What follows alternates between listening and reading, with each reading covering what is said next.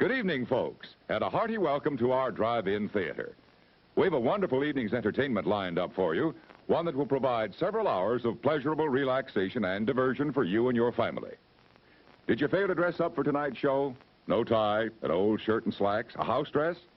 Well, don't give it a thought. We're glad you came as you are. We just want you to enjoy yourselves. Don't forget to visit our refreshment center during the intermission or any time. You love the tasty array of snacks we have to offer. So will the youngsters. Everything is quality and so good. We hope you'll make this a weekly visit. Bring the family. Bring your friends. There are always wonderful new pictures to see, delightful snacks to nibble, a gay, pleasant evening for all. Oh, a word of caution.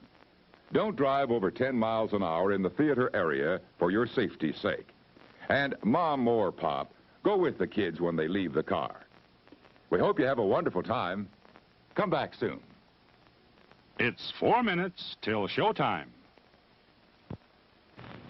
Hey, fellas, don't fight over that hot dog. There's plenty for everyone.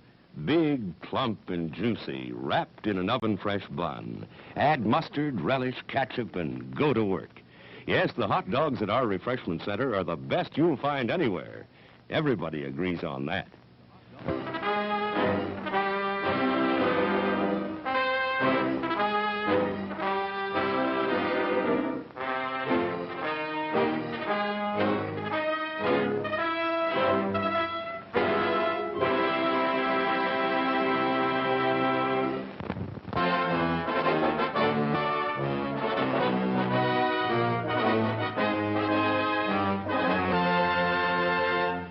It's 3 minutes till showtime. Thirsty? The refreshment stand is open with everything to satisfy your taste buds.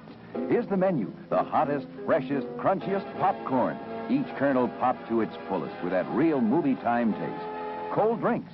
You'll find your favorite ice cold, tasty, and thirst quenching. And hot dogs, hamburgers, and candy too. Now a short intermission, so you'll have time to make your selection before the show begins.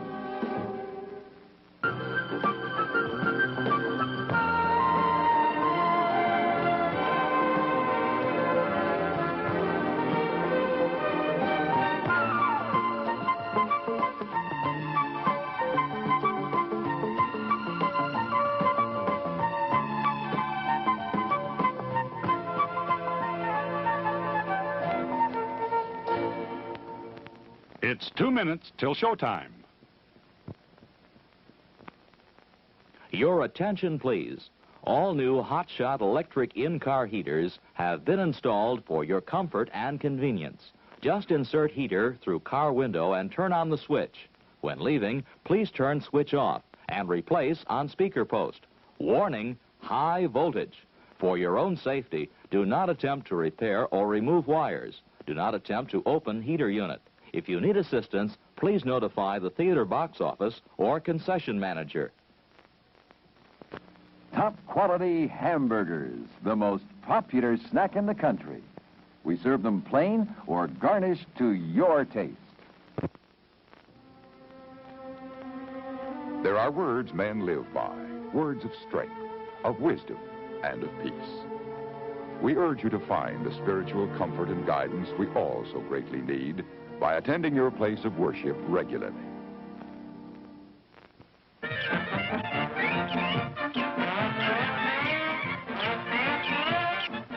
Just 1 minute to go.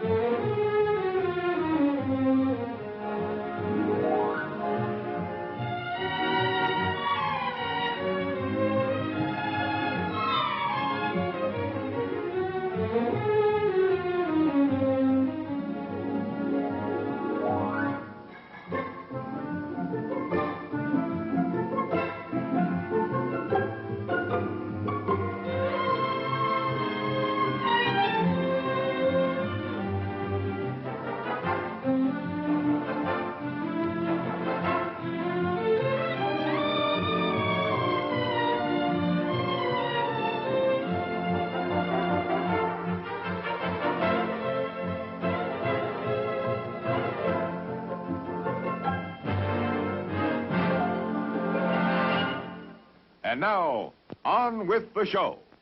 No, that's not big enough. No, that's not big enough either. That's more like it. We're delighted to have you with us, and we extend a cordial welcome to you. We've lined up the top stars from Hollywood and from all over the world to entertain you on our giant screen with the new, colorful motion pictures you've been hearing about and reading about. To add to your enjoyment, we're all wound up to bowl you over at intermission time with live wire service at our snack bar, where you'll find a tempting variety of favorite foods and beverages. Your continued patronage is very, very welcome.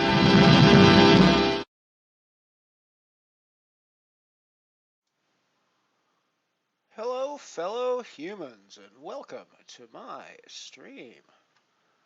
As always, I welcome all non-human identifying sentient creatures who may be out there today, and in fact, all non-sentient creatures who may be enjoying the stream today, because, you know, we don't like to discriminate here on the Mothership. Welcome to Mothership Poker. I think that's pretty much the decision of the branding I'm going to go with. So it's great to have you here. Welcome, welcome, welcome.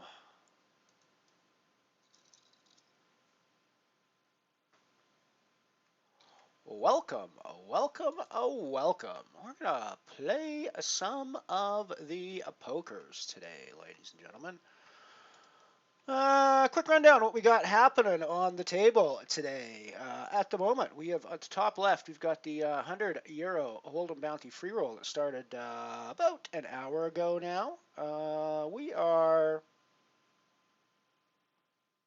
actually in the top 100, which is surprising for that one because it's pretty much of a weird donk fest thing that you're either out of really quickly or, you know. So we actually got to think about how we're going to play this one now to actually get into the cashing positions, which are cash game tickets. This is like NL4, NL25 type cash game tickets. So it'll be interesting to see that. Top right, we got the €1 Falling Star, which we bought into with a ticket, €1 ticket today. Won a €1 ticket in a 20-cent qualifier last night, and figured I'd fire it at the Falling Star today. So that's what's happening in the Falling Star. I think we're going to call behind with our Ace-4 of clubs, frankly. See what happens on the flop. Bottom left, we have the 50-cent Comet Nano, our old friend. And bottom right, we have another old friend, the 20-cent Dark Matter Nano. Both of which are kind of small fields so far today. Only 14 people registered total in Dark Matter Nano. So that's kind of interesting. We'll see how that goes. Got Crazy Papa on our left. We've been playing a lot with him in qualifiers and other games the last little while. And I got to tell you, the name is appropriate. Crazy Papa is one crazy fucking Papa, I got to tell you. You're going to see some weird plays out of Papa, especially with them on my left here. I'm not real thrilled with my table position in that game with Papa on my left, but hey, that's the way it goes. So those are the games we're playing today.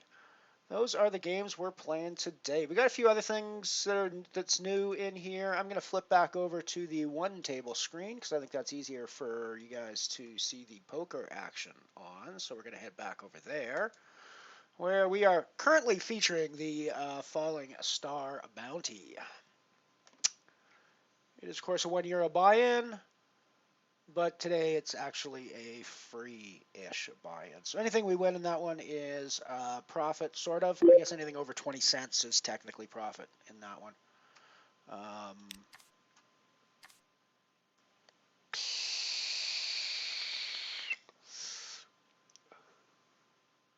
You can see we got our daily stats tracking going, where we're sitting at 70 cents in buy-ins. The average buy-in today is going to look lower because I used this ticket in the one instead of a real one, so it actually counts as a zero buy-in because it's $0 out of my account, so a zero buy-in. With the free roll, it means that it's 70 cents divided by 4 for the buy-in, for the average buy-in. Only registered in 4 tournaments so far today, so it's been a pretty slow day. I got two €2 tickets to play at some point as well. Haven't really decided if I'm going to use those for qualifiers to 10 or if I'm going to fire those into actual money tournaments. Still got to think about that, figure that one out. As you can see, we got some new graphics going on the screen as well. I've got current games running that's telling you all the games that I'm currently playing. And hopefully we'll continue to update that as we add new games in and bust things out. So I'm still working on exactly the details of that. And we may change how that looks and where that sits and all that sort of stuff. Yeah, so it's interesting. Got new things going. With any luck, we'll get some new followers today because I've got a new follower alert, which should be fun. Somewhat plays in with my MotherShip theme. Might be a severe copyright violation. We'll see what happens in the end, how it goes. I like it. Might be a fairly severe copyright violation. We'll see.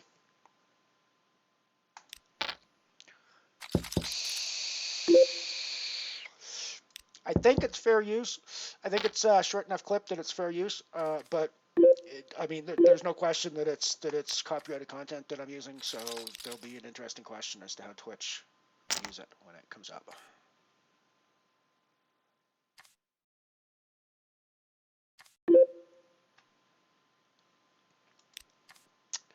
That will make for an interesting question.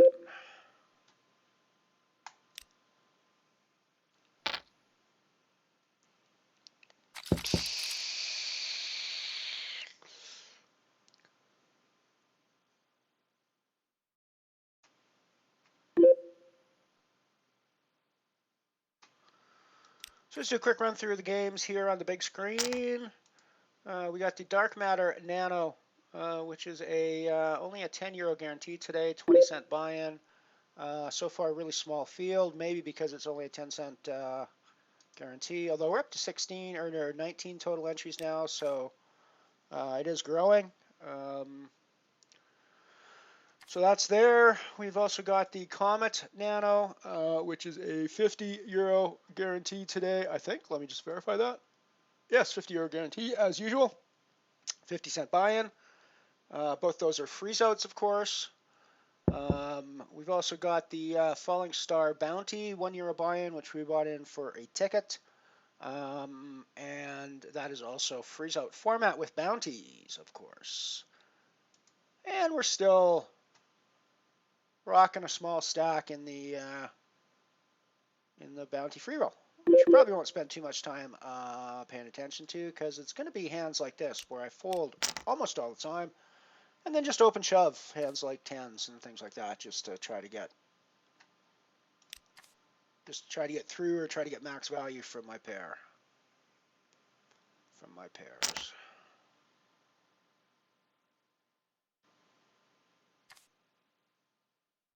And I mean, in these spots, I'm actually not always that worried when I get called behind because people call behind in some pretty weird spots in these, and I could easily be getting value from my tens out of a call behind in this spot from a stack like that in this game. So we'll see how it goes. I'm not terribly unhappy with the spot we're in. We got a chance to triple up here potentially, or quadruple up here, pretty close. Maybe quintuple up here. So I'm fine with the spot. We got a chance to go out as well. I mean, being 5 ways with tens is not the best spot in the world. But we got a chance at having close to 50,000 chips when this is all over. So I'm not gonna. And potentially 2 extra cents in our bank account when we take nines bounty up there. Yeah, we flopped the. We still got an overpair to the board. And we got the heart draw as well. So, I mean, life is not terrible. And we're only 4 ways, so that makes our odds slightly better. 4 ways, heart draw is not, the heart is not great. We have an 8 for the nuts. An 8 for the stone nuts, an 8 of hearts that is for the stone nuts. We did not hit that, but I think our heart is pretty good given it went check check. And yeah, well, well, you only take a little bit of the pot. Yeah, that's cool. Life's like that. Interesting hand developing on the Comet, where I raised with my ace king, got called in the blinds. They donked out when the flop came. I raised, and we're continuing, of course, with our top. I mean, if they're just with like king 5, king 8, we're just done, right? I mean, we're just done like dinner, and I'm good with that.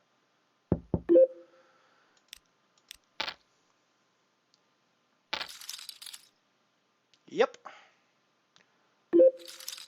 Gotta like those. Gotta like that. I like that bankage, especially in the Comet. Especially in the Comet.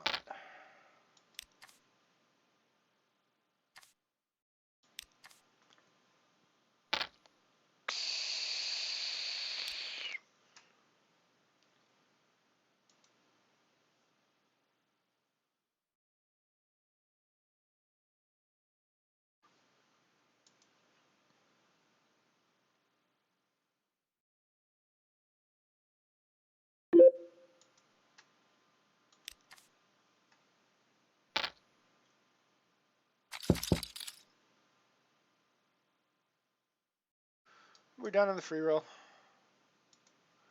We are done on the free roll. 54th place, so out of the money, but we did pick up 2 cents as a bounty. So, you know, it's not nothing, right?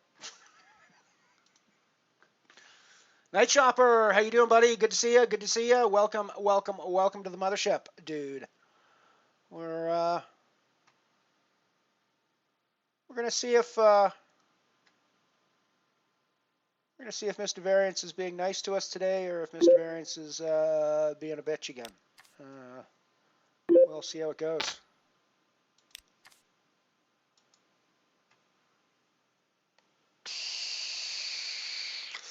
Thank you, Shopper. Good luck to you on the tables and whatever you're playing as well. Still time to jump into the Comet and the Dark Matter if you want, still time to jump in the Dark Matter if you want some fun poker action in the next couple hours. Still time to jump in the Comet if you want your life sucked away for the next 4 days. So there's choices, man. Choices. I've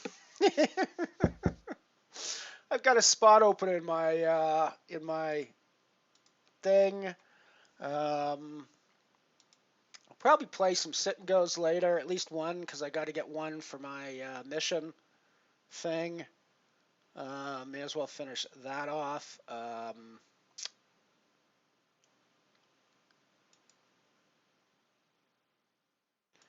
was going to jump in the Galaxy Nano, but registration ends in 2 minutes, which means I'm probably going to have a pretty pathetic stack if I do that. I'm not even going to bother to look at that. Let's go farther down. Let's see what else we got. There's a €2 Singularity running. Let's give that one a try again. We keep trying that. We haven't cashed in that one yet, but I think we can. Registration ends in 36 minutes. What is our current status of that? We would get 6,000 chips at 40.80.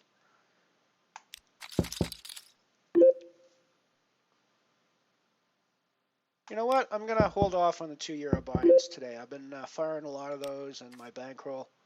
It was funny. I was looking at the bankroll, and I was depressed last night because my bankroll's down to like $88 or something like that. And I was all down because I've been losing money the last couple of days, and I mean it's I was up to like 110, over 110, and I'm down to like 80 something now. And then I stopped and I thought, and I was like, a week ago, the day prior to the DeWitt Stream League, you were thrilled about the fact that you broke $50 on your bankroll. And you were thrilled about the fact that you broke the psychological barrier of €100 won. So the fact that I'm I'm complaining about only having 80 some odd euros on my bankroll now is indications that we're doing better. Anyways, so I'm okay with that, and I'm sure that things will turn around. I mean, we've seen on stream it's just been stupid spot after stupid spot last couple of days, right? I mean, I don't think I'm playing badly. I just think that poker is being a bitch the last couple of days to me, which is the way poker goes sometimes. It is a game of random happenings as the cards deal out, and sometimes those random happenings go the wrong way. If you're playing your hands and you're getting your hands in as good as I've been getting my hands in the last little while, those results are going to turn around. There's no question about the fact those results are going to turn around. So, I won't say I'm okay with the way the last few days have gone, but I know it's part of poker, and I know I just gotta roll with the punches, and when shit like that happens, I gotta vent my annoyance and then move on to the next hand, because that's all we can do.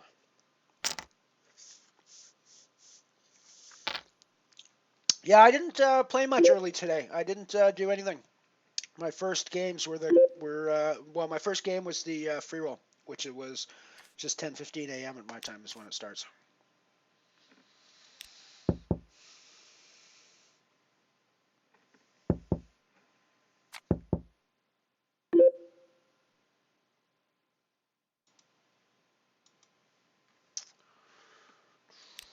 I thought there was an interesting hand potentially developing the falling star, but it turned out that I missed my draw. I suppose I could have bluffed at that, but I hadn't really been putting anything out there anyways, and it's a pretty small pot, so I mean I think we're just out of the way. But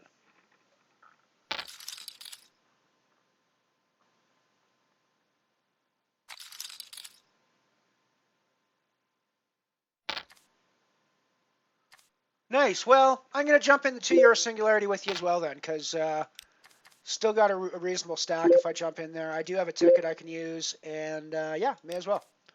Let's do this.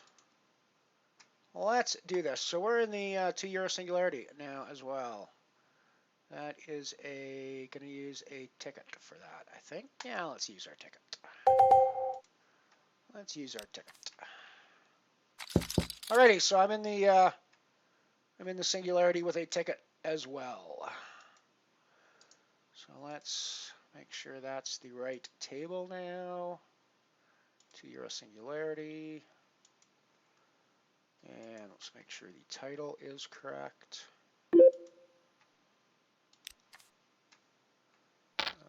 So that is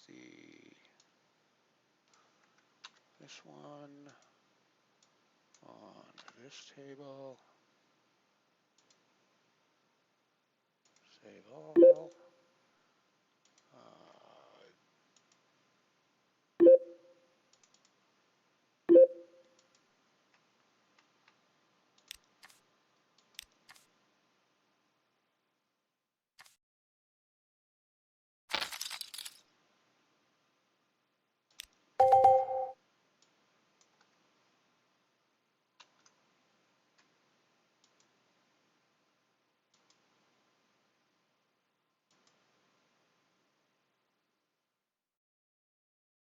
Actually, hang on, let me stop this for a second. Let me delete that line. Yeah, okay, so I know better how to do this. There we go. Start that again. There we go. Cool. Okay. Alrighty. Alrighty, so we're now also in the singularity.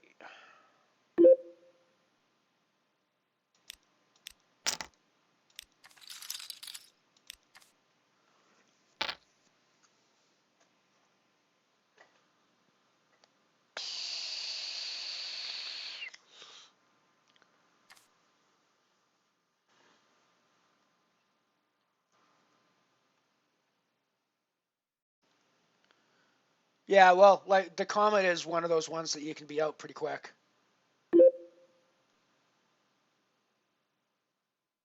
Yeah, that's the way Poker goes some days. It's pretty gross, but, you know, you got to deal with it. Got to live with it. That does suck, but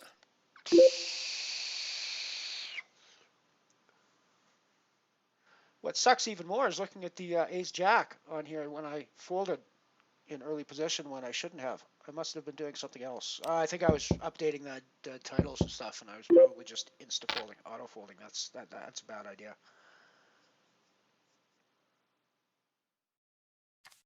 I didn't even look. Yeah, it doesn't look like you're on my table unless you're playing a name that I don't know about, which is entirely possible. For the record, I don't expect you guys to necessarily even tell me if you're playing on the tables. I mean, it'd be nice to know, but you don't need to tell me.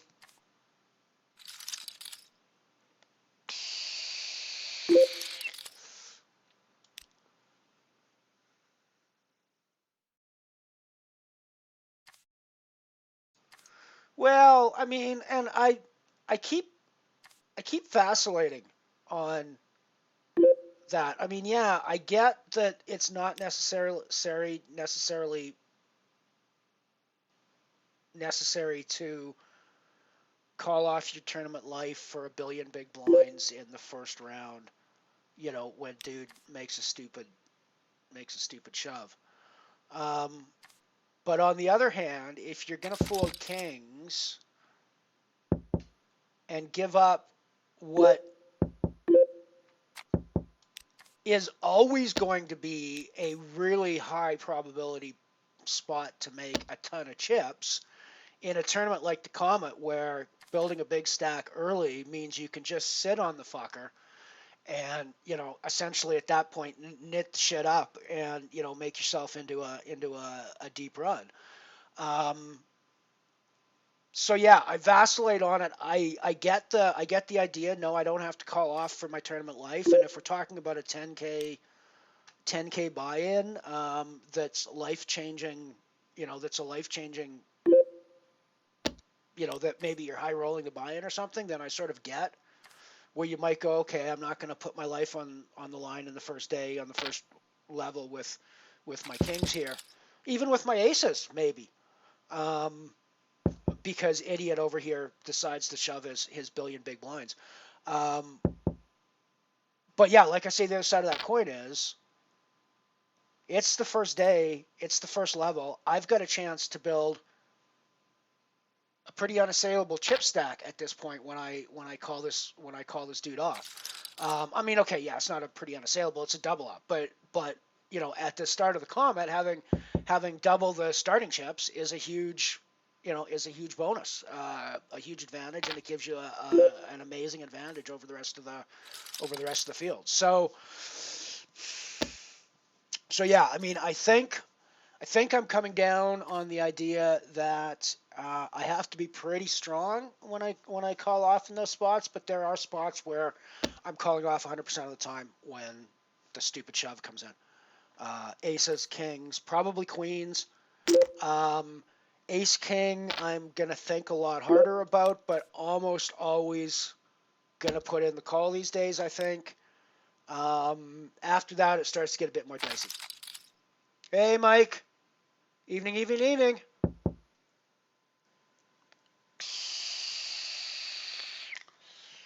Well, I mean, I think one of the problems with the deep structure in the Comet is that I think it encourages people to go a little bit crazier in the early rounds, which is kind of paradoxical, I think. But, I mean, I think people look at their massive stack and look at their, like, hundreds of big blinds, and then look at the structure, and they realize they're going to have these hundreds of big blinds for ages.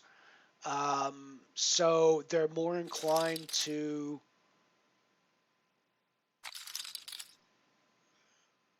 push their weight around with a bunch of chips, I think, than they would be in a shorter structure. It's kind of paradoxical, but it seems to have worked out that way. I don't know. Welcome, welcome, welcome. Good to see everybody here.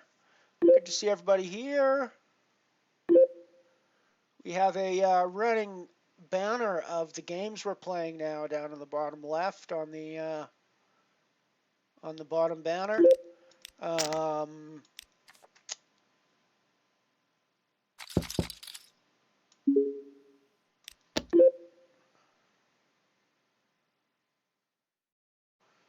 we're getting played back at. We got a pretty strong hand here, blind on blind, so I think we're just going to check back, or a call behind. I think we're probably check calling here, because, I mean, I think we're usually ahead of his range. When he shoves here, I mean, I think he's going to shove a lot of his hands at this point, whether he's connected or not. He's obviously going to shove ace-x hands that are ahead of us, but I think he's also going to shove ace-x hands that are behind us. So I think we're calling off here. Yeah, I mean, I wouldn't expect him to shove king-x hands there, but okay. Binkage. I'm a little surprised that I'm a little surprised by what we were up against there, but not unhappy with the result. So that actually gives us second place chip stack in that.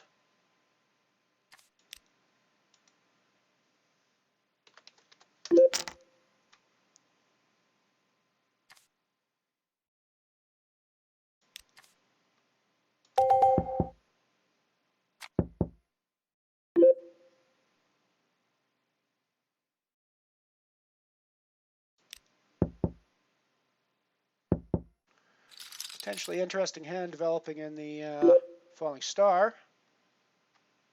I'm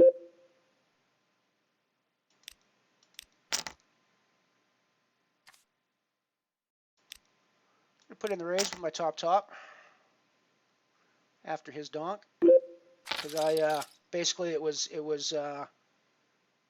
there's limp. I put in a bet and got called off by Skinny Puppy, and he keeps donking into me.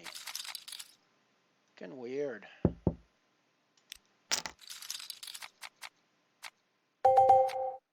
I'm out of the dark matter.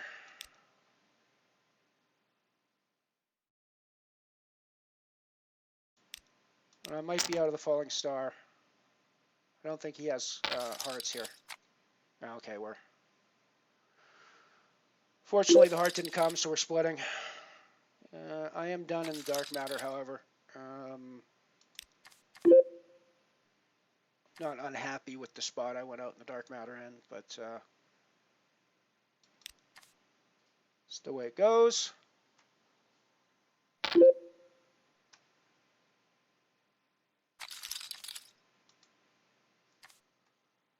So let's update our dark matter is 0. We have added the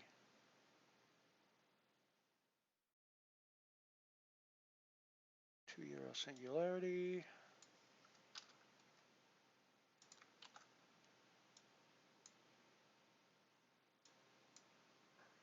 Cool. Alrighty.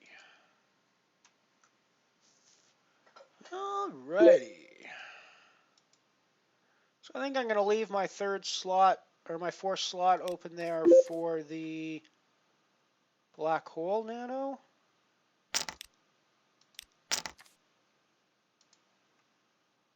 Got a chance to pick up some chips in the Comet, perhaps.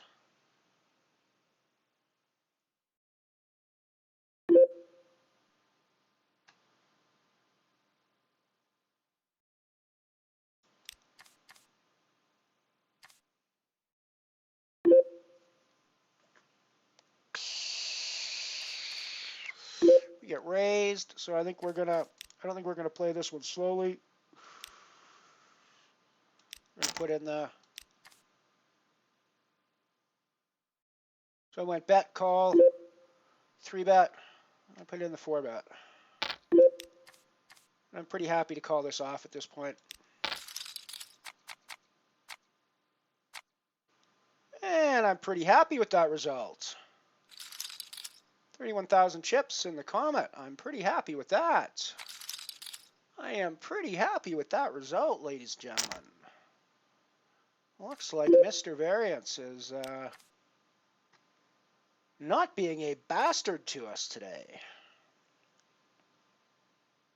Mr. Variance has decided not to kick us in the nuts today. I like that. I like that. I like a day where we don't get kicked in the nuts by Mr. Variance. At least we haven't yet. I mean, that's the problem with Mr. Variance, is he can always just show up and just lay one into you, right?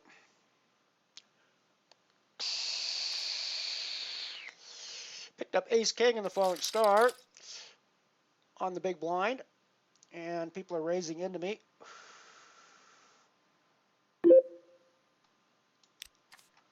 So I think I shall be raising back against them.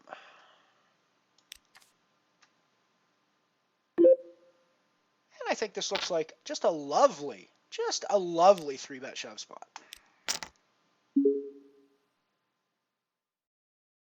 I have not seen a prettier 3-bet shove spot in a long time. Hello, Piano. Welcome, welcome, welcome. Always nice to have our friendly neighborhood piano cat curled up beside the keyboard while we play poker. Ouch! Well, I guess I'm done in the Falling Star, ladies and gentlemen. I guess going with my... I guess that was not as good of a 3-bet shove spot as I thought it was. I still think it was a good 3-bet shove spot. Just so happened in that particular instance, he had aces, and, you know, so that does not bode well for us generally, but I still think it was a good spot to 3-bet shove in. Alrighty, so that is another game down. Always a bit painful to bust out of the Falling Star, but that's life. Oh yeah, well, I just early busted the Falling Star, Piano. Have fun in that one. Good luck. I hope you go longer than I did in it.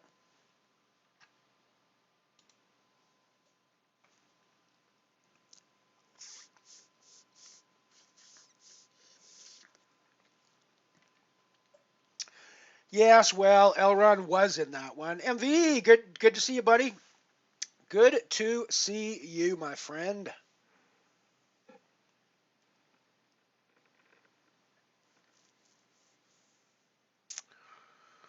Good to see you. Glad to see that your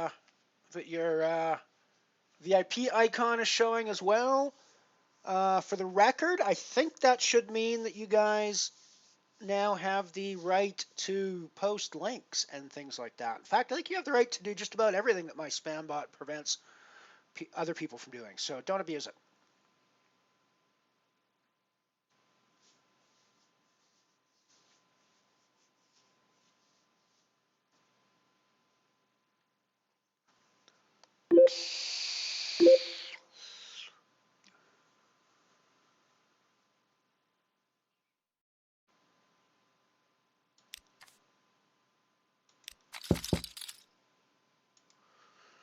We're doing quite well in the Comet Nano.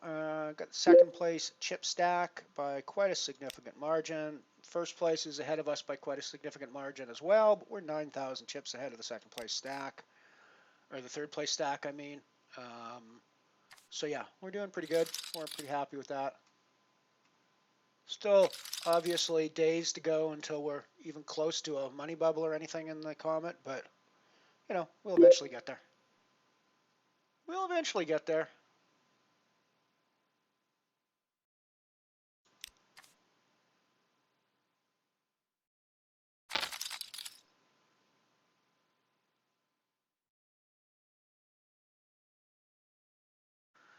Yeah, this hand looks so promising on the flop until all the cards get turned over, and then I'm like, yeah, no, that's not going to work for me. Oh well.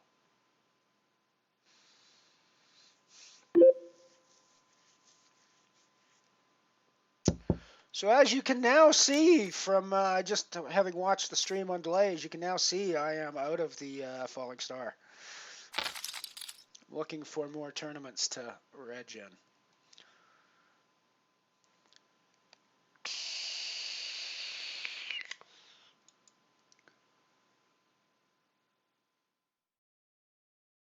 So €5 falling star. That's a bit high for my bankroll range, but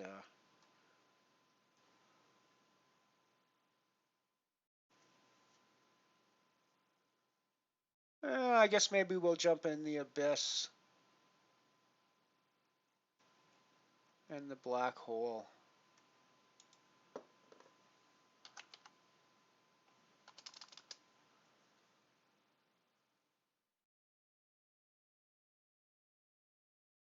Alrighty, so I'm registering the Abyss Nano, starting in 9 minutes. And I'm registering the Black Hole Nano, starting in 9 minutes as well. I will get those added to my... That will be in table 2 is going to be the...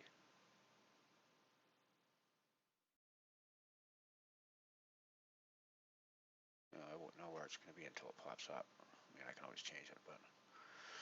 Excuse me while I talk to myself about my stream stuff.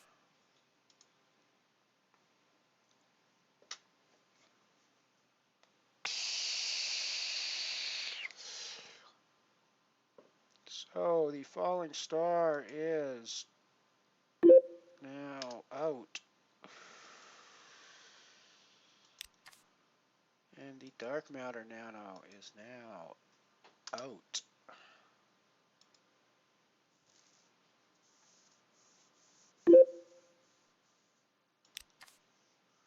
However, those will be eventually the black hole nano.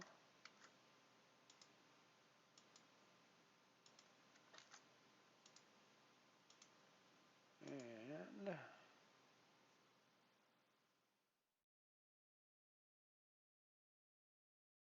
the abyss.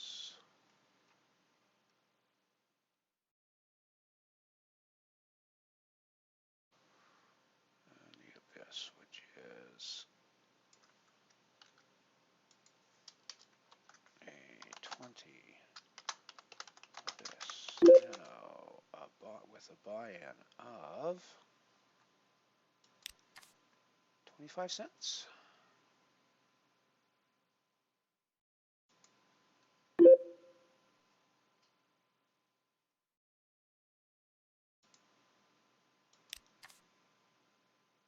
$0.55. Okay.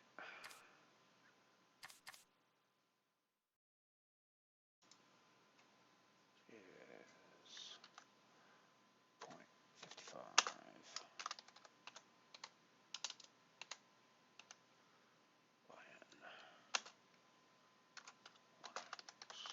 Bullets. Oh no, that one's a freeze out, so there's no bullets. It's the black hole that's 1x bullets.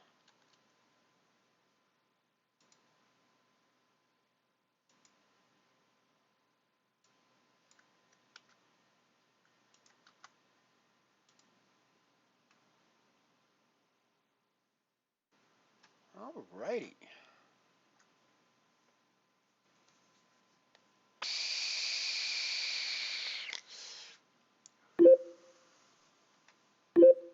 I mean, that was sort of a Mr. Variance hand. It kind of wasn't, though. I mean, it's kind of just one of those spots in poker where most of the time you're going to do that. You're going to get folds, or you're going to get people calling you off with things like the queens, and you're going to be racing, or you're going to get people calling you off with like the ace queen or the ace jack, and you're going to be dominating them. And some of the time you're going to get, some guy behind you's going to wake up with aces, and that's just going to be poker. So yeah, I mean, there's a certain amount of Mr. Variance popping in there, but it's not like it's not like one of those hands where he sneaks up behind you and then whacks you over the head with a baseball bat completely unexpectedly.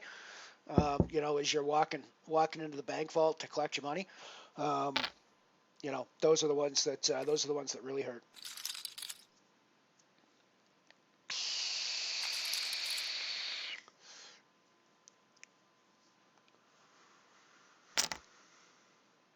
So yeah, so we still got we're still gonna have poker action at the moment. We got 2 tables going with the €2 singularity, where we've got just under double start stack, and the Comet Nano, where we've got quite a bit more than a start stack, pretty close to 4 start stacks now, which is pretty nice.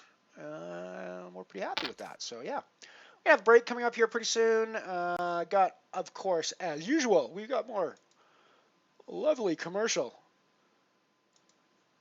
enjoyment for you. Gonna continue with the toy commercials that we've been running today, I think. So we'll be right back after these commercial messages. What are you listening to? This Remco transistor radio I made myself. Want to listen? Gee, the ball game. It's a real radio and it works great. Could I build one too? Sure. Remco makes it real easy. All you have to do is put together all the parts that come in the Remco kit. The transistor, the tuner, and a separate loudspeaker for broadcasting. Can you do your own broadcasting too? Yeah, sure. I'll do the announcing with this microphone while you work the radio. This is radio station REMCO, Remco, the do-it-yourself radio station. Oh boy, we're radio engineers! Fellows, get your Remco radio at your favorite toy store. From $3.95 to $9.95, every boy wants a Remco toy.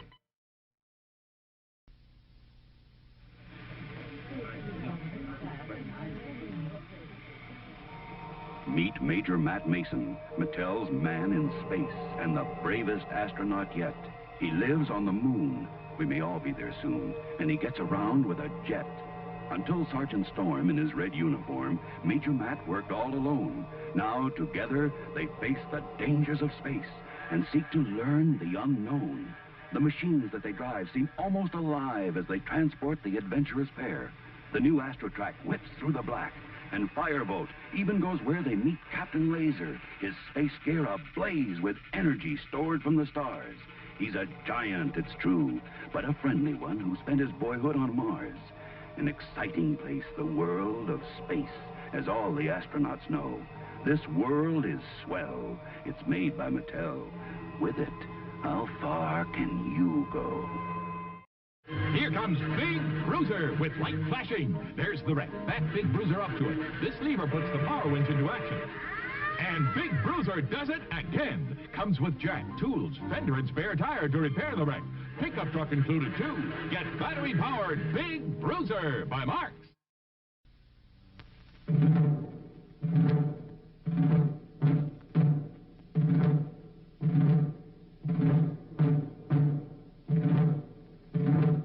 This is Tiger Joe.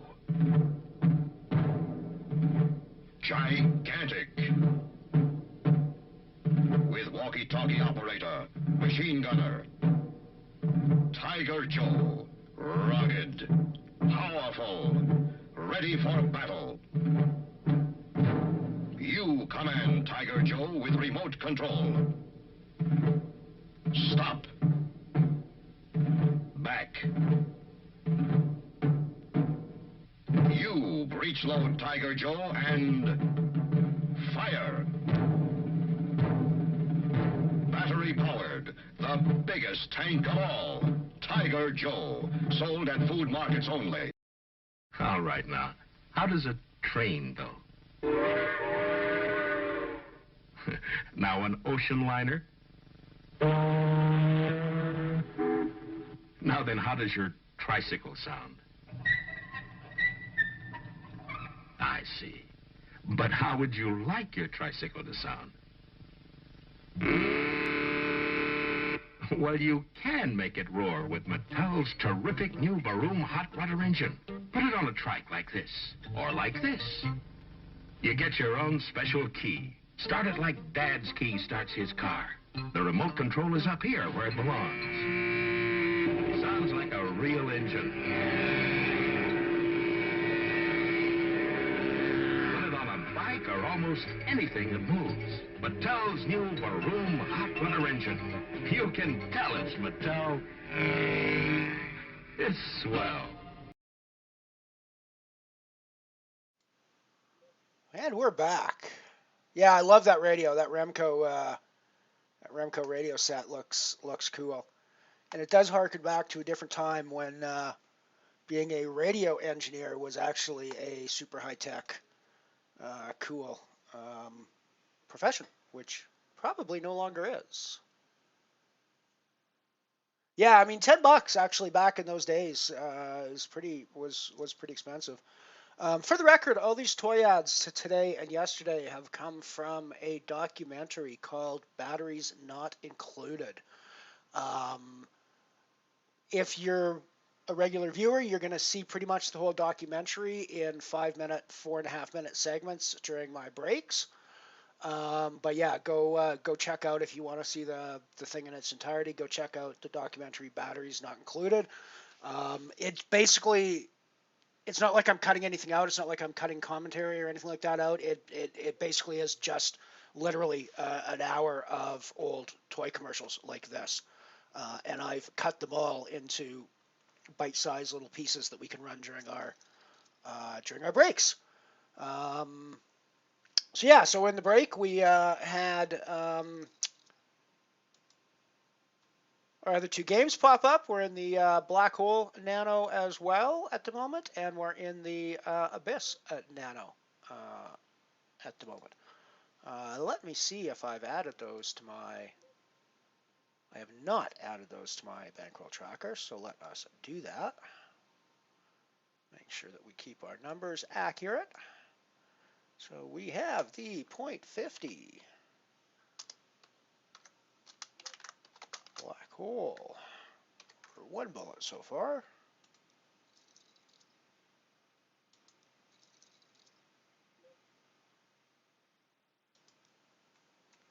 And we have the .55 Abyss for 1 bullet.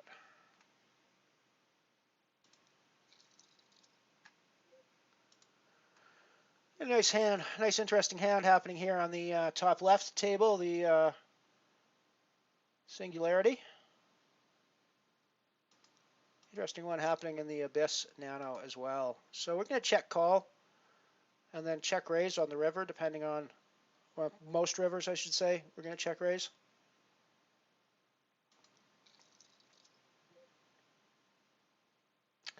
We definitely check calling this river.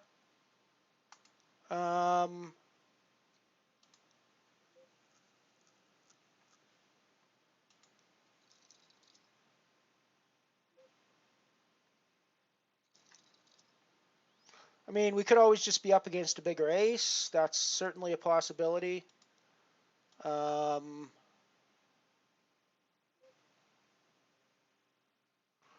obviously be up against King Queen sometimes when he does this. Could also be up against smaller aces. So I think we have to call. We can be up against a 10 or a jack. We have to call. Yeah.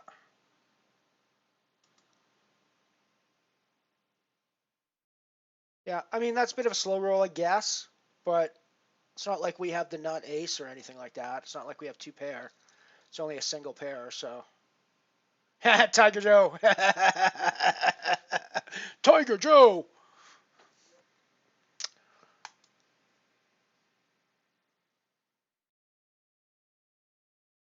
Yeah, that Major Matt Mason, actually. It's funny. There's a scene, and if you guys are fans of Stargate SG-1, the TV show, there's a scene in there where Samantha Carter is in a meeting, and there's some guy swinging his dick around in the meeting, you know, trying to be a guy and assert his kind of masculine thing, and he asks about whether she played with dolls as a kid. And well, no, they're talking about G.I. Joes, right? Yeah, that's right. They're talking about G.I. Joes, and then they realize, you know, that she's just kind of been sitting there quietly, and he looks over and he goes, well, I guess you must not have played with G.I. Joes. You must have played with dolls when you were a kid. And she looks right back at him. She goes, well, no, I played with Major Matt Mason. And I thought that was a made-up thing from the show. Turns out Major Matt Mason was actually I don't recall ever seeing those in Canada. I would have been all over that shit as a kid had had I actually known it existed. So maybe my parents hid it from me because they couldn't afford it and didn't want me to be obsessing over it, obsessing over Major Matt Mason all the time. Who knows? But I would have been all over that shit as a young boy, I'm pretty sure. I could put in a 3-bet with the 8s here, but I think it's better when we flop the set and we can do some extra value that way. So we're just gonna call.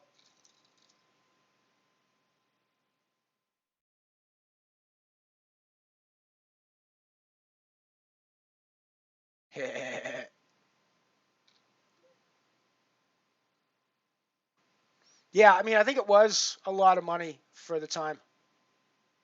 Yeah, so we're calling off obviously with our set, which turns into a full house.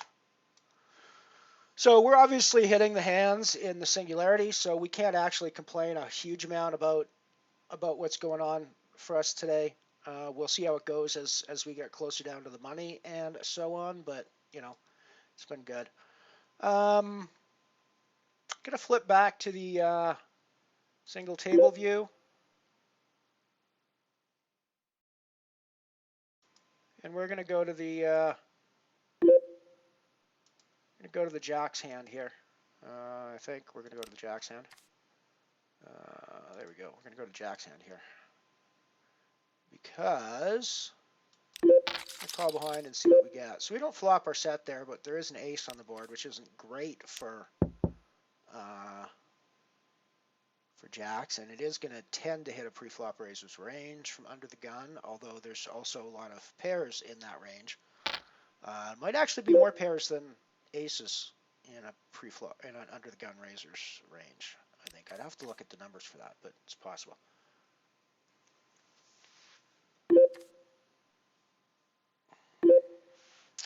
I think I need to see at least one street anyways and see how he responds to my call. If he did that on a pair, our pair is likely better than his. Could be kings and queens, obviously. Could be aces, obviously. But you know, those are less likely hands. That said, a pair of 8s hit the set, so that's ahead of us. I think we make one more call at least at this spot.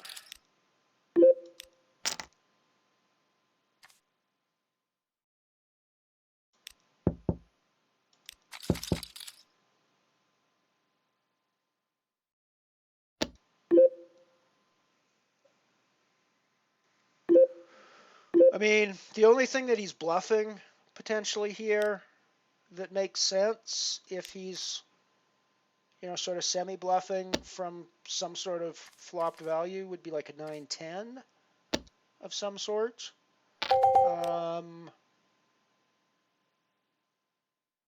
An ace-8 is ahead. No, yeah, an ace-8 is ahead of us. So yeah, I think we just have to get out of the way here. It's kind of gross to fold jacks there, but I think that with the king coming on the river, there's a lot of hands that he could have maybe been pre-flop raising with and then 3-barreling with that got there. So yeah, I don't know. Might not have been the best. Might not have been the best. We'll see.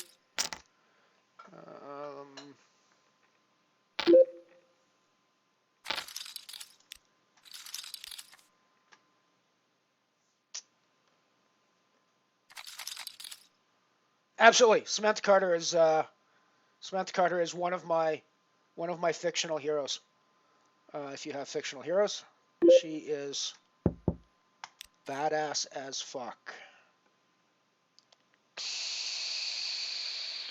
What I thought was nice about that character,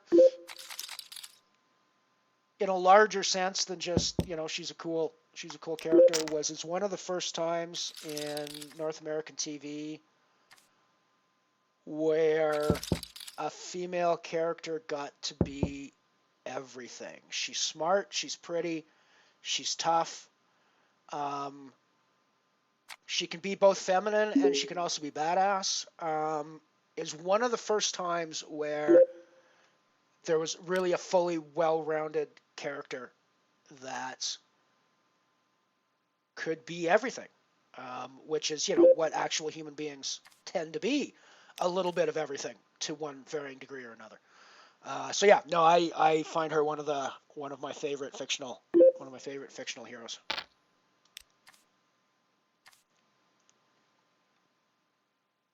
And I actually find Jack O'Neill to be a bit of an ass a lot of the time in that show, to be perfectly honest. And even from a military perspective, Carter is far more often the voice of reason and O'Neill's far more often just going off half-cocked. So interesting dynamic, I always thought, with that.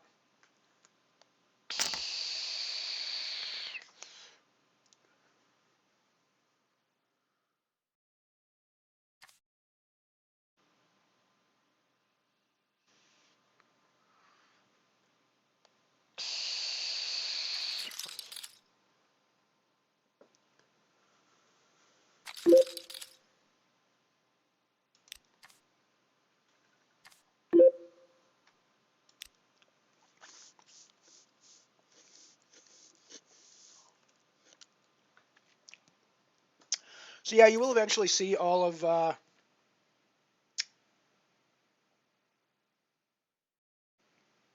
Ooh, nice one, Piano Cat. Good stuff. Good stuff.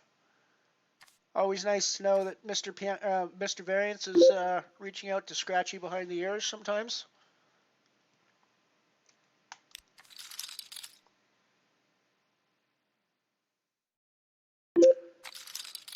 Yeah. So by the end of my streams, you guys will have watched all of the commercials that are included in that batteries not included documentary. But if you're interested in ever spending an hour watching them in their entirety, I found it a fascinating watch. May just be me, but you guys do seem to enjoy the commercials that I run at break, so Ms. Variance. Ms. Variance. I actually like Ms. Variance.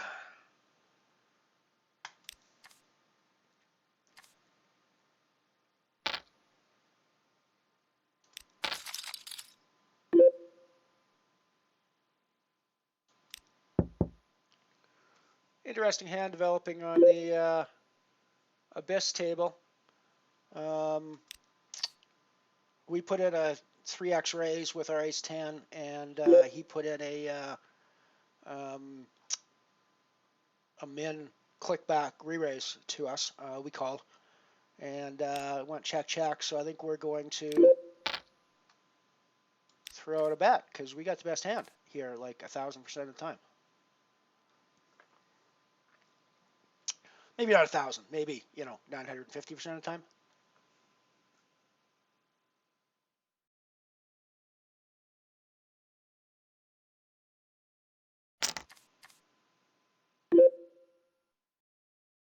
Yeah, exactly. I mean, she's definitely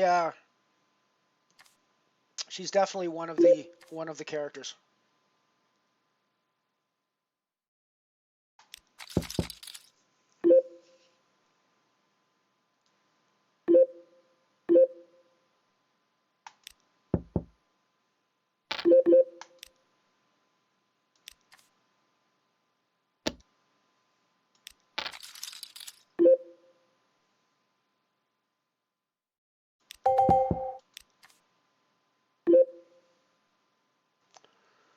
Well, I guess I'm just calling him off with my. I mean, it's bottom pair, but yeah, and he just gets there on the. Oh no, we get there. Cool. Kind of like that. Kind of like that. I thought the Abyss. I've got all my stuff all mixed up. I thought the Abyss was a freeze out. Apparently I'm wrong, because apparently you can rebuy in the Abyss. Is the black hole the one that's the freeze out? No, the black hole's not a freeze out. Weird. Weird.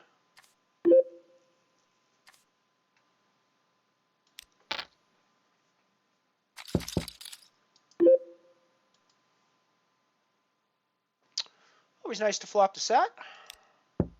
We can probably take Gory stack them again. They seem to be a little tilty.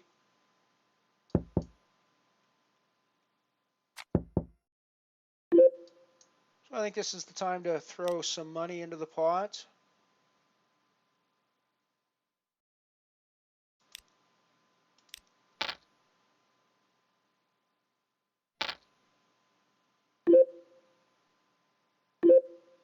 I went small there to try to induce action from people like Gory.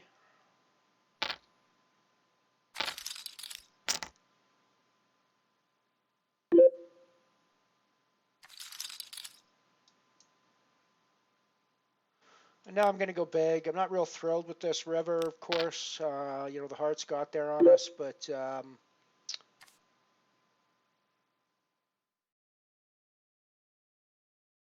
I don't necessarily believe the hearts are there. I think my set of fours is going to be best here most of the time. So we're just going to call behind. We're obviously not going to go crazy with this. But yeah, we're not. I think at that point with the heart, if the heart doesn't come, obviously we're raising them on that river. But when the heart comes, I don't really think I can raise there. I think I just have to call off and cross my fingers. Yeah, true. The MacGyver jokes with O'Neill was always good, and he did play for comic relief really well, I thought, in many cases. His comic timing is really underrated, I think. Frankly, he is very good at that sort of dry, deadpan comic relief interjection. Probably the best in the cast on it. But I did think the character that they had him play was a dick sometimes.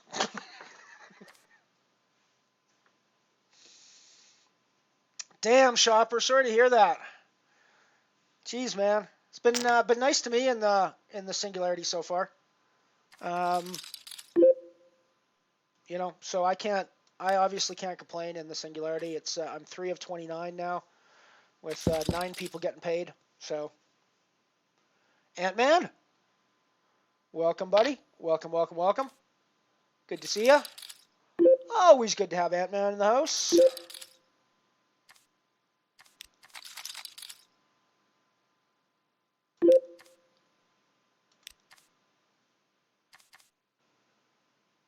Always good to have Ant-Man in the house.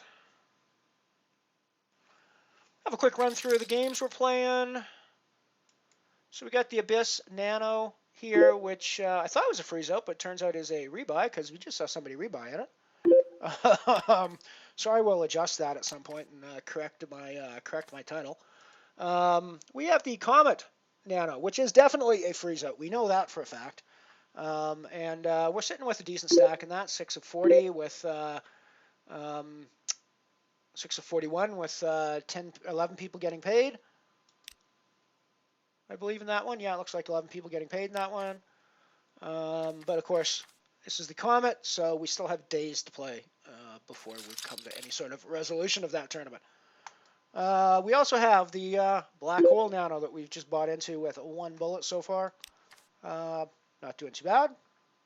We got some chips. We're gonna play some pokers. And we got the €1 Singularity where we're 5 of 29 with 9 people getting paid, and the registration is closed. So we got 343 for min cash and 30.83 for the win.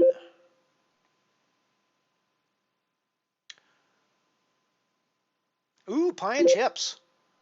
Pie and chips.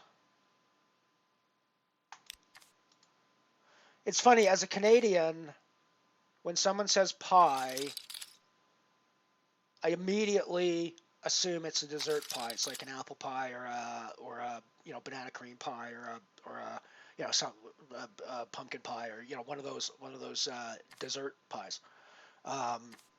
When a British person says pie, they almost always mean a savory meat pie of some sort, usually. So I'm assuming that you're talking about a meat pie of some sort with with real, honest-to-God English chips, which are not French fries, and they are not anything like what other people call French fries. They are actual.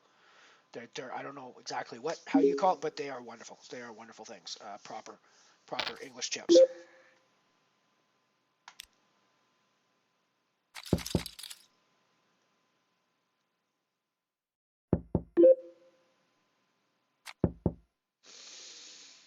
Yeah, good point. Good point, Night Shopper. That could very well be. You could very well be right about that. I was hoping that the small to induce action was sort of specifically related to one player who I've seen come over the top of small, hesitant-looking action in the past. So in that case it didn't work, but it was sort of specifically directed at something that I had seen Corey, a couple of seats to my left, do a few times. Alrighty, well I think. I mean, this might be super. This might be like super aggro, but I mean, I think this is the right move. Tell me if that's way over aggro, guys. If shoving my jacks here is, I think. Oh! I was just about to. Ugh! So gross. So gross. So was that the right move? Obviously, I have a stack there that I don't necessarily need to get involved in that pot with.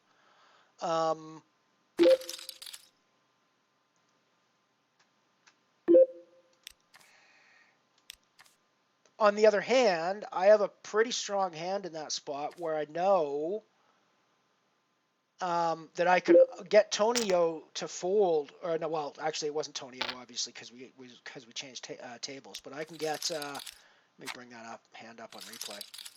Oh, it was Tonio. I thought we changed tables. So I know that if Tonio doesn't have Ace King, if he's raised lighter than that, I can often get him to fold out after the shove from Lucky. When I overshove, I can often get that hand out of there. And I know that the shove from Lucky is probably not as strong as, I think Jacks is probably going to be doing pretty good against that range. So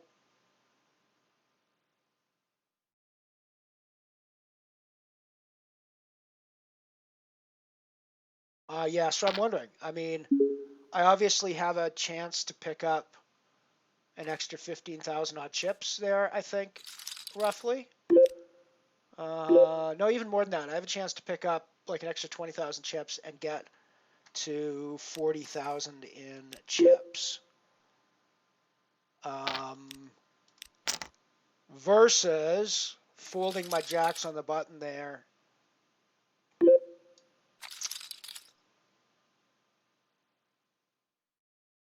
And yeah. I mean, I think I have to take that move. I think that's the right thing, but please let me know when this comes up. Let me know what your thoughts are.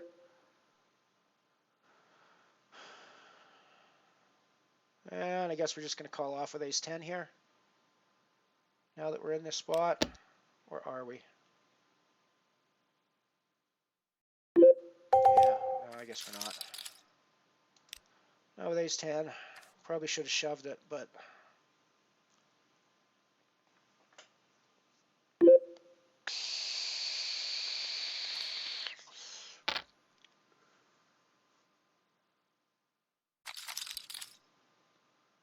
I mean, I guess that's sort of a variant spot, especially with two aces out there. It's kind of gross that the ace came. That said, he did have 3 kings he could hit, so he had a full slate of kings, as far as I know, that he could hit against me. But I think it's probably the right move. Here it is now.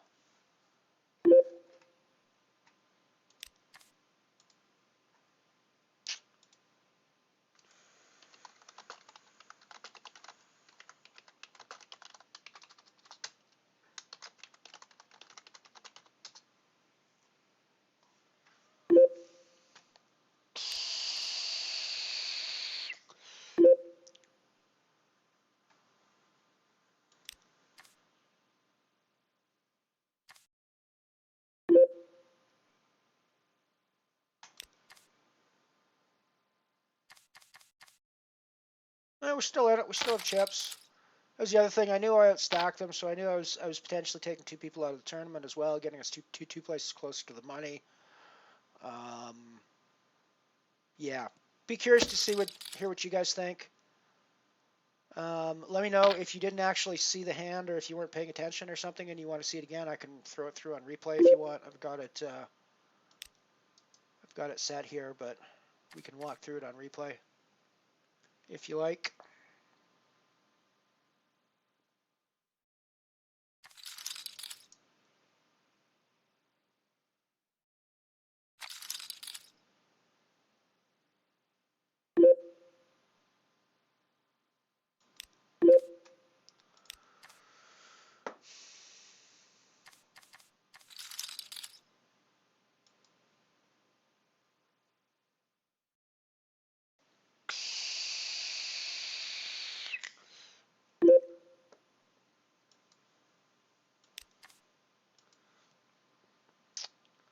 A call behind from the shove. I think the Tonio just reshoves on me when it gets back around to him at that point. Anyway, so I think I'm all in for his stack regardless. So I think me shoving gives more of the chance of him getting out of the way. I think. Maybe I'm wrong about that, but I think that's more of a chance of him getting out of the way when he does that. I'm going to bring it up and I'm going to step through it again, just make sure that my thought process stays what I thought it would be. Let's make sure that the replayer is active.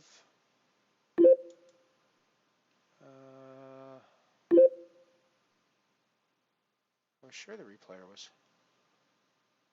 Oh, I guess I don't. So let's make sure that we get that up. I guess I must have closed it.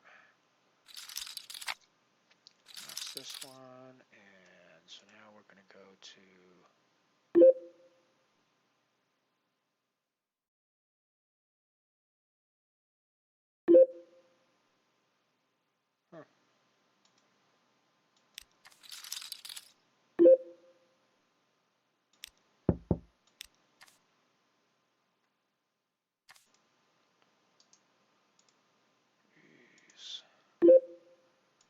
Whoops. Hand replay. There we go. Okay, so let's have a look at this. Let me find this hand, and we'll go through. We'll go through this hand.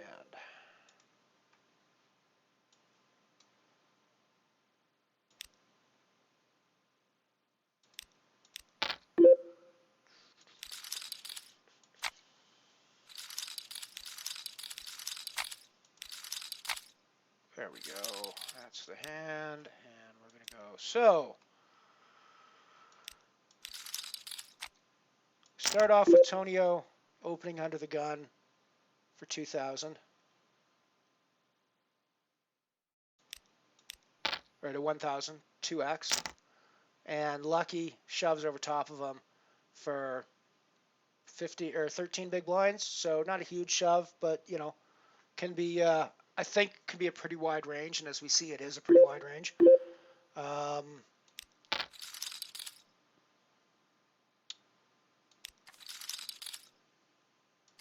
So comes around to me, and I tank.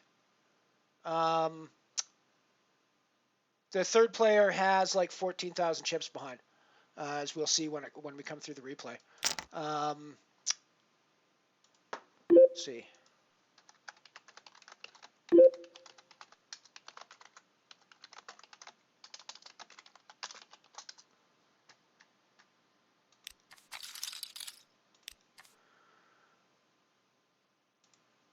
So I decided to put in the shove, and it folds around to Tonio, who calls off his stack. So at this point, we got 43,000 chips in the pot. I've got a chance of pulling up, and this is sort of what I was looking at when I put in the shove, was that I was going to get these two stacks in the middle and get an extra 20,000 chips potentially. So we see that he's got ace king versus ace nine. I mean, I'm still not in a terrible spot at this point. Got the two aces dead, so they're basically fighting each other.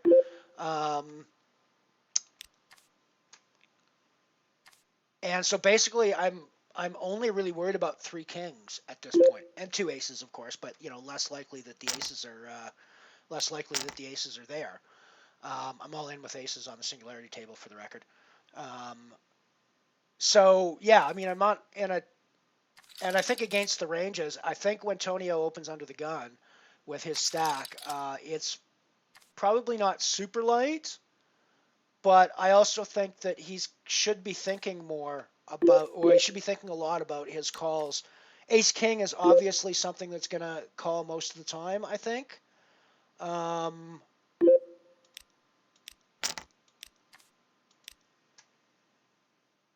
But I mean, I think if he's doing, if he opened with like Ace Jack, if he opened with small middle pairs, even if he maybe opens with queens, he might think twice about it at this point.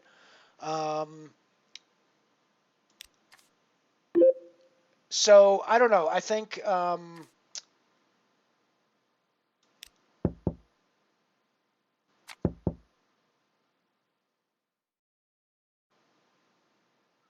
still think it's a pretty reasonable, even with how the board ran out. I still think it's a pretty reasonable thing. And I mean, the board actually looks good right up until the river, of course. And then we get the Greenstein.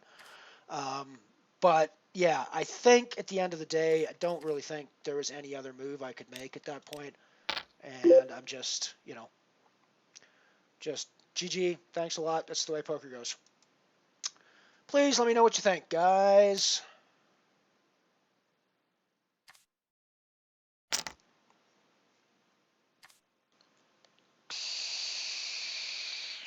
We got our shove with the aces through. Jacks are not doing well on this table. Jacks are not doing well on this table.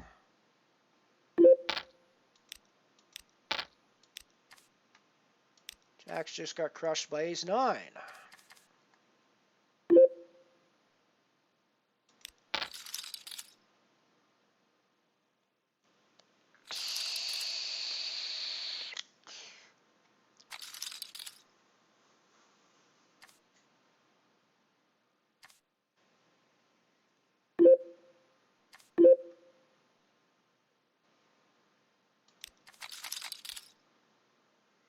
Just lost a big pot in the abyss.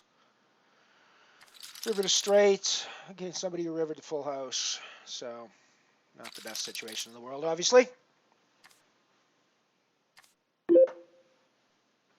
However, we're still in that one as well. We still have chips.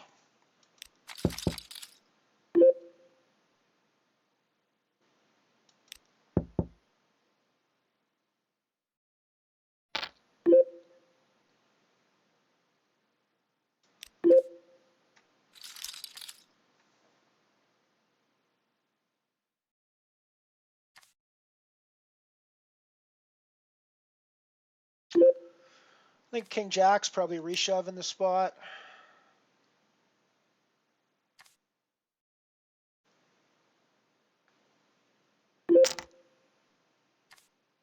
Yeah, Tonio had already raised. He was a pre-flop raiser for sure. Under the gun, but I don't necessarily think, and it is a min raise, but still, I don't necessarily think he's. Yeah, I think I just got to take this spot and hope for the best.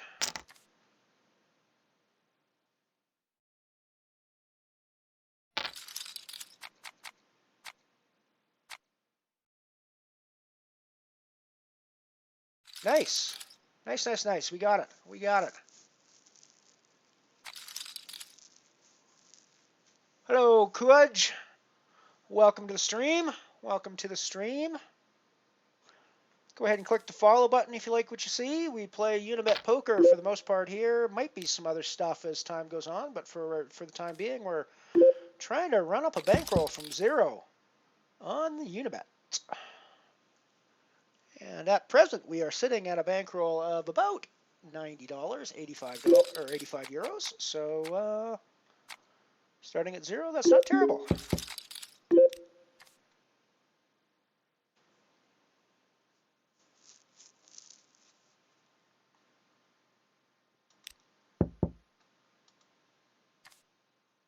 So we're still in the singularity. We're still in the this. We're still in the black hole. We're still in the Comet Nanos.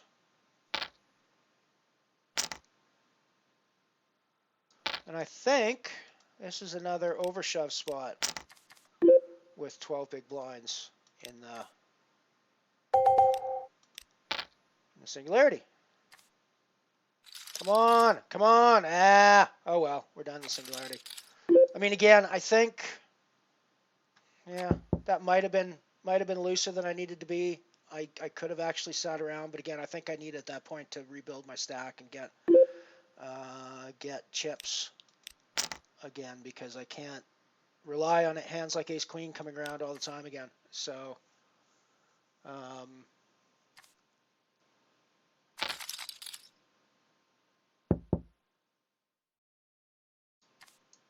yeah, you may be right with that, Mike. You might be right. I think my whole point was that I actually wanted his stack in the middle as well, because I thought I was going to be ahead of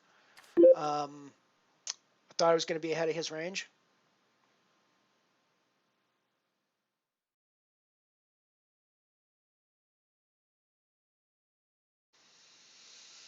Gross spot on the Comet right after we just busted ace queen and the other one.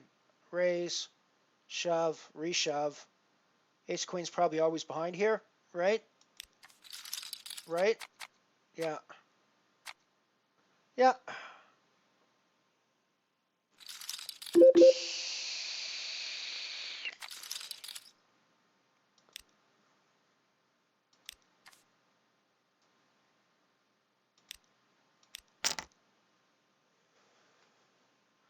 So we're done in the singularity that we were doing so well in there for a while, just basically with that jack-jack hand. But yeah, I mean, yeah. Yeah, I mean, I still think, I mean, I have the chance to be the overwhelming not chip leader, but like clearly in second place without any question at all at that point. And, you know, I think on balance, I'm going to be in a pretty good spot there most of the time. So, you know, and I am actually not in a terrible spot when the cards get flipped over. You know, I'm basically looking at 5 cards that are not good for me. And one of them happened to come. So, I don't know. I would be interested in Antman's opinion as well, yes. I'm always interested in Antman's opinion on these issues. And yes, English as well would be nice.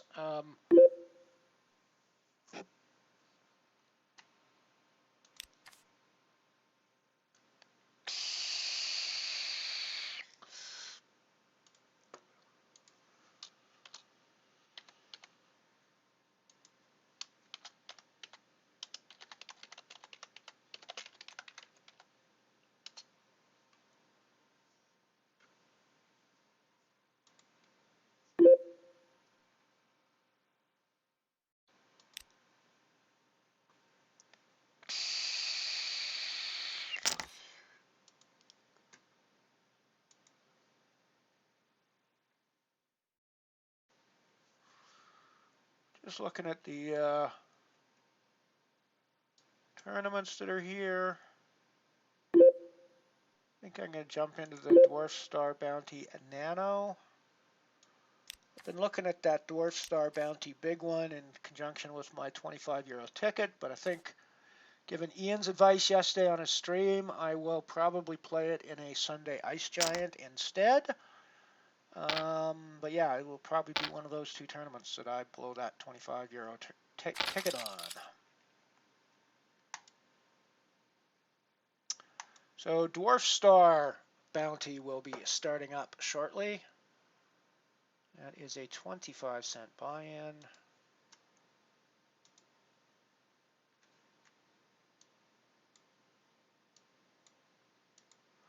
That's a 25-cent buy-in for Nano. dwarf star.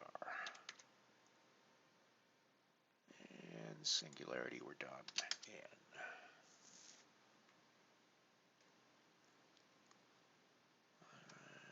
so this is going to be the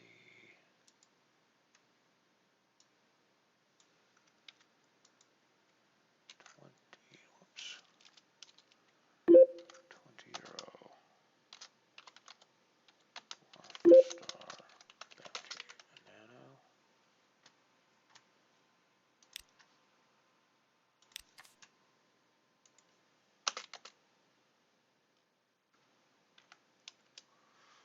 .25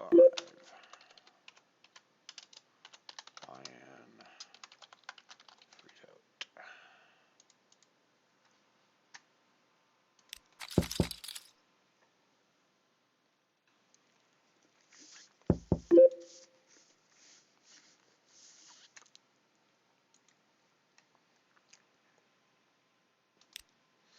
Putting in the bet with my top pair here.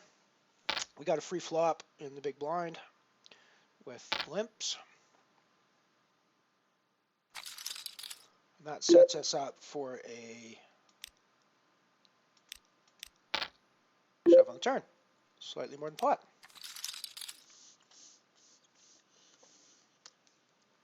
This is the abyss. And we take it. Okay, building a stack back up in the abyss again. Always nice.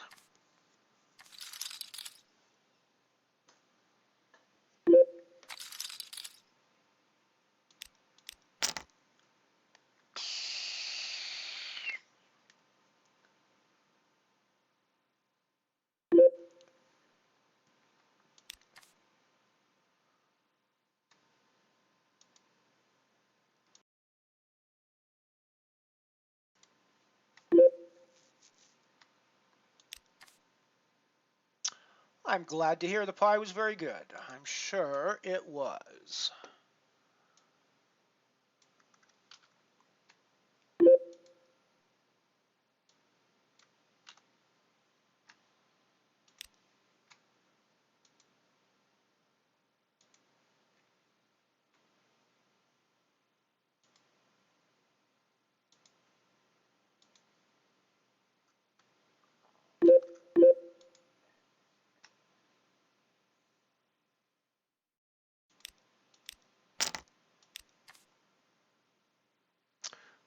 The dwarf star hasn't started running yet, but it will be starting shortly.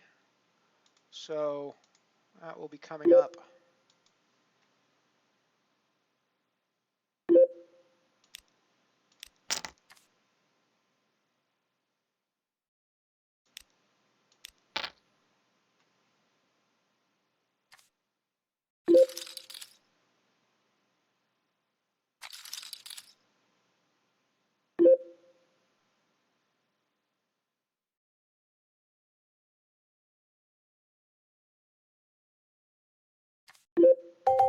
Not sure why this guy likes to donk into me.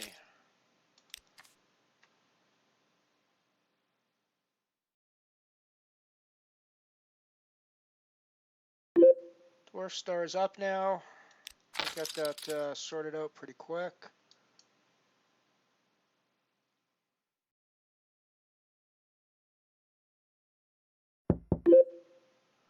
I guess we just check behind here. We do have two pair, but the two pair doesn't actually beat any of the hands that got there, like Jack Queen or any 10. So just check back.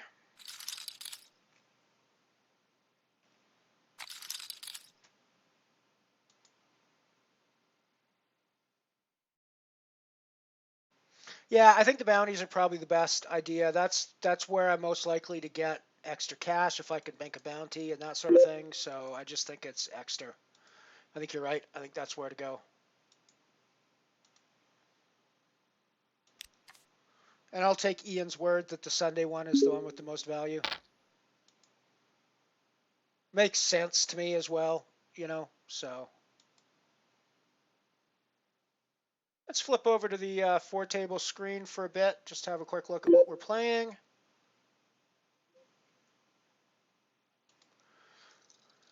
So the Dwarf Star Bounty just started in the top left. Got the Black Hole Nano in the top right. Bottom left, we got the Comet Nano that we're still running in, and we're still running pretty good in that. 6 of 38 with, looks like 15 people getting paid in that one. Registration might be closing at some point in the near to medium term future of this tournament. Let's have a look. 24 minutes. So yeah, near the medium term future, we will finally find a resolution to the registration on these in this. And then of course bottom right, we have our Abyss Nano.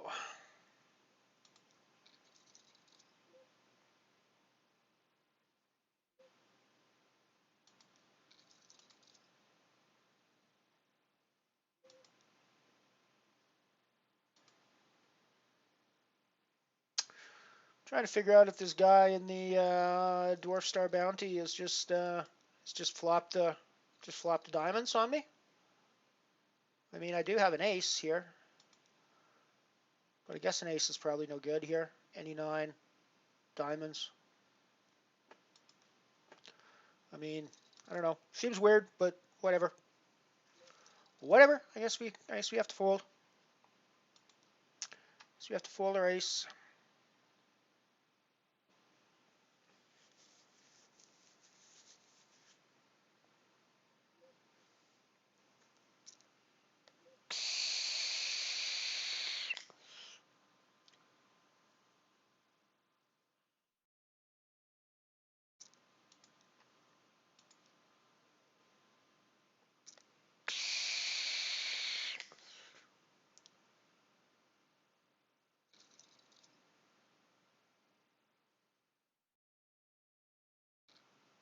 Yeah, Shopper, no, I agree that I'm not necessarily suited for the bounties in the way another player might be suited for the bounties. But I think it's crucial that I use the ticket in a freeze-out situation, and bounties are the only freeze-out style tournaments that Unibet offers at 25 euros, as far as I can see. So, unless I'm willing to play a tournament where everybody else is going to be willing to fire a rebuy and I am not, then the bounty is my only option for the 25 euro tournament, as far as I've been able to ascertain. If you have other options, then you can tell me. Nice little turn of events down in the Abyss. Let's hope somebody bets into us. That's a nice little thing. I think we'll keep the check call thing happening over there.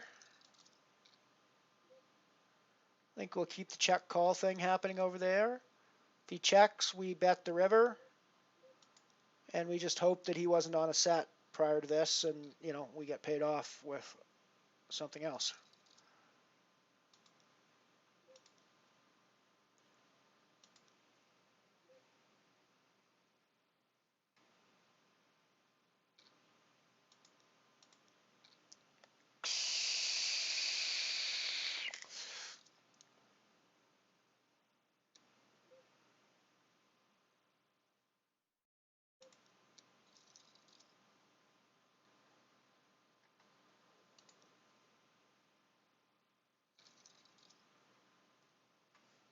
Head back to our one table view.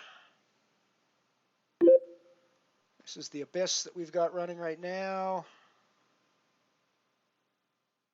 Sitting 8 of 29 there with 6 people getting paid.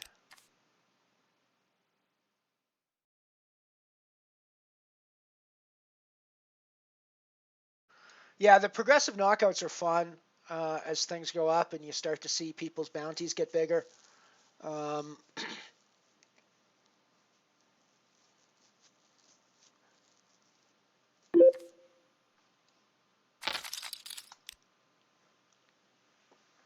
But yeah, I mean, mainly I'm not actually looking at it because I wanna play a bounty tournament.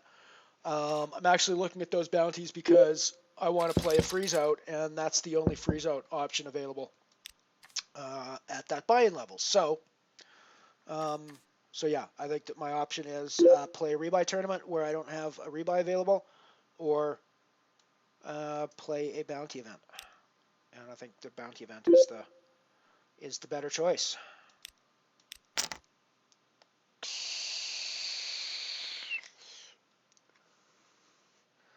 Interesting hand developing in the Comet, potentially.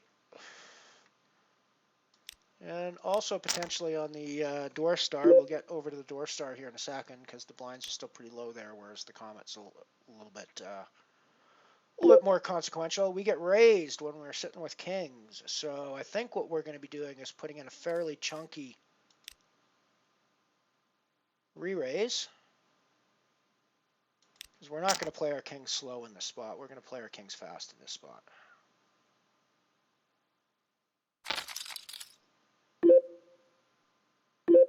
And they call behind, which means we can put in a slightly more than 3/4 pot bet that puts them all in if they call.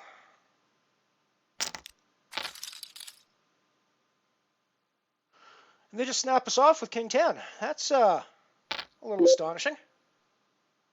That's a little astonishing. I guess they just assume that, you know, I guess they just assume we're bluffing there. I don't know. Weird. But hey, I'll take your chips. Thanks. Thank you for the stack, my friend. I will take them.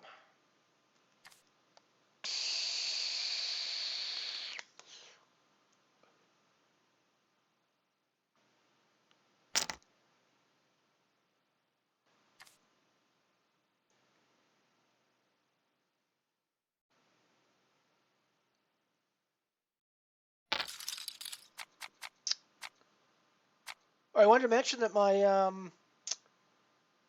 average viewer numbers have been going up quite significantly the last few times I've got my summaries done.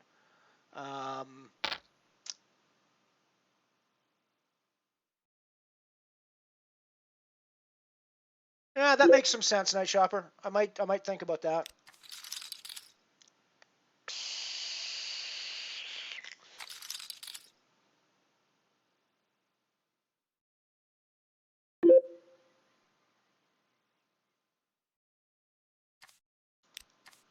So we're up to a total of 96 people getting or entered in the Comet Nano. The Abyss is still 32, so it's still pretty small. Black Hole is 60, which is not terrible.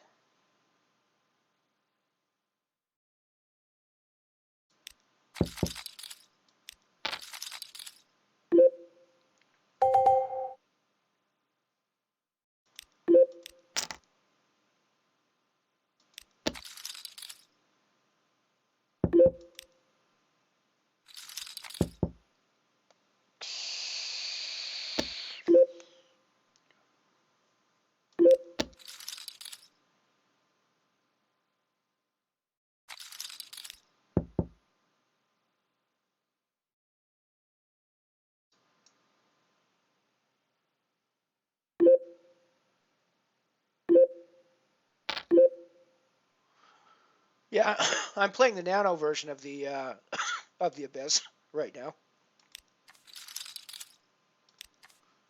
Excuse me. Yeah, I'm in the Nano version of the Abyss right now. So yeah, I might think about the Abyss. Bearing in mind, though, the Abyss is also a very fast structure, and I'm happier with the slower structure, which is more in line. I have to look at what the Ice Giant is, but the Dwarf Star is a pretty slow structure as well. So maybe I have to look at the structures and see. But I think but yeah, I think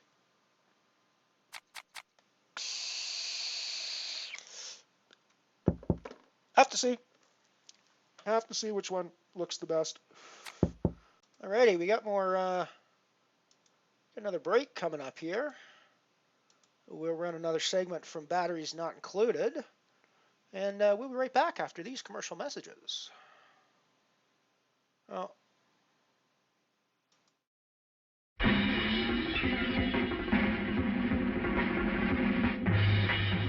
exciting new Daredevil Trick Track with the incredible Dolphin Racer, gear-driven for longer battery life.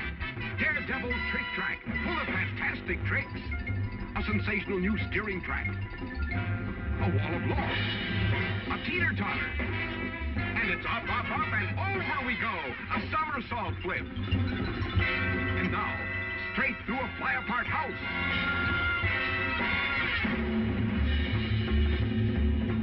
Get Daredevil Trick Track, action-packed with tricks and tracks. It's thrilling, spilling, crashing, smashing. Daredevil Trick Track from Transogram, where the fun comes from.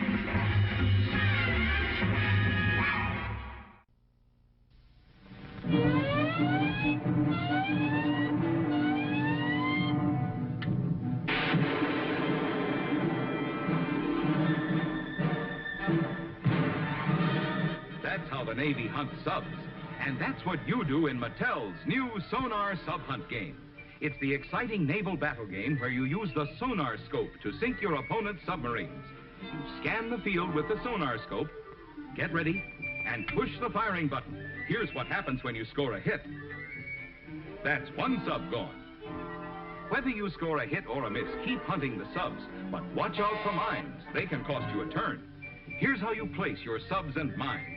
Then you watch through your periscope while your opponent tries to find them with the sonar. The first one to sink 7 subs wins the game. See if you can sink the subs in Mattel's Sonar Sub Hunt game. See it wherever toys are sold. And remember, you can tell it's Mattel. It's swell.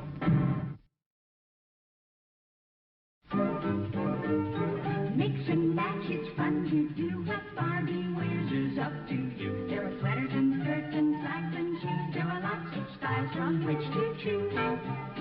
Like a little pink suit and a white wool sweater and a pair of shoes. What could be better? Mix and match, it's fun to do. What Ken will wear is up to you. There are sweaters and slacks and socks and shoes. There are lots of styles from which to choose. Try a shirt and slacks for games and sports. Or a bright red vest to make him look his best. Mix and match, it's fun to do. What Ken and Barbie wear is up to you. There are blouses and bags and glasses and shoes. There are lots of colors from which to choose. And you'll find all styles of mix and match clothes for Ken and Barbie on this fashion bar. Costumes are available from 80 cents to $1.40 wherever toys are sold. You can tell it's Mattel. It's swell. The Navy frogmen go into action. Beneath enemy ships, Navy frogmen work swiftly and secretly until... Look how real these miniature Navy frogmen are. The Torchman, the deadly demolitions expert, and the daring obstacle scout. These miniature Navy frogmen swim, dive, and surface by themselves. And they can be yours now. Look, here's where your free supply of high-pressure propellant goes. Ordinary baking powder will work, too. Now, here's how to get your set of 3 plastic Navy frogmen. For each set of 3, send 1 box top from Kellogg's Sugar Frosted Flakes and only 25 cents, or send 1 box top from Kellogg's Sugar Corn Pops and 25 cents. Use the handy order blank on the packages of Kellogg's Sugar Frosted Flakes or Sugar Corn Pops, or mail direct to Navy Frogmen, Box 350, Battle Creek, Michigan. Hurry! This is a tense moment at the launching base as the huge Atlas missile with the man-carrying Mercury capsule is prepared for the shot. Now, for the first time, this most powerful rocket is to be launched from a railroad car, the new Lionel Mercury capsule launching car. The astronaut is moved to the capsule hatch by the new Lionel cherry picker car. It moves off. The countdown begins. Nearby at the new Lionel heliport, a Navy copter takes off to make the recovery. The countdown proceeds. 4, 3, 2, 1. And the liftoff. The capsule separates and settles gently to Earth by parachute. And you control the action. Remember, boy, you're the boss on land, in the air, and under the sea when you own Lionel trains.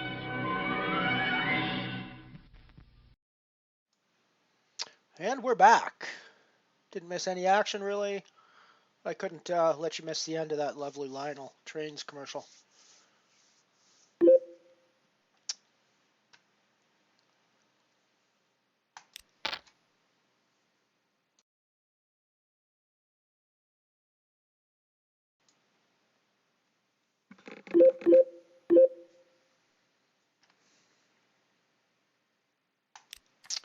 Alrighty, let's have a quick rundown of the tables that we're playing. Let's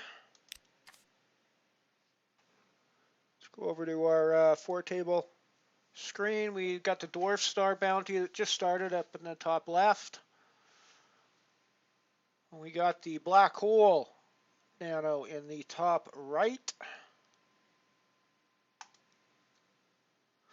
Got the Comet Nano in the bottom left, where we're sitting 5 of 39 with 15 people getting paid in that one. So we're still a ways off the money, and we're actually still, I think, maybe got reg for a couple of minutes even yet in this one.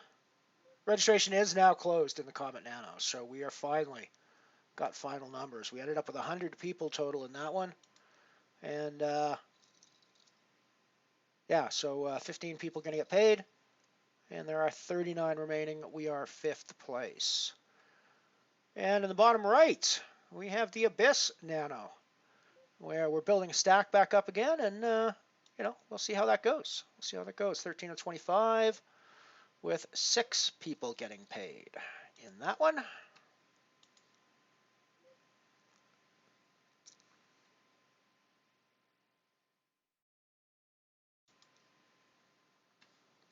Go back to our 1-table layout.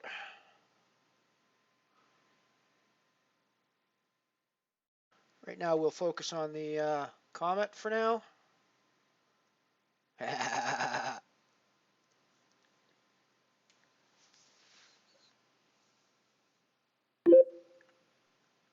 Yeah, the Frogman stuff was pretty awesome. I mean, a lot of these toys seem pretty awesome, even from today's perspective of, you know, interactive video games and stuff like that. There's some pretty, especially given the technology of the day, there's some pretty innovative stuff that they came up with in some of these, in some of this stuff.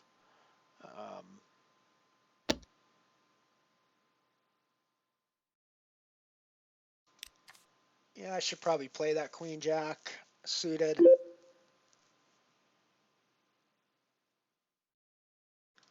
I want this whole Lionel train set thing. I have this fantasy of building a model train set around my house, basically on a raised platform that's maybe 2 feet down from the roof. And the platform wouldn't be very wide. It would be like maybe 1 foot to 1.5 feet wide, sticking out from the wall. And then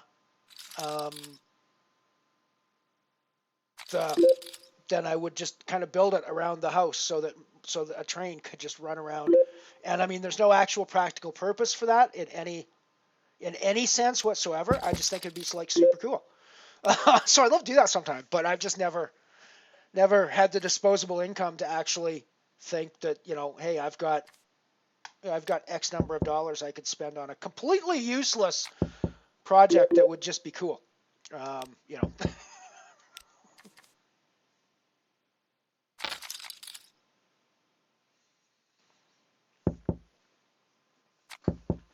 I mean, toys now are kind of rubbish in a certain sense. But I got to tell you, when I was a 6-year-old kid playing with action figures or little toy models and things like that, I would have thought World of Warcraft was pretty fucking cool, man. And when the computer games first started coming out, even with the super primitive graphics, we were like, yeah, this is where toys need to go, because it's a far more immersive, interactive experience. And I mean, I don't necessarily think that it means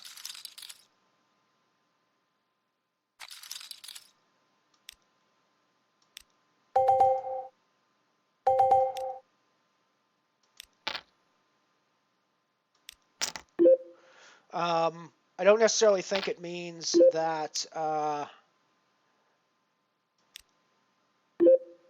you need to do away with all physical real life toys, but I think the virtual world is not the horrible place that it's made out to be, especially as far as because the experience, when it's done right and when it's done well and when it's not done in an exploitative way or a way that's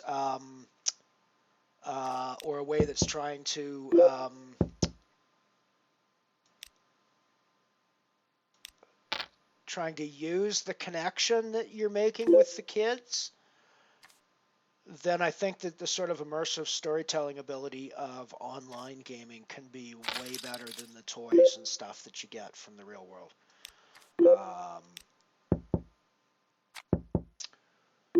So yeah, we just ended up with quads here. Just quads, no big deal. Quad nobbler. It's a quad nobbler.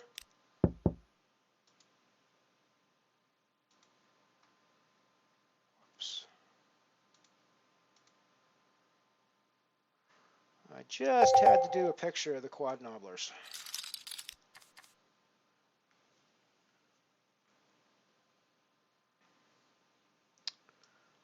Just had to make sure we got a picture of the quad nobblers in there. Yeah, so I think the trick is not keeping them away from phones and tablets. I think the trick is finding the right kind of toys and games for them to use on the phones and tablets and computers.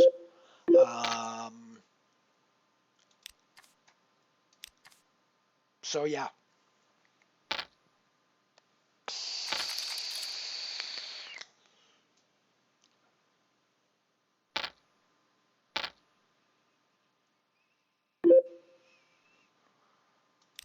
That quad nobbler was on the black hole, by the way. It's a shame we didn't get paid, but what are you going to do? What are you going to do?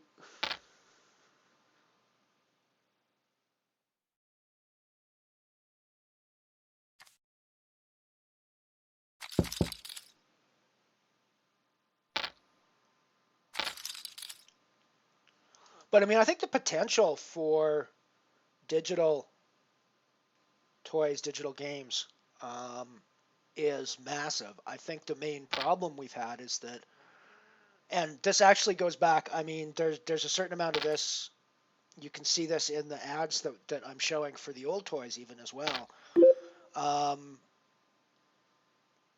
It seems to me that toys have never been about, let's make things that are going to be fun for kids. And they've always been about exploiting a market, which, there's nothing wrong with that. That's what business is all about. But it's not necessarily what the impetus you want behind the people designing the toys that your children are going to play with. So I think it comes more down to choosing the right toys rather than saying, well, it's only online or it's only offline, it's only physical or it's, only tablets or whatever. I think you're going to get a bit of both, and I think that on the tablets and the online or the digital stuff, I think you've got lots of options, and when you choose the right ones, it's not going to be terrible.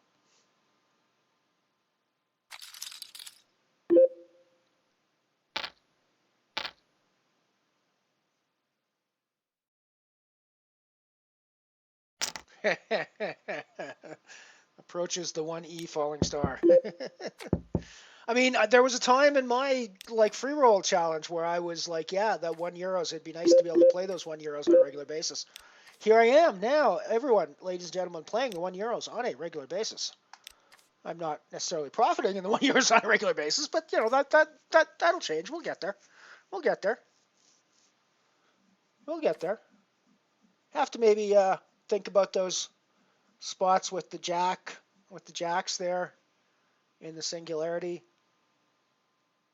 and have to maybe think a little bit harder about that spot, and decide whether I think I'm in good shape or not.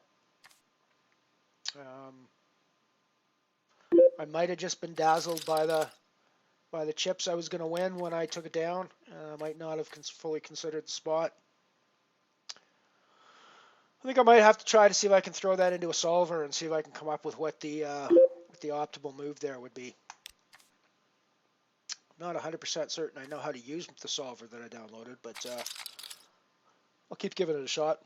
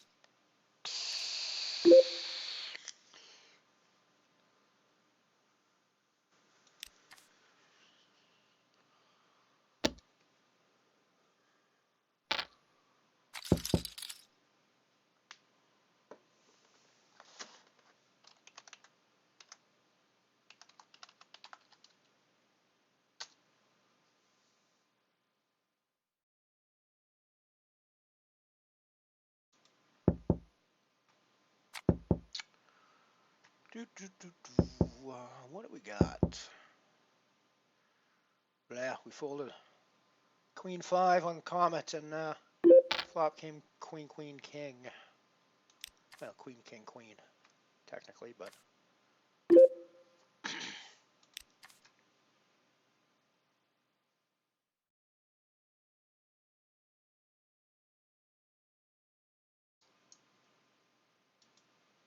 Yeah, I mean, that's a perfect example. I mean, when I was a kid, my parents paid an exorbitant amount of money for like a 20-volume book set of encyclopedias, hard copy, that were out of date, like literally by the time they showed up on our doorstep.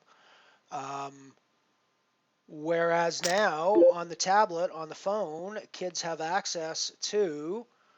Hang on, while I'm talking about this, we're going to pop over to the Dwarf Star table. Kids have access to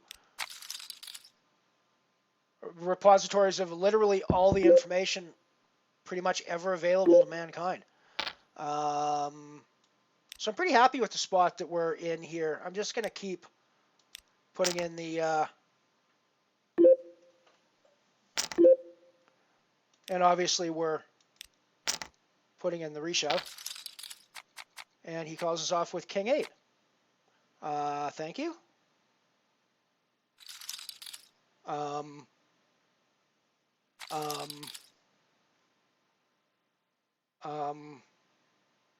Can anybody explain that one to me, guys?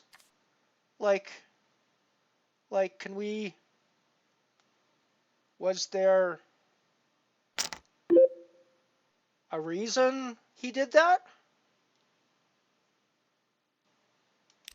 Except that he's an idiot player and he thinks that his idiot plays are smart? I don't know. Seems pretty bizarre to me. Right, yeah.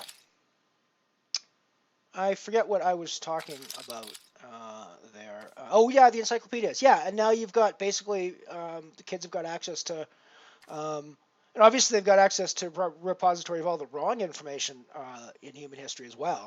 But that's where making sure that they are in the right places, just like you make sure they're in the right places in the real world, is so important. You know, making sure, you make sure that your kid doesn't go into the sleazy pool hall. I'm a pool player, so I shouldn't actually be dissing pool halls. But you know what I mean. You make sure your kid doesn't go to those sorts of sleazy places in the real world. make sure your kid doesn't go to those sorts of real places in the online world as well. It's exactly the same responsibility in my opinion to make sure that they're going to the library to look up their things. Which in this case is you actually can go to the library. You can go to Library of Congress if you want. And that's going to be a pretty good. Those sorts of repositories are going to be pretty good sources of information. So, yeah, I mean, I think on balance, it's a better world than it was. I think that there are things, we don't go outside enough. We don't physically play enough. I don't think kids don't have enough freedom anymore for like the sort of physical spontaneous play. But I wouldn't want to give up global communications and access to all the information in human history at my fingertips, frankly. And I don't think we should want to give it up for our kids either. I think we should be thrilled that we're living in the first generation where that's ever been available to children. I can't say every child in the world, because obviously there are places where internet access is more and less available, but to far more children than have ever had access to that sort of level of information before. So yeah, I don't think that's terrible. I think we need to spend a lot of time teaching critical thinking skills, which sadly I don't think many people in authority right now really want to do, because teaching critical thinking skills makes people look critically at the world that they're living in right now and go, hey, there's like weird fucking shit going on here. But we won't get into that because it's politics and we're playing poker today. So let's go on. But suffice to say, I just think that the digital world is, yes, there are trade-offs we've made, and yes, there are things I wish we still did that we used to do. But I think, on balance, what we have access to now is like super important in human history. So.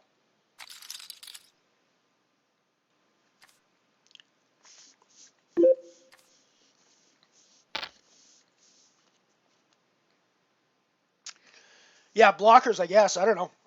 I mean, yeah, that was just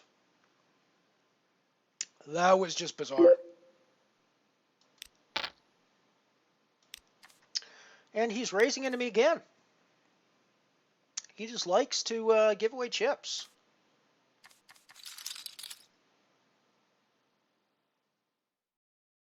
He does have us outstacked, so presumably he's got that bounty number by sucking out on a bunch of other people in very similar spots to where he didn't suck out on me. So, I should be a little cautious, I think, when he's betting big. But pre-flop but pre-flop, when I got aces, I mean, I'm obviously not going anywhere. So, and I think it's prudent at this point just to be checking this back. We definitely got showdown value on a board like this. We could easily be betting for value too, but I think we're going to be good at showdown a lot. So there's really no point in us bluffing, turning our ace-king hand that is quite strong at this point into a bluff. And the deuce takes it on the river.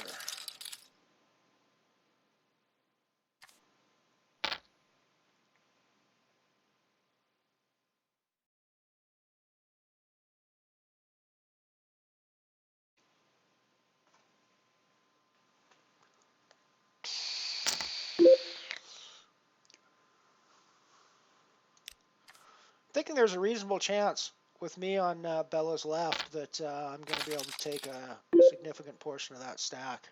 I obviously can't take their bounty at this exact moment, but rather fortuitous turn of events on the black hole table.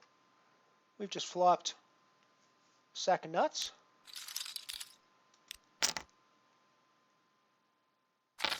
And I guess the 10 king is the nut on this board, but our hand is smelling pretty nutty, I gotta say. And that sets us up for a nice shove on the river to get a full double up when he calls.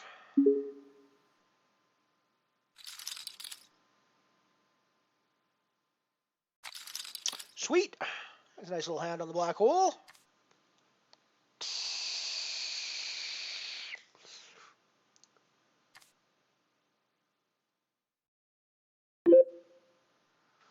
Perry Como is somebody who I probably couldn't name a single one of his songs.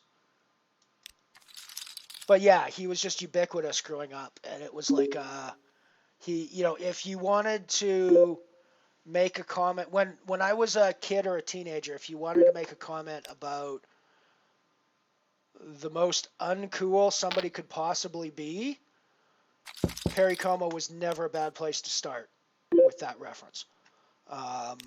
People would instantly get that at that point. Now, the ironic thing with that is there was a time in the generation before me where Perry Como was sort of the epitome of cool. And I think that's kind of ironic how it goes that way a lot of times.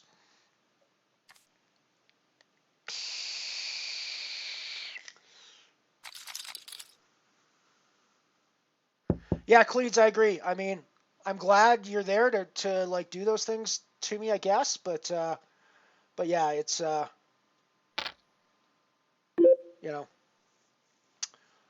are you gonna do? It's just gross when those players get there. And clearly, with his 18-cent bounty, he's one of those players that's gotten there a few times against people. Given that, I have to assume he's been playing that way the whole game. So he's one of those players that is sucking out to win his pots, I'm thinking. So.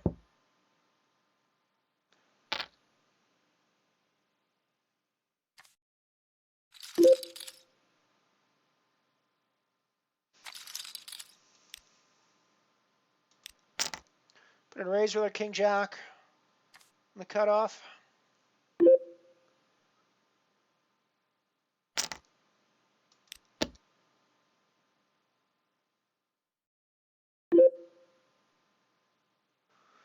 We got shoved on by Chang. Well, not shoved on, virtually shoved on. They're basically pot committed. That probably means our King Jack is in bad shape. But we could actually be up against small pairs a lot in this situation. That just want the hand over with right now. But I think we'll give it up and let this one go for now.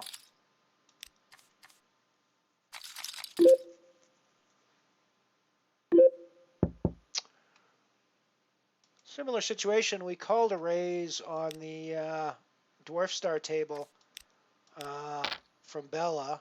We called behind in position, and we flopped top pair, so we're going to put money in after they check to us. Given the previous action, I'm thinking we might actually see some weirdness here from Bella. Yeah, that's what I'm sort of thinking, which means we're pretty happy at this point to put it in. That's kind of a big shove. Wow. How does he just have ace-king there? How did you just have ace-king there? Oh, too gross. Too gross.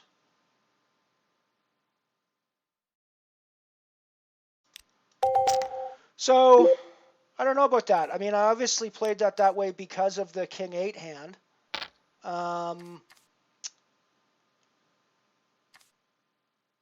So is that just one of those spots where he just happened to be there with it, or did I overplay that simply based on one example of a pretty absurd play? It's a good question, I guess. Something I have to ask myself. What are your thoughts? What are your thoughts? Let me know what your thoughts are, please, because that is an interesting spot. I mean, given the previous hand, I was positive that I was almost certainly going to be the best there. I just want to know if you guys think that me making that decision based on that previous hand was good or bad decision making. That's my basic question, I guess.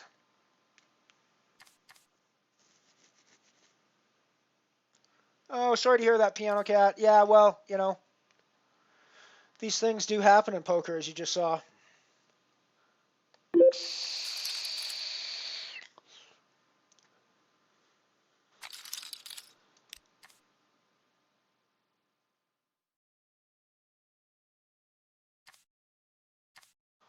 So we're in trouble in the Abyss Nano. We got very few chips at this point. We got to get some chips going at some point. We've only got like 5 big blinds.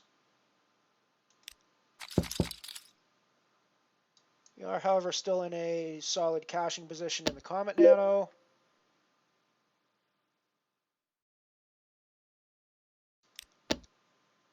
With 39,000 chips. And we got a pretty decent stack in the Black Hole Nano, 13 of 75.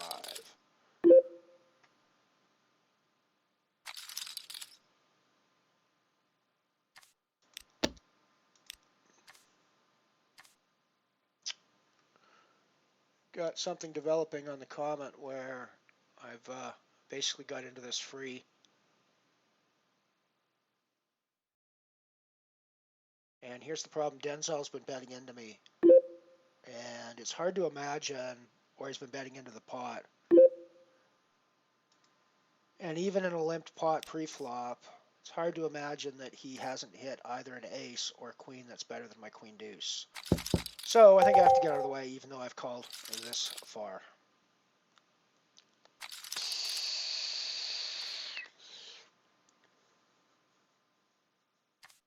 I probably could have made that decision on the turn rather than the river and saved myself a turn bet. But yeah, unlucky. I mean, yeah. I spent some, yeah. I'll let you guys listen to what I had to say and comment on it. I won't go into it again. Since we're 4 minutes ahead.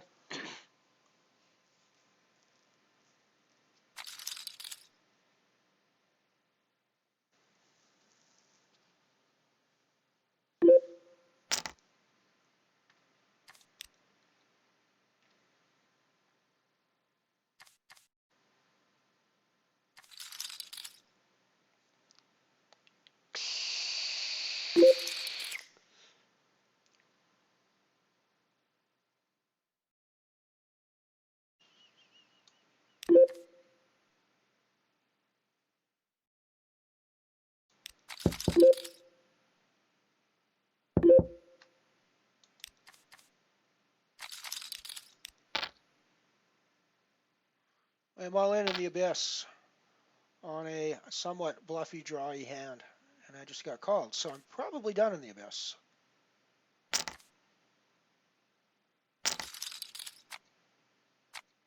Oh, we just literally sucked the hell out in the Abyss, ladies and gentlemen. Oh, sorry, I didn't get there in time. Let's run through this.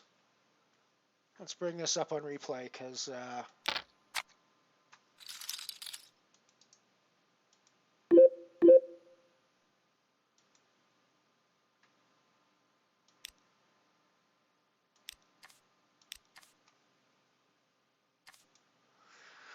okay, so I got like 4 and a bit big blinds here, and things are getting pretty desperate in the Abyss for me. And I'm on the big blind, so I've now got like 3 big blinds. So life's not good. Got a suited 10. Not the greatest hand in the world, but we got to pick up some chips. I get lucky and they limp to me, so I figured, what the hell, let's see a flop. I mean, I could just shove and try to get it off, but I don't have really enough chips for any fold equity. So let's just see a flop, and hopefully we get lucky and we can go from there. So we check through to see the flop. And it's not a terrible flop for us. I mean, we've got backdoor straight outs. We got backdoor flush outs. And, we could have hit this as well. So, what the hell? We get checked too, and we figure, well, geez, we got like a bit more than a half size pot bet here. Let's see if we can't push people off with a bluff. So we throw our chips in the middle. and we get called. And then we get shoved on.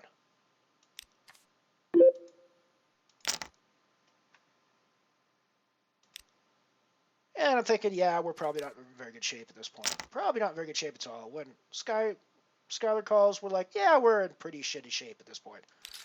And sure enough, we're in pretty shitty shape against two people with kings.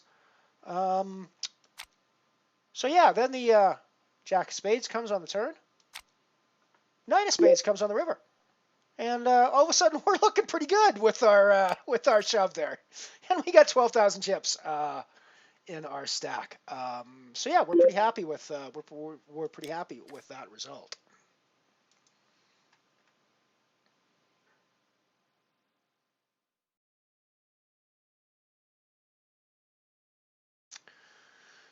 Right. So the previous action, Ant-Man, was the hand where he basically was re-raising me. I had aces, and he kept re-raising me with the king 8. We ended up getting it in, and I ended up doubling up through him with the king 8. Well, I had the aces, and he had the king 8. So that was what I was basing that on. When he came back over top of me, I'm like, well, there's no reason why he has to have any sort of a strong hand here. So yeah, that was the action.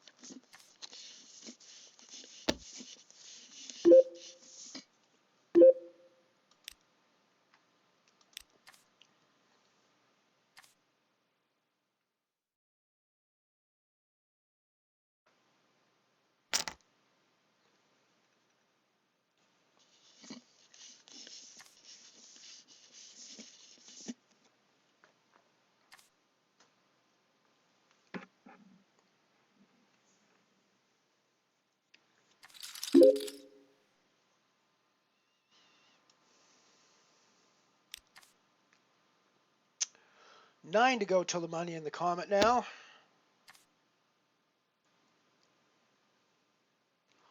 €1 is the min cash, and $12.74 up top.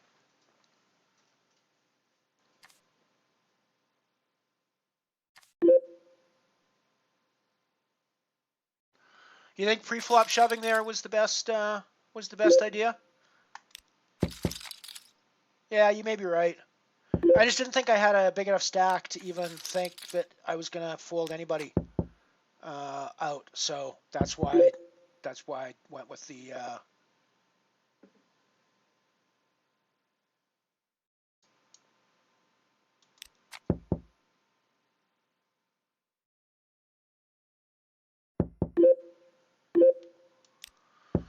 Yeah, I can certainly see the argument for that. And like I say, I certainly did consider the pre-flop shove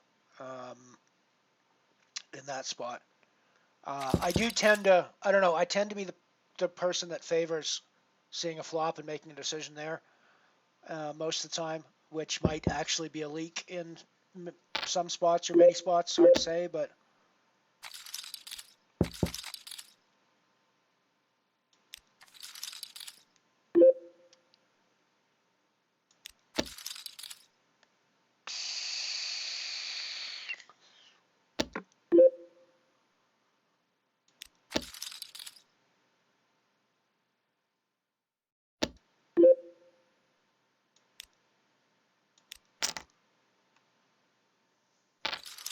Nice little spot in the Comet against Denzel, who's been pretty aggressive against us.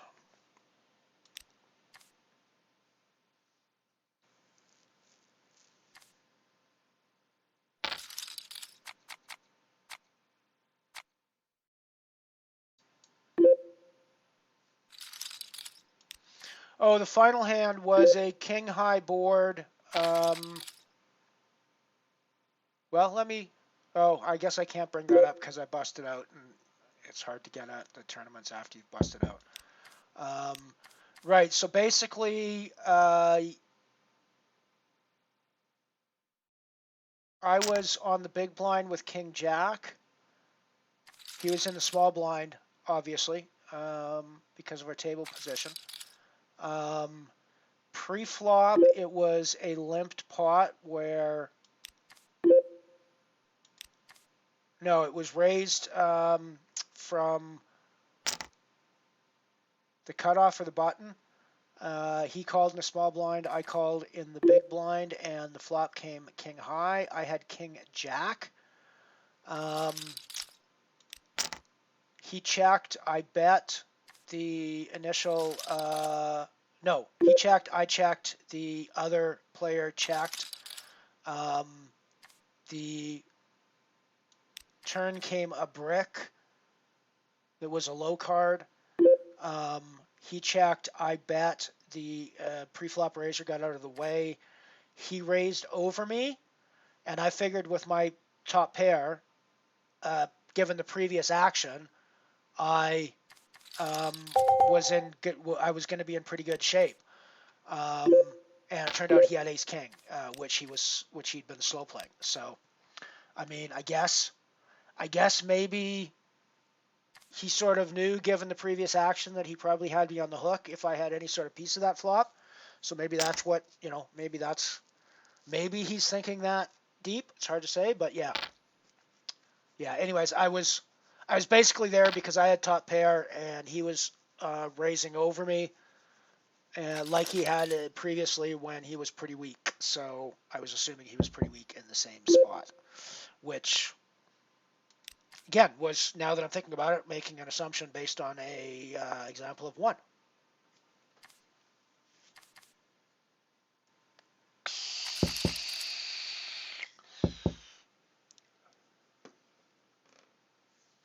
$7 to go to the money in the Comet. 13 of 14 in the Abyss now. We are 8 to go to the money, so there's 6 paying in the Abyss. The Black Hole, we are 20 of 73 with 20 being paid in that one. I think registration is closed long since in the Black Hole, or are we still open there? Oh no, registration is still open for another 30 minutes in the Black Hole, so we still got time to go in that one. 104 people in that, so we might even get a few more.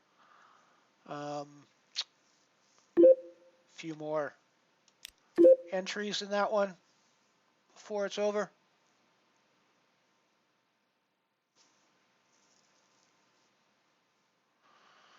I'm all in the Abyss with ace-6. It limped to me in this.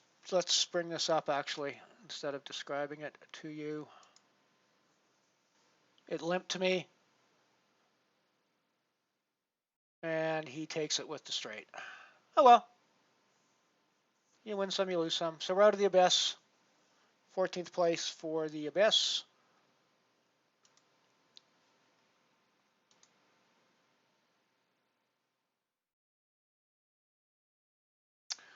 So we currently have the Comet going.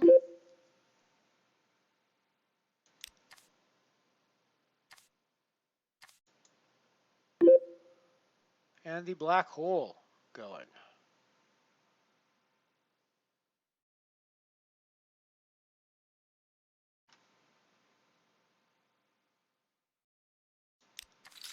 Yeah, fold Queen Jack there, I think.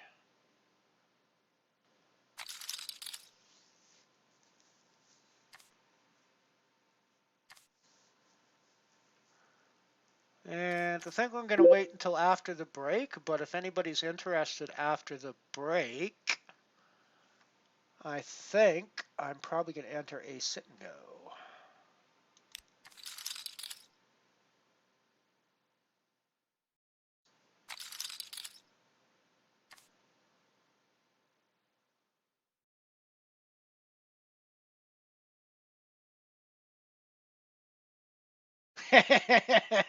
Yeah, well, I mean, and part of it is, and this may be an overestimation of my own game, But especially at these nano levels, I think I'm better pre-flop than a lot of the players I'm playing against. So if that's the case, then shouldn't I want to play more pots, or sorry, I'm better post-flop than most of the players I'm playing against? And if that's the case, shouldn't I want to play more pots after the flop than play aggressive pre-flop? You know, than aggressive pre-flop play? I don't know. That's sort of the way I think about it, anyways.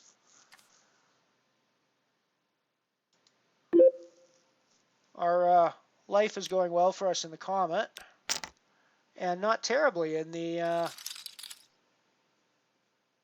Yeah, it is a sample where I have all the information for sure, and it's one where it seems to be pretty indicative of the way he plays.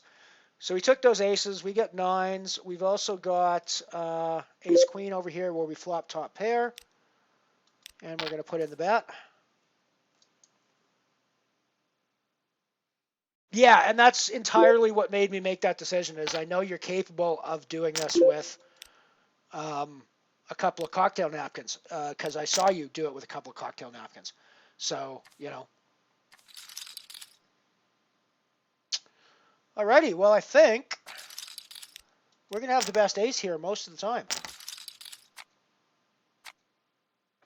Unfortunately, we lose to the hearts. And we didn't even have the best ace. Wow, that's pretty gross. Alrighty, that's cool. It's the black hole. We still got time to work that out. We still got a chip stack. We still got like 25 big blinds almost. And we're still even only playing our first bullet, so, you know, life is not so bad.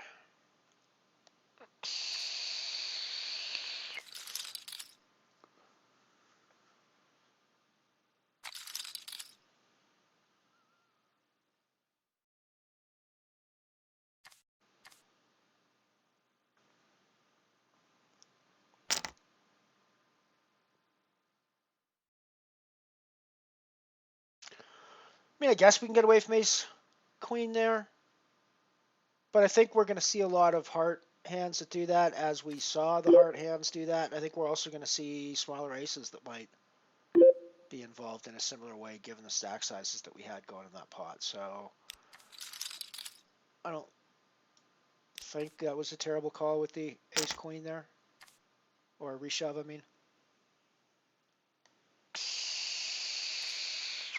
Cool. Yeah, we'll look after the break at one of the $1 ones. That'll clear off my mission. Clear off my next mission.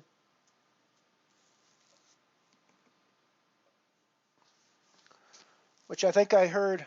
Is it Piano Cat? I heard in Ian's chat yesterday saying that you won some money off of the spins you get from this mission. Is that correct?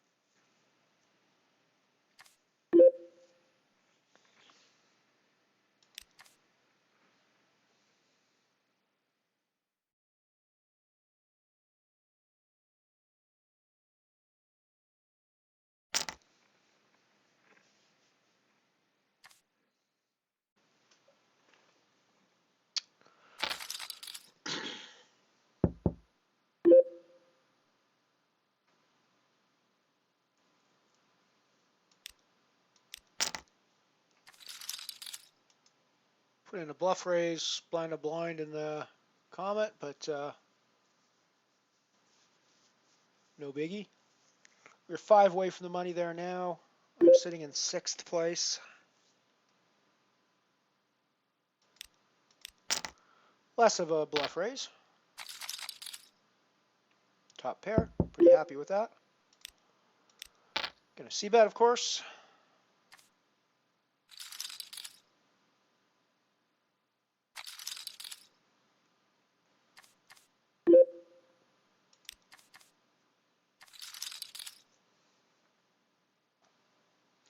Yeah, the napkins always hit, man.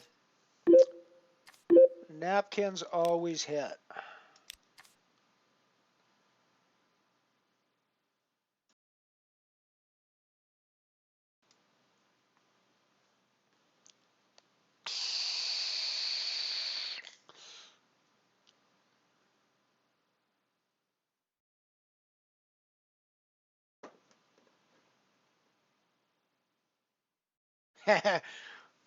Yeah, Night Shopper, you gonna drop out of your €10 sit and go challenge and come down and slum with the €1 boys for a bit?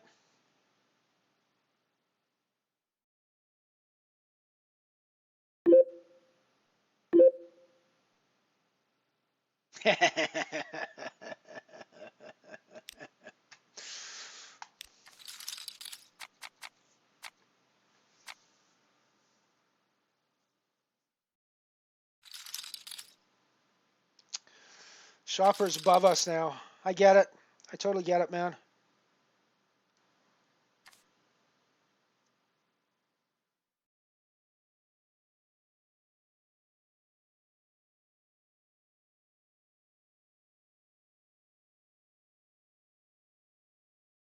I was sure I saw somebody in Ian's chat. I thought it was you, but I was sure I saw somebody in Ian's chat yesterday say that they won something from the spins. I'm not lucky typically in that sense, so I typically don't win a ton from things like spins either. But hey, what the heck?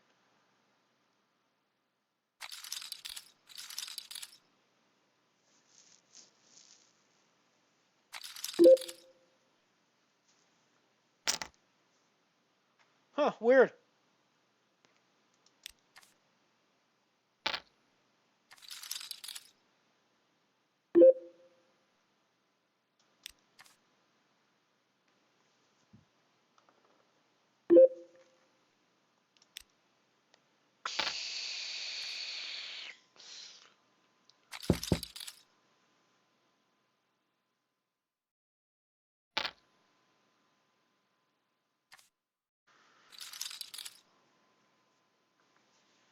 Still 5 to go to the money in the Comet. These bubbles last for days sometimes, so we could be here a while. Down to 19 now. 19 total remaining.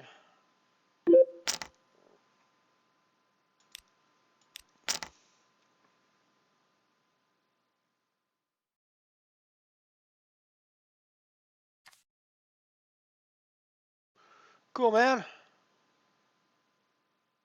Did you win anything? That's the real question, man. Now that it worked, did you actually win anything? Put in a raise on the black hole table with my pair of sixes. I could have open shoved for 23 big blinds or something like that, but I figured the open raise to 3x was probably a better way to go. And I have been noticing that a lot more of my raises get through when I've gone to 3x. So whoever it was that suggested that yesterday, I think it was Evisceration, but whoever it was that suggested that the other day, it does seem to be having an effect, and the desired effect.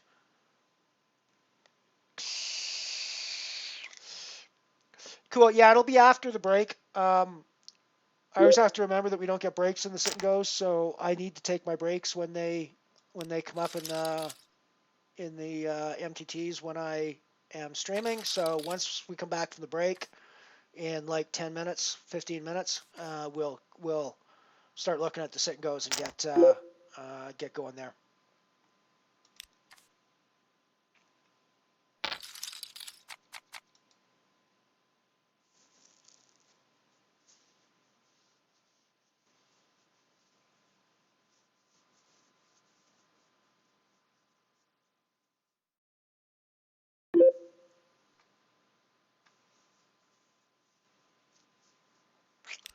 Yeah, we'll give her that one. I should probably try to steal those more often, but especially given that she's got such a small stack.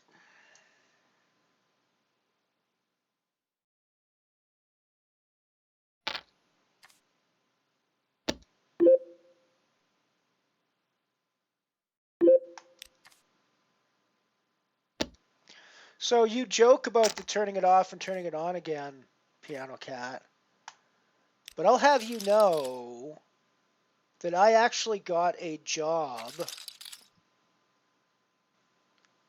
and the guy who hired me told me that I was the only person who actually answered this question the way that he wanted it to be answered.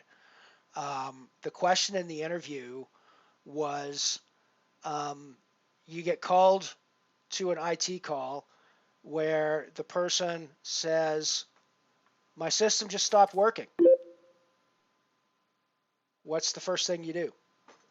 And apparently, out of however many people he interviewed, I was the only person who said, well, the first thing I do is I crawl under the desk and I make sure it's still plugged in, and then I check the power supply is running to the power outlet. And apparently I was the only person who actually figured that, you know, when everything just stops working at once, the first thing you should probably check is the first kind of main point of failure, which is the power. So yeah, apparently I was the only one, and apparently he told me later, when we were having coffee, that I got the job specifically because I answered that question that way. So I thought that was kind of funny. So yeah, there is something to turn it off and turn it back on again.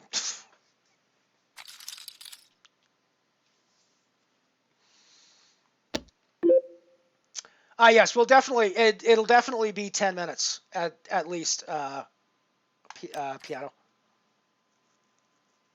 Please go get a beer.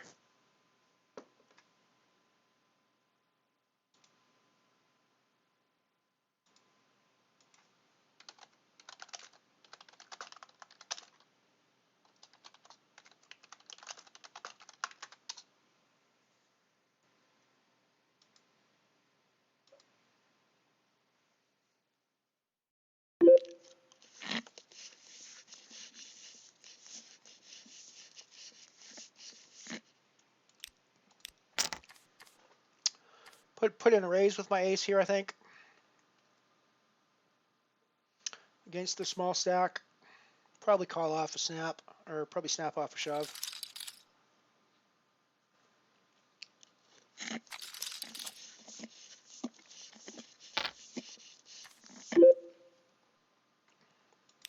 We're now 3 away from the money in the Comet Nano.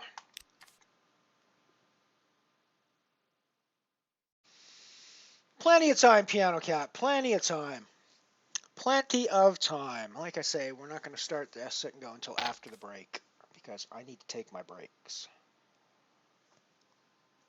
There is a small room upstairs that I need to visit during this break.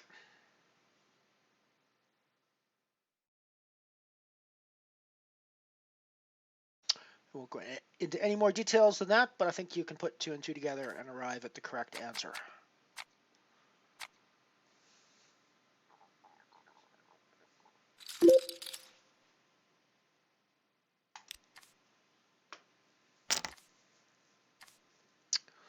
One of these days when my condo isn't a complete pigsty, I should take you guys on a tour of it. I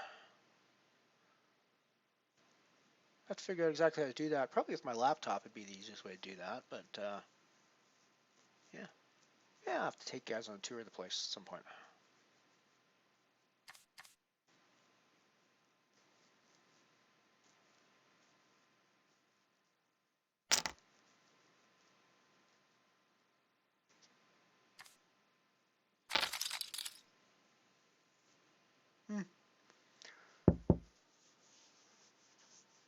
Never fold the 7-3. Never fold the 7-3.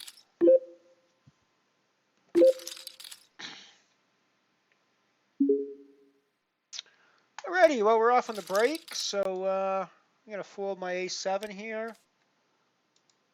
And we'll be right back after these commercial messages. Clickety-clack. clack, clickety-clack, look what's coming down the track. American Flyer, all aboard. It's something nifty, something new. The tracks are all mounted and wired, too. The scenery's painted and fits just so.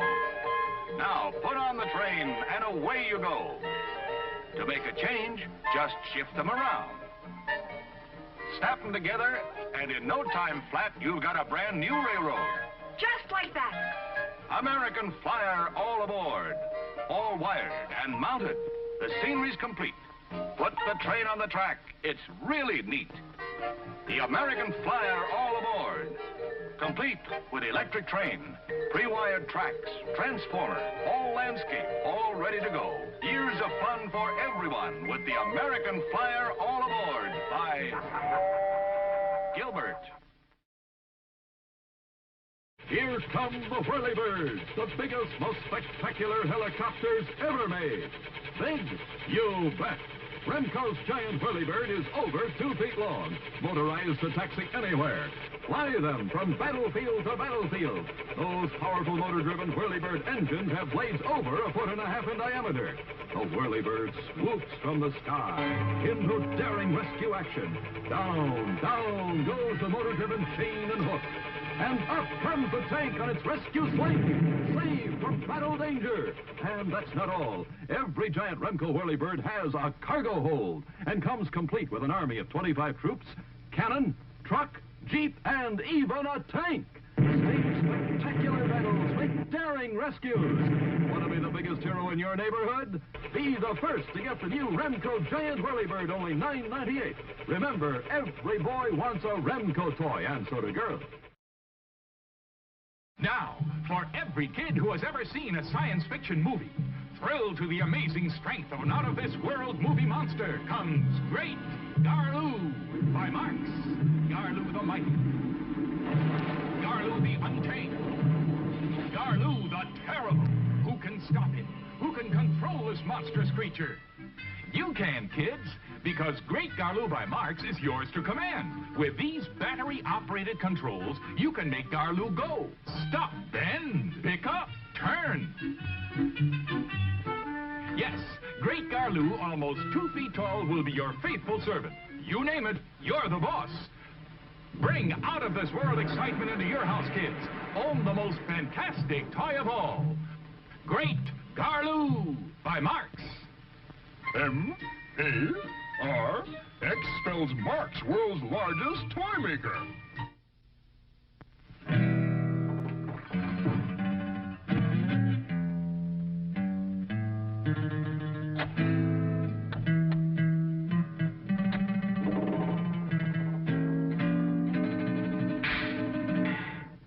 This is the Mattel Shoot & Shell Winchester, the only toy rifle that looks real enough to carry that famous Western name. It fires greeny stick-em caps and safe shooting shells, and ejects them. Fires greeny perforated roll caps, too. And with this secret trigger, it fires fast as you can handle it. This is Mattel's Durahide holster and Fanner 50. It fires roll caps, too. Holster, Fanner 50, and rifle come in Mattel's Frontier set. $5.50 wherever toys are sold.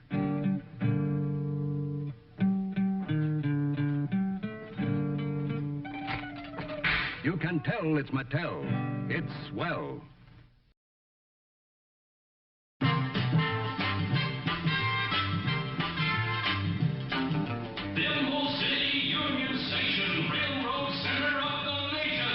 The station you run with magnetic wands. The bus pulls in the terminal, rushing for the train. It stops just in the nick of time and then zooms out again.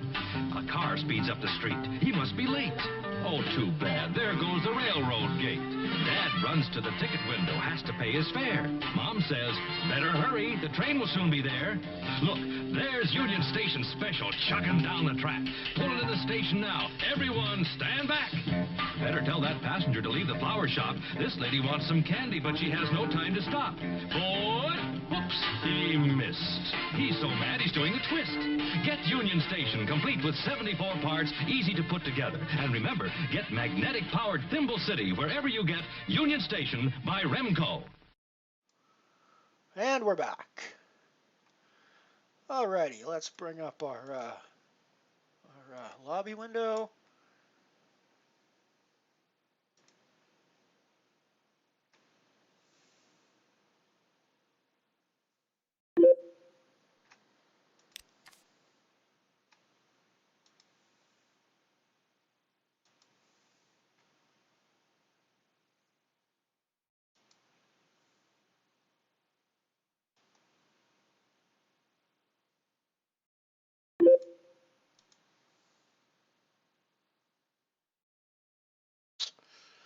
Guess I should call behind with my 9s and see what we get here.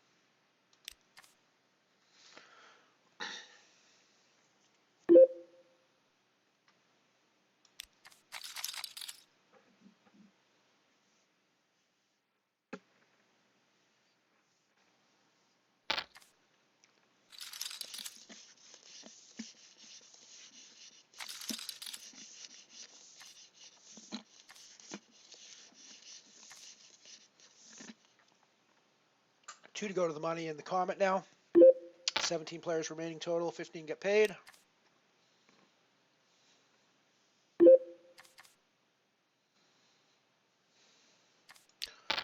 Got a call behind in position with my ace-jack here, see what happens on the flop.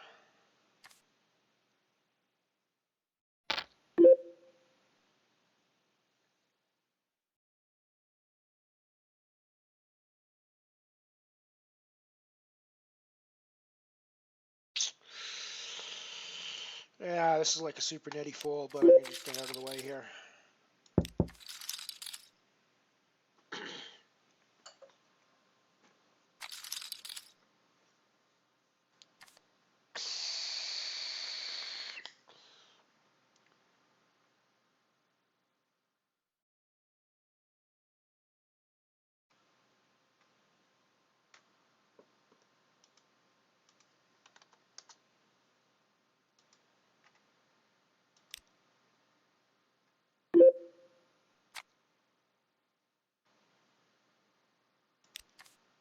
The silence. Do we know the silence? Is the silence somebody from the chat, or is the silence...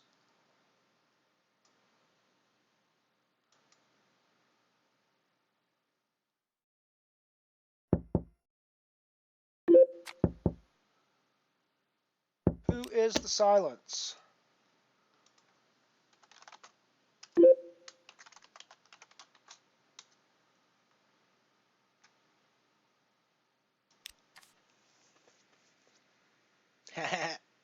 Doing my best, man. Doing my best.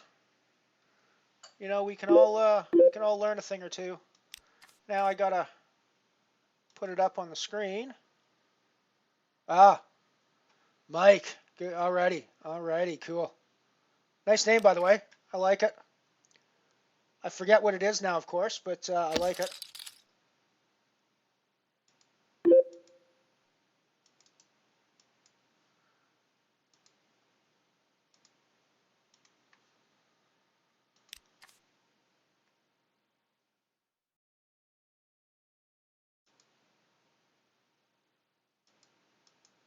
Alrighty, so here's the sit and go game.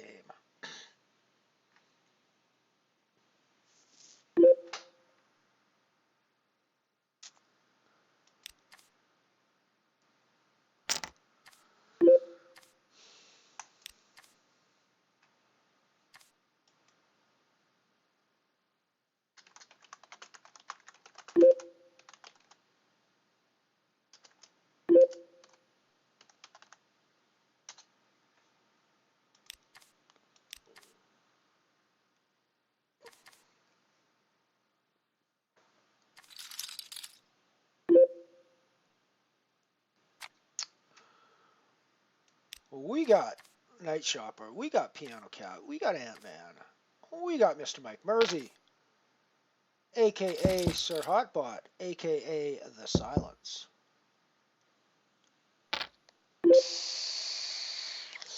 Way to go, Shopper. Way to go. Way to go.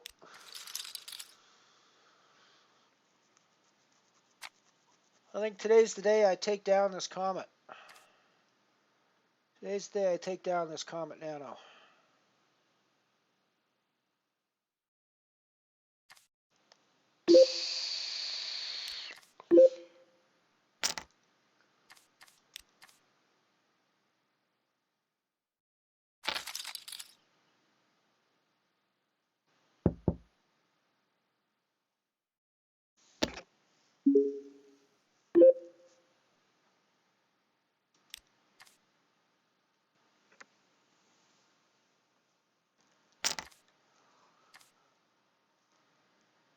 You got Ant-Man being uncharacteristically nitty, playing his first hand when he gets into the big blind after a full orbit.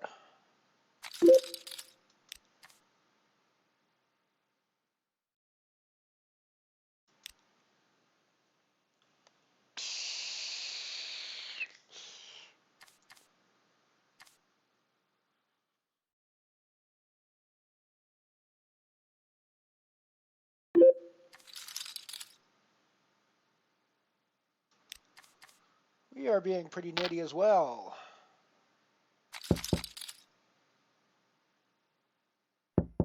That's just because we don't have any chips. Weird spot got moved to another one of these two-handed tables for some reason, and the black hole only lasted one time. Actually had one in a tournament the other day when I was off stream that went on for like 5 hands, and it was pretty bizarre. But oh well, just something I have to live with, I guess.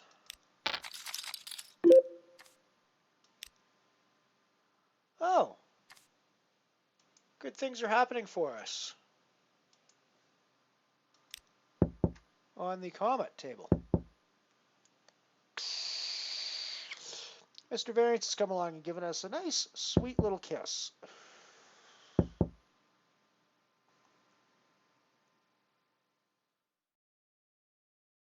Or Ms. Variance. Miss Variance, Mr. Variance. I'm an equal opportunity kind of guy. Well, I kind of want somebody else to put money in the pot.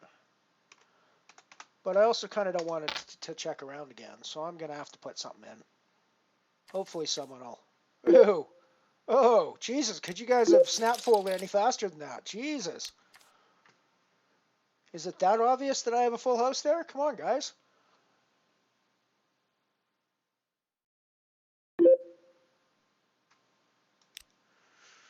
We'll go back to the sit and go table.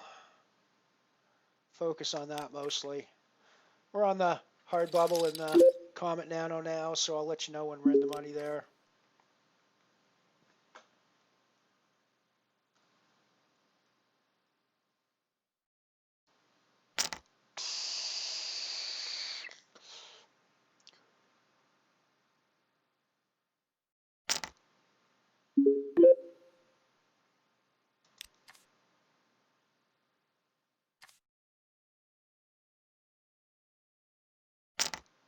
Ant-Man deciding it's time to get in the game.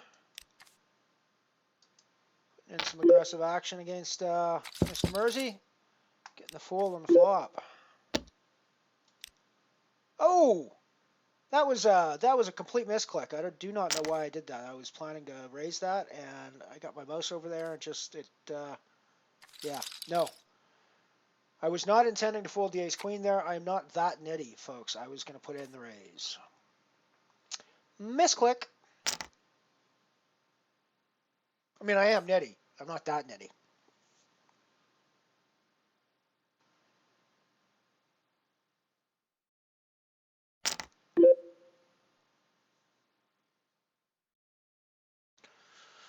I was going to call Ant-Man's raise, but I don't think I'm going to call Shopper's 3-bet.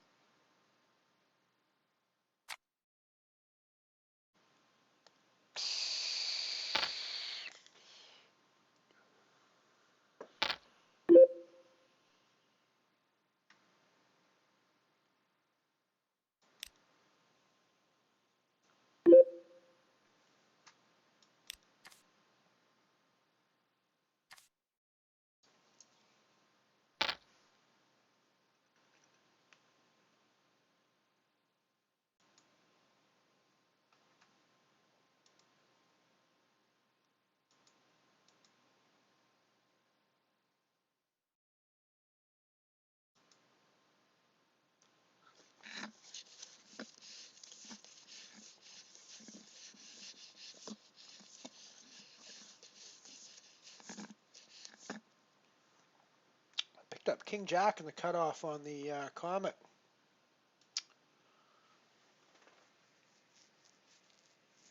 Nano table, hard bubble.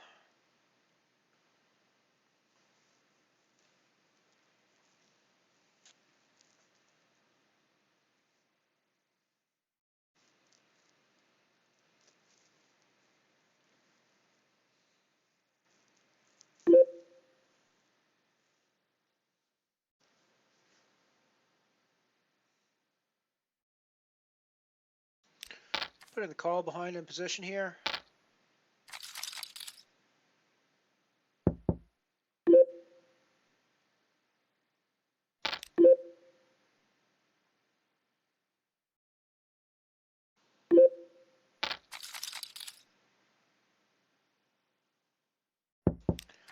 This flop was 10 high. I'm probably floating and seeing more, but with the queen in there, it's possible that my king's the only good card I have at that point, and that's not the best spot to be in when you're floating.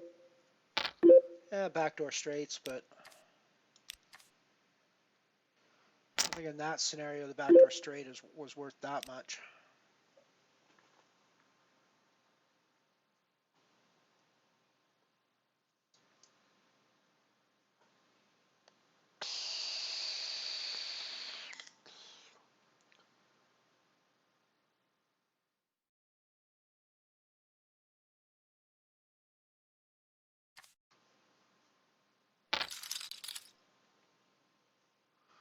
So I'm queued up for the next break as well. We've got, after this set of ads in this break coming up, we've got 2 more sets left in the batteries not included group.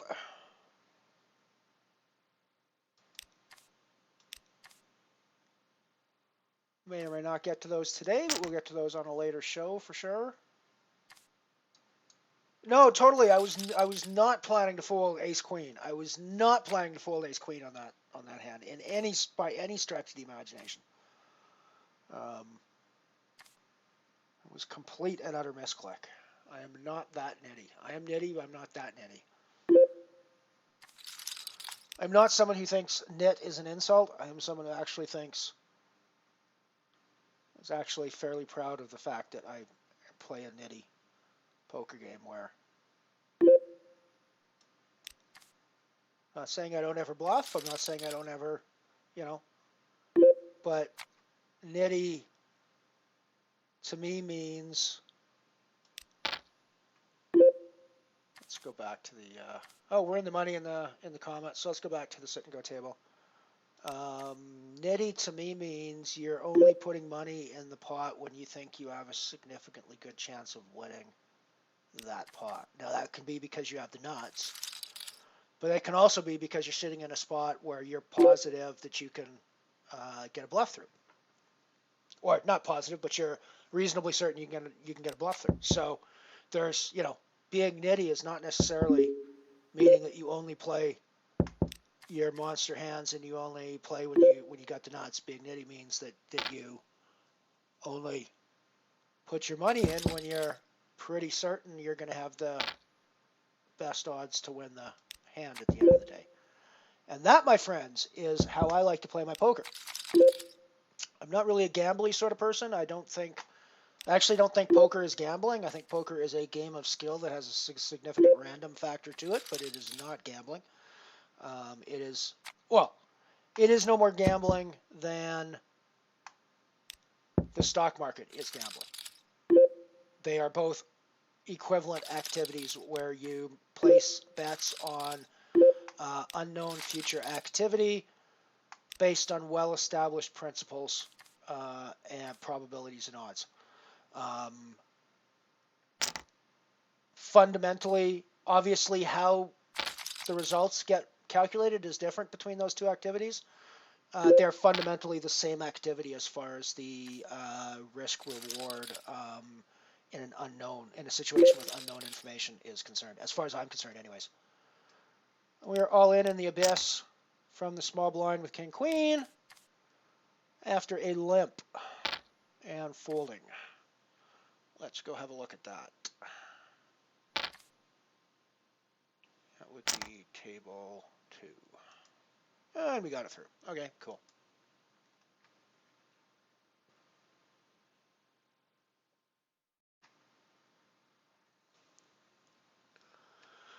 And actually, we're going to be all in again here on the button with our pair of 8s after another loop.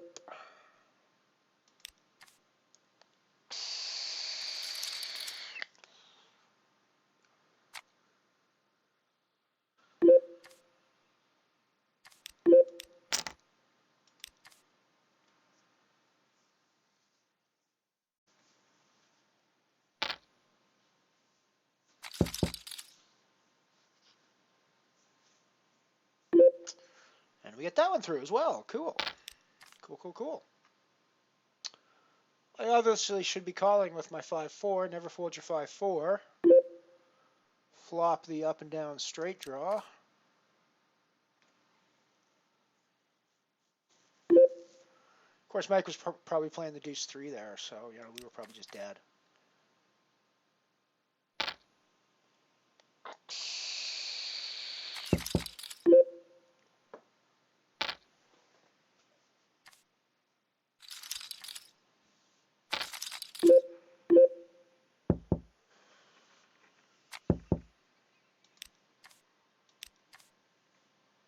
I was just about to say I'm kind of bored, so I should probably play a hand here, and I realized that the last time I said that against Night Shopper, it ended really badly. So yeah, I think we'll not do that.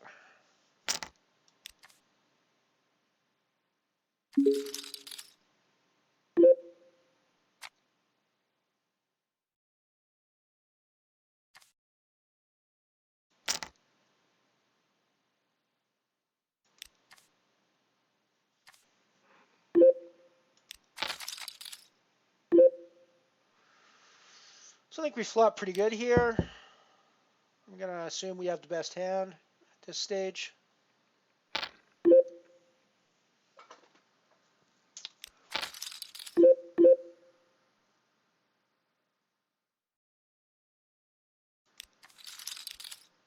I think we're probably just going to keep check calling.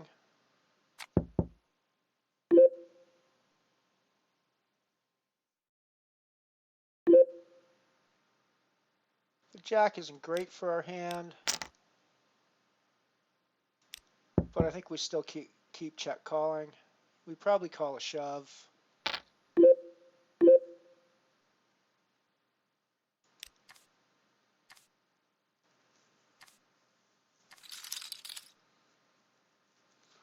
I just busted the black hole.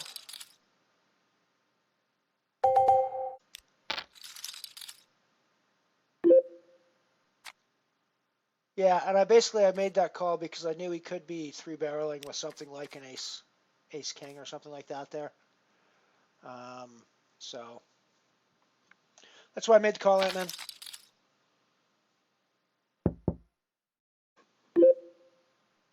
I also know I can be dead to king queen there on a fairly regular basis as well. So it's it's one of those 50-50 deals. So yeah, we're done in the black hole, 66 position. And I guess it was the black hole, not the abyss I've been talking about for the past few minutes. But we are in the money in the Comet, and we're going to cash the Comet, guaranteed €1, and we got 12.74 up top that we're looking at. So that's what we're going for today.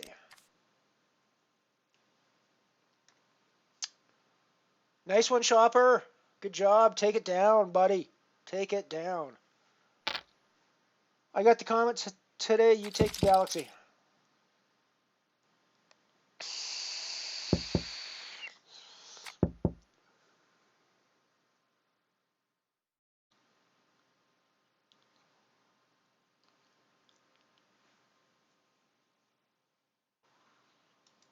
Picked up ace king suited in the Comet, which I think against Sir Bergstrom, who we've seen be pretty aggressive on this table, we are going to not slow play. We are going to fast play this reasonably fast.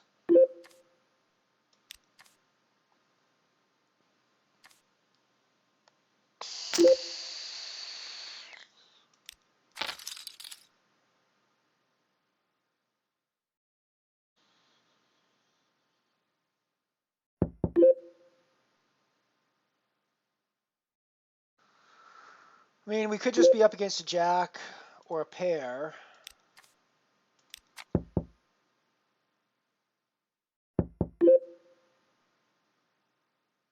But I think we're also up against other aces quite a bit as well. Or just, 4-3, trying to steal a pot. That's kind of bizarre. 590. Yeah, I think I got to call you here, buddy. I think I got to call you. I know I'm in bad shape most of the time, but good hand. I don't know. Is that a call? 9-7 with that size? I think it is.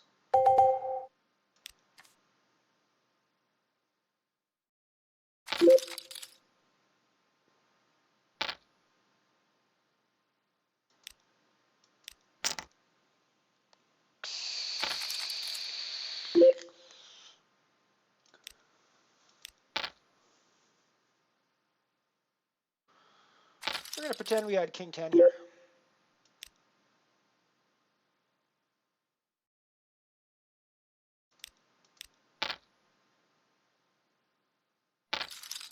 Oh, and we're just done.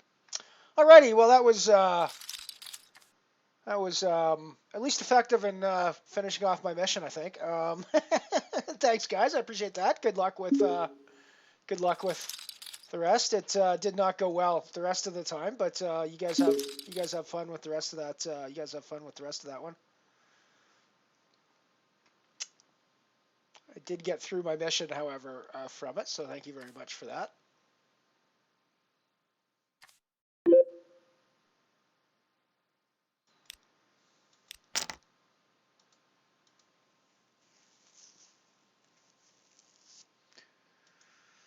Oh, so that's a big fat goose egg there. The black hole's a big fat goose egg. The nano's a big fat goose egg. Everything's been a big fat goose egg today, except for the Comet, where we actually have some cash.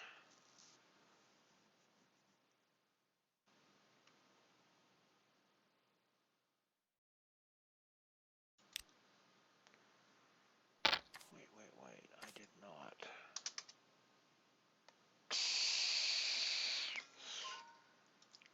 Let me just verify that.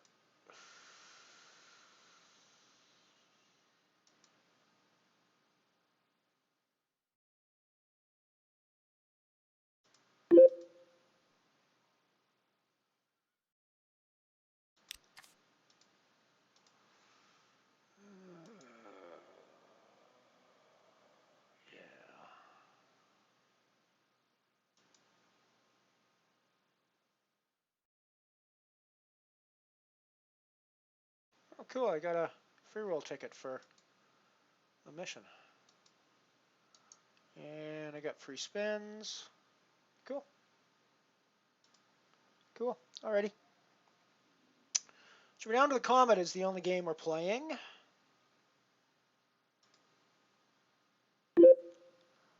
And we are 5 of 13 in the Comet. In the money.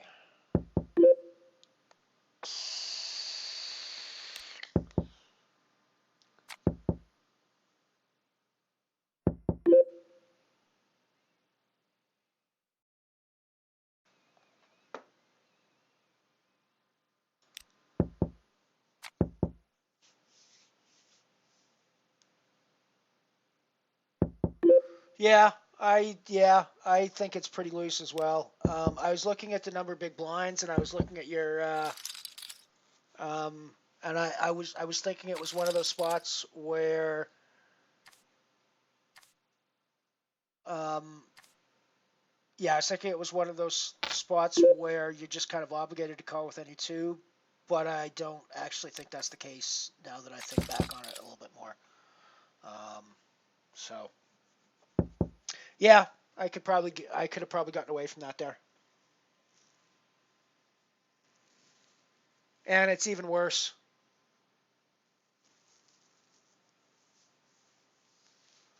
And then it's even worse. I sort of compound the error with my deuce 3 there as well. So at the end of the day, but I mean, it's the way it goes. It's fun to play sit and goes with you guys anyway. So, and we're deep in the Comet. We're deep in the Comet, 6 of 12. What's our payout jump look like here? Let's have a look at our lobby. Da-da-da-da.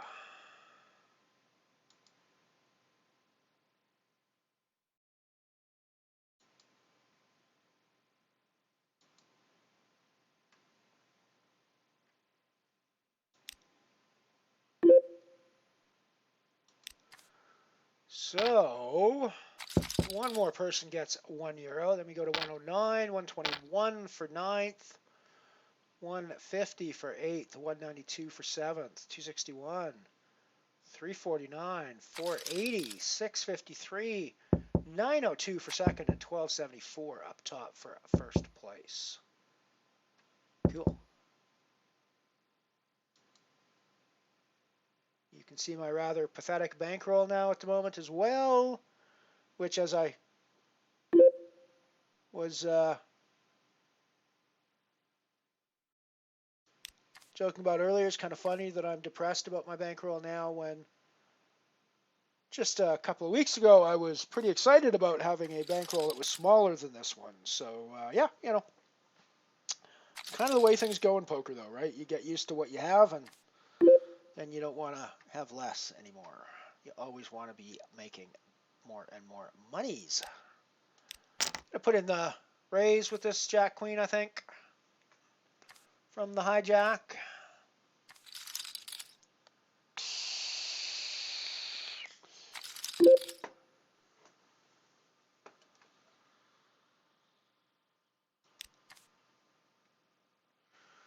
Yeah, we got a whole bunch of games in this mix that we're not playing anymore, so let's actually get rid of a bunch of these. We're not playing the Dwarf Star anymore, we're not playing the Abyss Nano anymore, we are playing Comet, but we aren't playing the Black Hole anymore.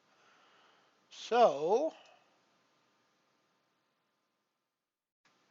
at the moment, there will be only one game in our current games.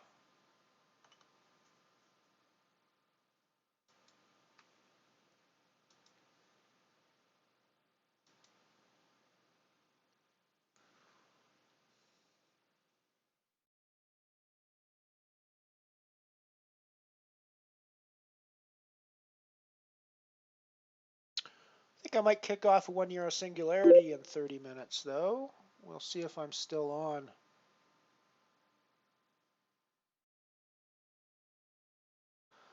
Yeah, I think this is a spot where I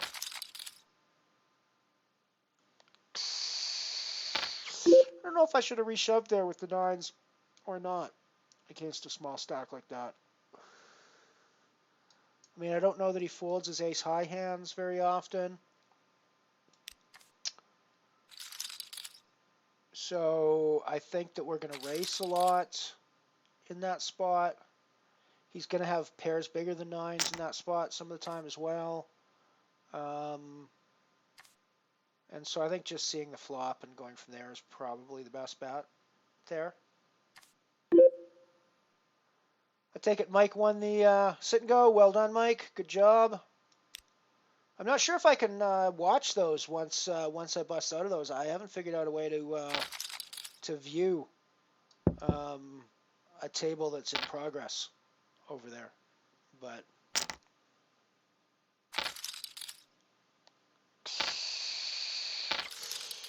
actually, we got a friend of the stream deep in the galaxy, don't we? Don't we?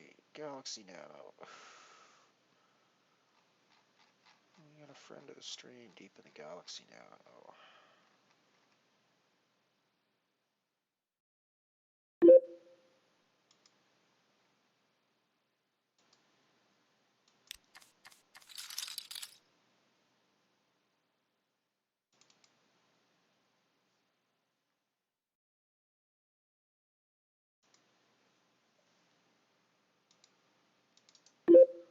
I'm going to put Night Shopper up on the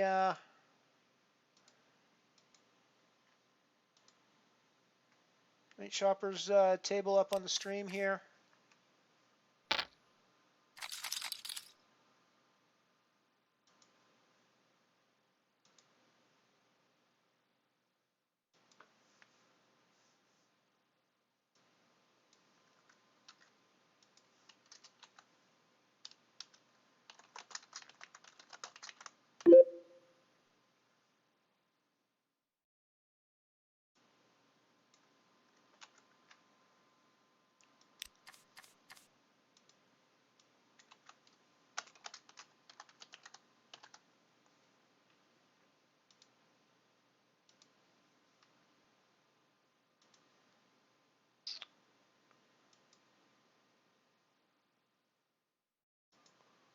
Alrighty, so we also got Night Shoppers, Galaxy Nano table that we can keep an eye on as well.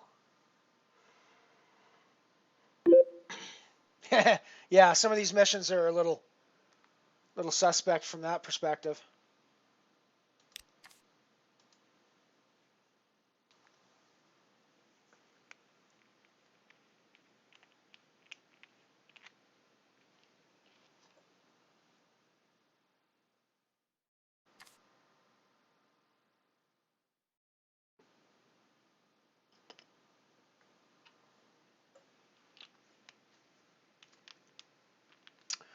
So we're down to 11 in the 11 remaining in the Comet Nano. We're still in 6th place.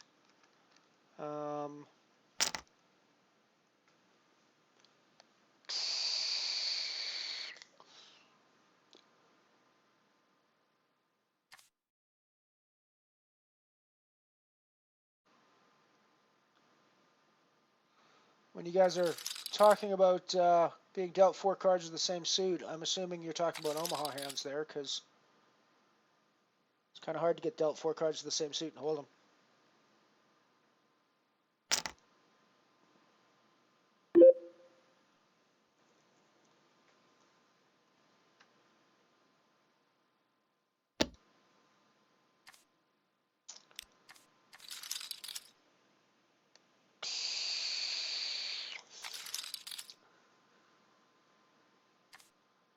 Shopper's last place in chips, but we know he knows how to play a small stack.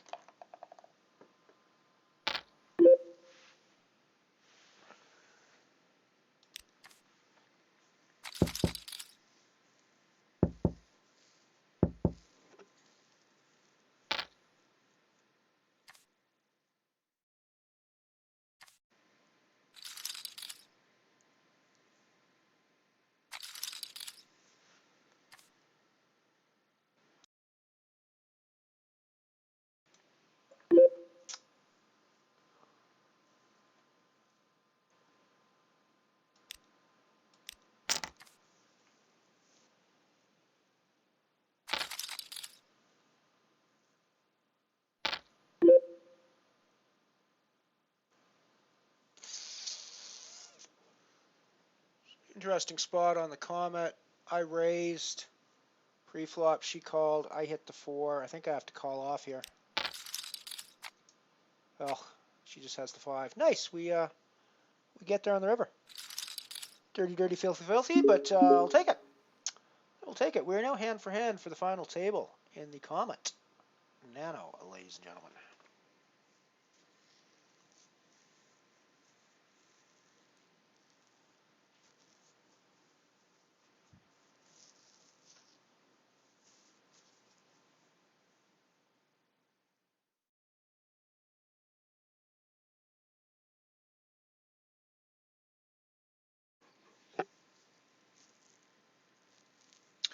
So there are 10 remaining now in the Comet.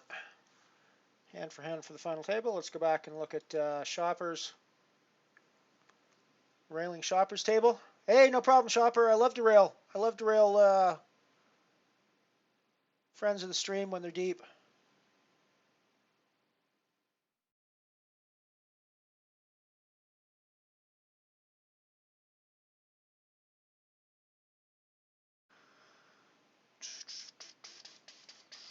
I'm not sure if I did look at it in detail, Mike. Why don't you drop it in again? I think it'll let you do it now that I've set up the permissions.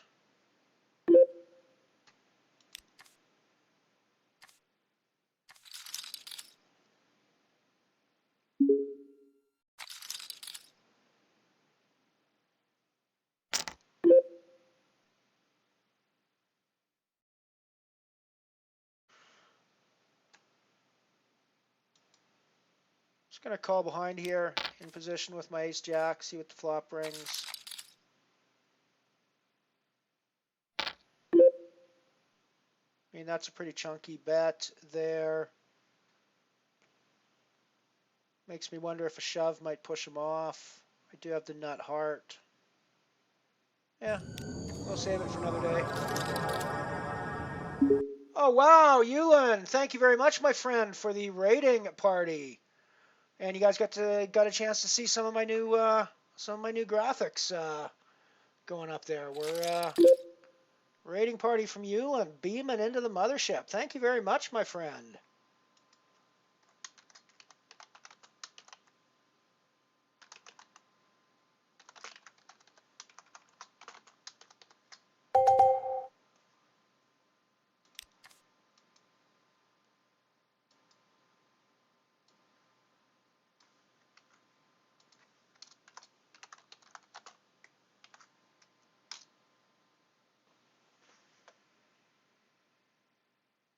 I guess I don't have the caster thing set up. Shoot.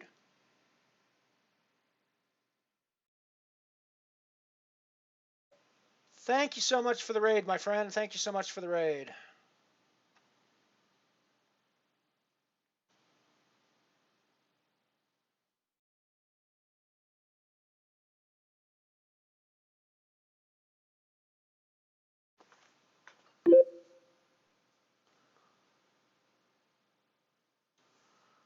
Wow. Thank you so much, buddy. We are playing the Comet Nano. We are deep in the Comet Nano at the moment.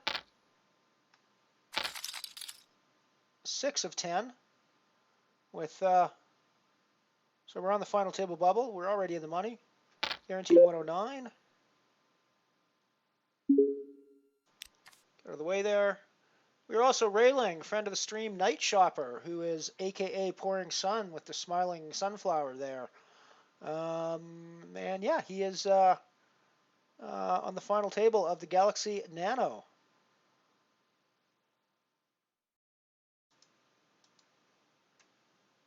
With 660 already locked up. Chance of 2401 up top.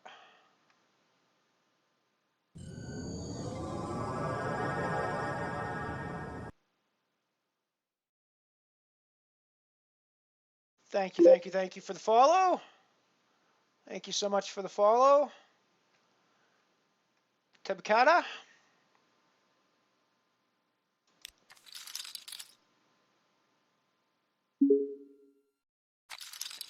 I'll need to set up my caster tag, apparently. But go check out Yulin's stream. He's one of the ambassadors here, Unibet Poker, so definitely go check his stuff out. I definitely appreciate the support, buddy. I really do. Like, big time.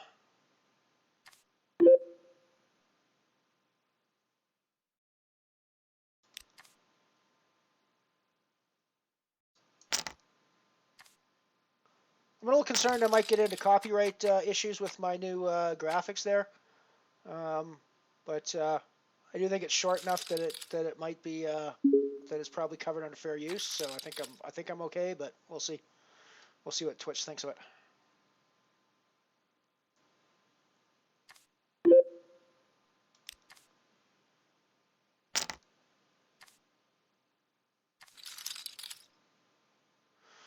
So great to see everybody here. So awesome for the raid. Thank you again very much. We are down to one table at the moment, just playing deep in the Comet.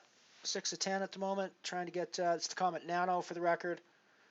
People coming over from Yulin's stream might be used to watching people play for a bit more money than we're currently playing for on the Unibet Free Roll Challenge stream here. But we're getting there. We're moving up in stakes. We're moving up in the stakes.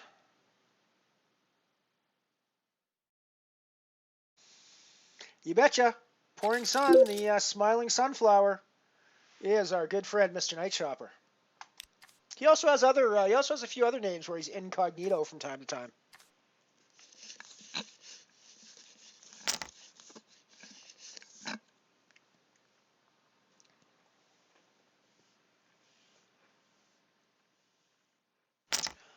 I'll check it out after the stream.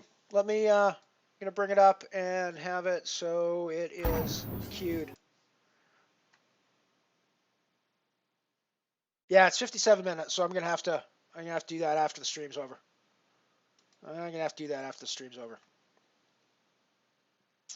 For those newcomers here, my name is Lyle Bateman. I am from Canada. I started this Unibet Free Roll Challenge in late November when I signed on and saw all the juicy bounty free rolls and decided, hey, let's try to run up a stack from zero. And I was a bit slow at first. We started tracking our progress in late December.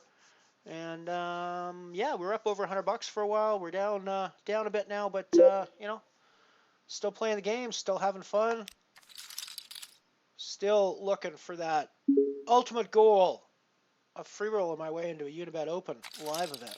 So we'll be seeing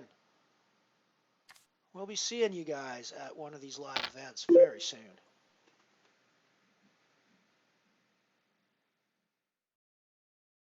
Yeah, I mean, poker's definitely the big one about that. There are other things. There's only so much science you can apply to roulette or craps, right? At the end of the day, those are gambling games that are based on purely random outcomes, and there's very little you can do in the way of scientific strategy to move those odds one way or the other. Okay. Poker and to a certain extent blackjack are a different beast in the sense that there are things you can do to adjust your odds of winning, which makes it less a purely random gambly situation.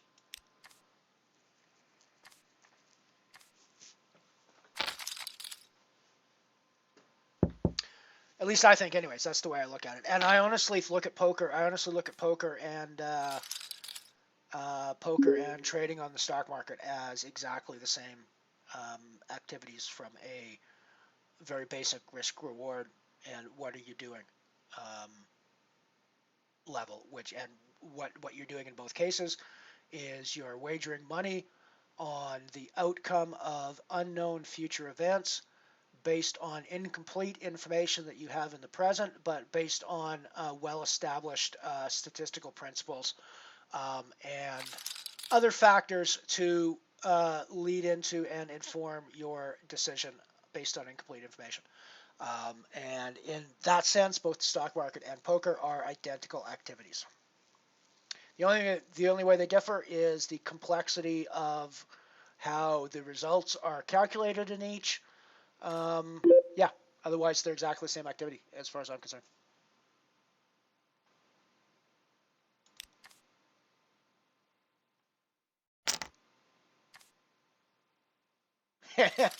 VIPs can say whatever the hell they want here, Mike. I'm not somebody who's I will sort of try to curb my language mostly on here because I think Twitch is quote unquote a family platform, although I'm sure that my channel has a adult warning on it because we're playing poker here, so it's not exactly kid stuff we're doing here. So yeah, you can say anything the hell you want, and you've heard me say some pretty salty things when pots don't go my way. So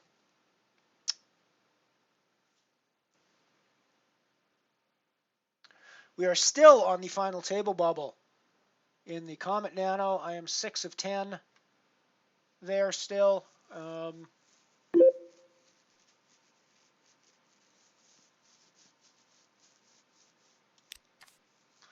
actually meant to call. That was another misclick. I'm getting to the wrong buttons here quite frequently. For the newcomers in the stream, I am nitty. I'm not that nitty. I was actually planning to call there, but we had a previous hand where I misclick folded ace queen as well, which I shouldn't do, and I accepted I shouldn't do. That one was a bit of a more of a judgment call situation, but I still think I should probably have been involved in that pot, even without seeing the king on the flop.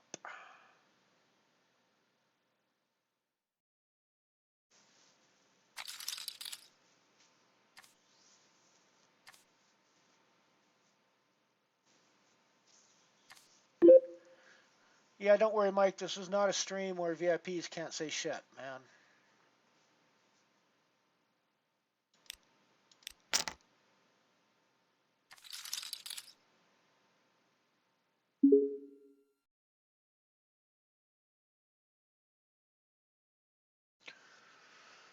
These the actual money bubble in the Comet Nano today went really quickly. I was quite surprised by that, to be honest. This final table bubble is more indicative of the way Comet Nano bubbles usually run. It is slow and painful.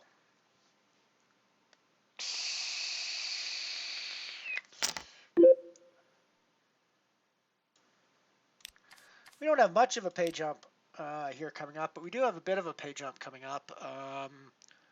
So 109 for the person out in 10th, and then we jump to 121 for 9th, and then 150 for 8th. So, I mean, there are some pay jump considerations here, but it's not massive pay jumps even given the pay range or the buy-in range we're playing. We're only talking about a half a buy-in pay jump, so it's not terribly significant.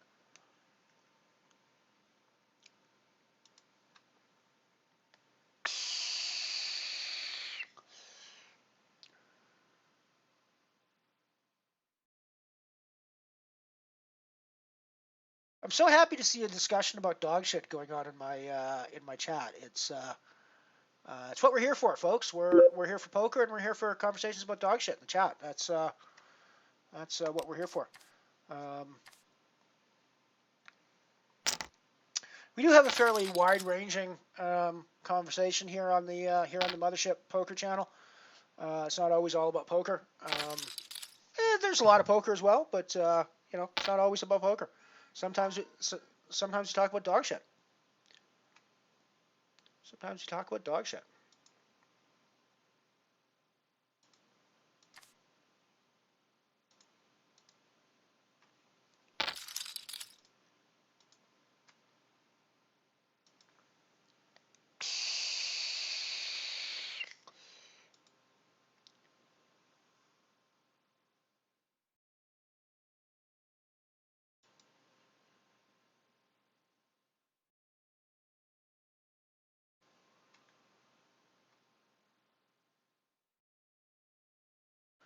Still final table bubble.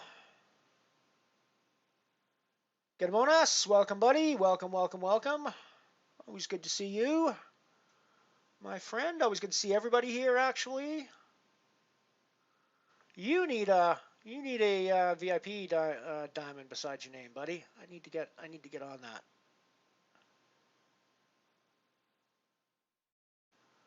I think the problem with you was I wasn't sure there was more than one Getamonas, and I wasn't sure which one you were.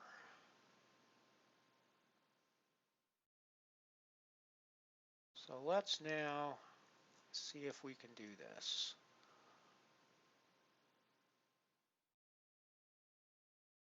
I'm going to play a little bit here.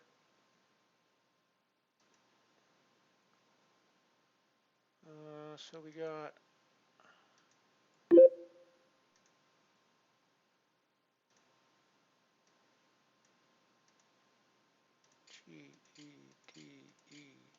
GETEMO.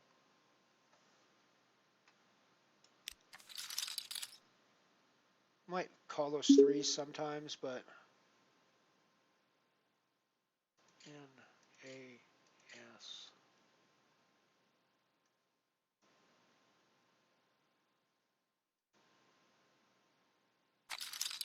Alrighty, Getamonas, you are now a VIP, my friend. You should have been a VIP before, but you definitely are now. If you do not have a diamond beside your name next time you speak, refresh the screen and you should have a diamond beside your name.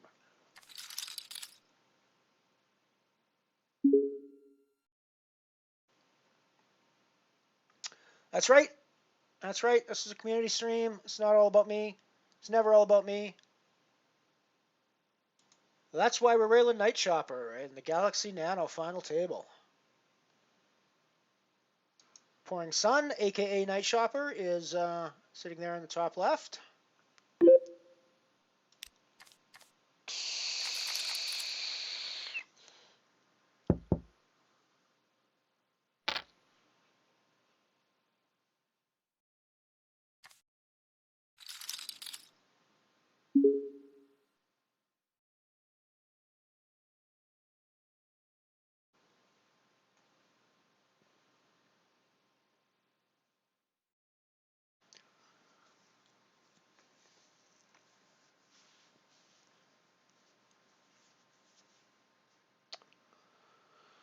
So Night Shopper's still sitting.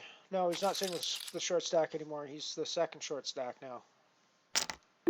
After Explorer, although after this hand things might be different. We'll see.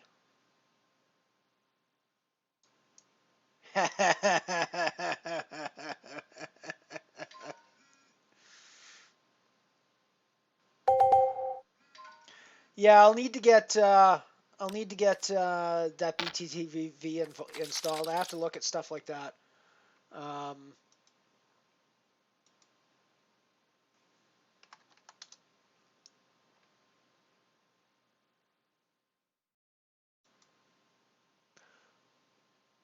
But yeah, you're right. I need to. It doesn't look right in the chat widget channel.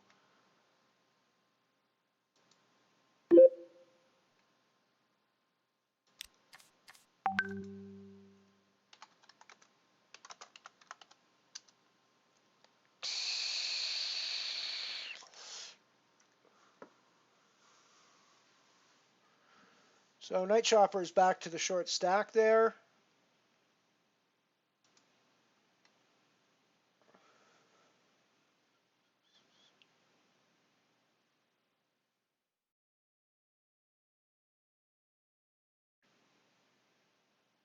Yes, sir, VIP to you. What that actually means is that you can break the spam rules. You can do things like post links and shit like that. So don't abuse it, man. Remember, the mods like Night Shopper like Night Shopper and Piano Cat can still stomp on you if you abuse it. So, you know.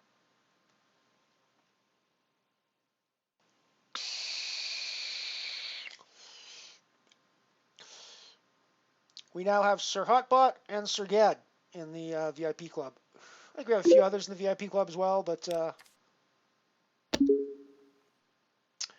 a break coming up. We're going to go to another scene from Batteries Not Included.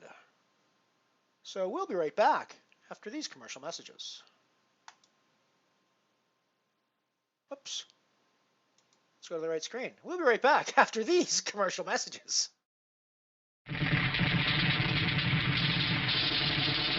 Here, buddy, it's all yours. Wow, look at hey, what about me? Try this one, partner. Looks like real. Sounds like real. They sure do. The Sound of Power military rifle and Western rifle by Marks. Each gun makes lots of battle sounds. Just press the trigger and listen.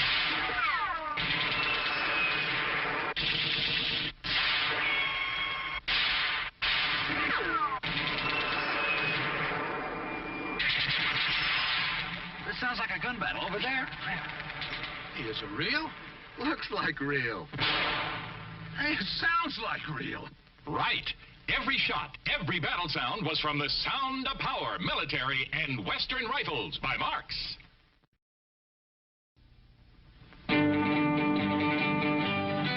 The action men from Bonanza, the Cartwrights, the greatest Western toys ever. Little Joe, fastest left-handed draw in the West.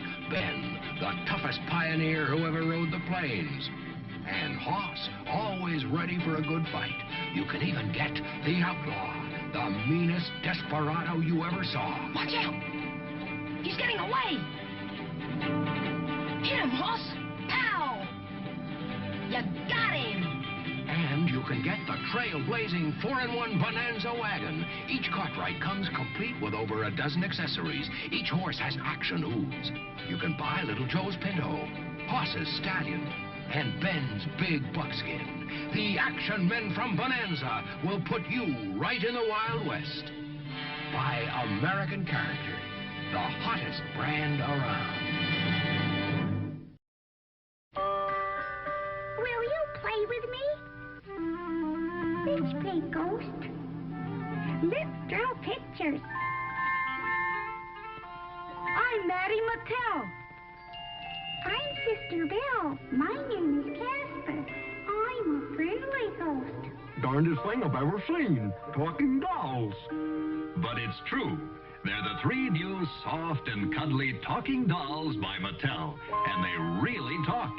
There's Matty, Sister Belle, and Casper the friendly ghost. Each one says 11 different phrases, and you never know what they'll say next. Just pull the magic ring and you'll love playing with Matty, Sister Belle, and Casper. They'll be waiting to talk to you wherever toys are sold. You can tell it's Mattel. It's swell. Snow, rain, mud. Your car's bound to get dirty. So give your car a car wash, make it look like new. Watch it in the car wash that lets you see right through. Mr. Kelly's Car Wash, that's the one for me. Hey, Mr. Kelly, wax it beautifully. Drive up the ramp, hook the chain, it runs by battery. Clean, scrubs, and dries your car automatically. Mr. Kelly's Automatic Car Wash. What a toy! From a hidden tank, fill overhead water tower, hook on car, throw switch, and automatically cars are wet down, scrubbed all over, and dried while you watch. Mr. Kelly's Car Wash comes with 2 late model cars, car wax, towels, sponges, and even a sign. Hey, Mr. Kelly, clean my car like new. Mr. Kelly's Car Wash lets you wax them too. Every boy wants a Remco toy, and so do girls. Mr. Kelly's Car Wash, that's the one for me. You must not fail, Zero M. This mission's critical.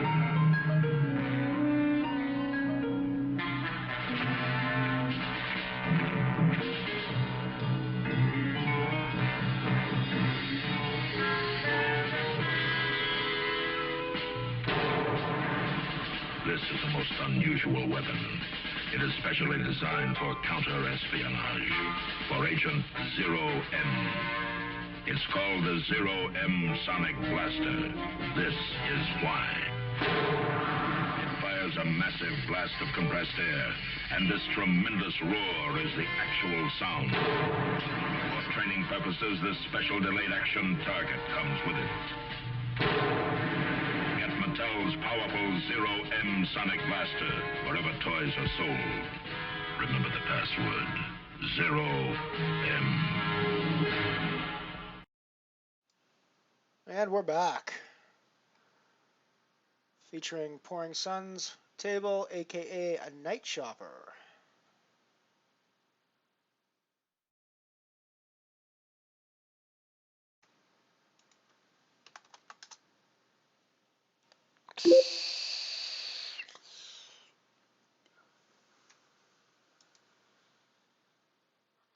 We're on the final table of the Comet Nano now.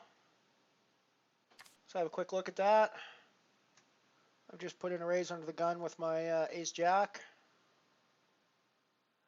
Got a call from our friend Denzel, who is in position on us, but I think we're going to put in a C-bet here.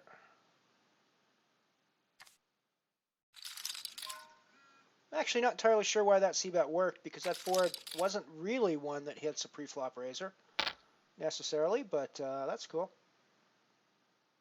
The talking dog, yeah. I don't know, that talking dog wasn't the most impressive talking dog I've ever seen, I gotta say. You know, I'll admit that any talking dog is pretty impressive, but that was not the most impressive example of a talking dog that I've ever seen.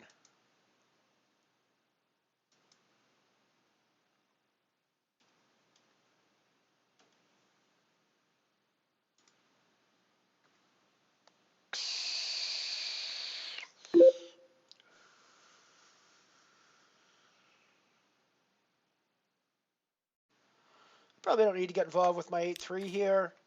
I think Denzel is kind of a bit spewy based on what we've seen in the past from them. Welcome aboard, my friend with all the numbers in your name. I'm not even going to try to say that name because there's way too many numbers there for me to reel off at any given moment. But yeah, welcome. Welcome to the mothership. What do you guys think of the new? Follow animations and the animation that came on when we got the nice little raid from Ewan there?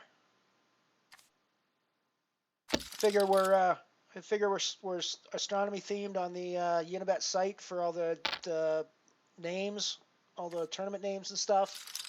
So I'll be sci-fi themed in my stream as well. MotherShip is what I'm going with, and so our followers are getting beamed onto the MotherShip. Subscribers will be officers. Not entirely sure what that will mean, but we'll figure that out once we actually get a subscriber. If we get hosted, it's comms established. Thank you for hosting the MotherShip. So yeah, I'm curious what you guys think of the new graphics. That's all new today.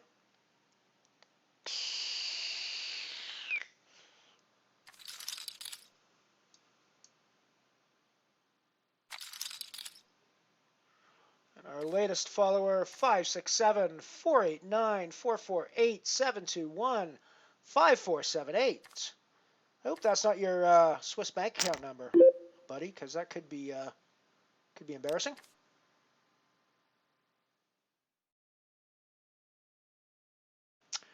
Welcome to the stream, however, regardless.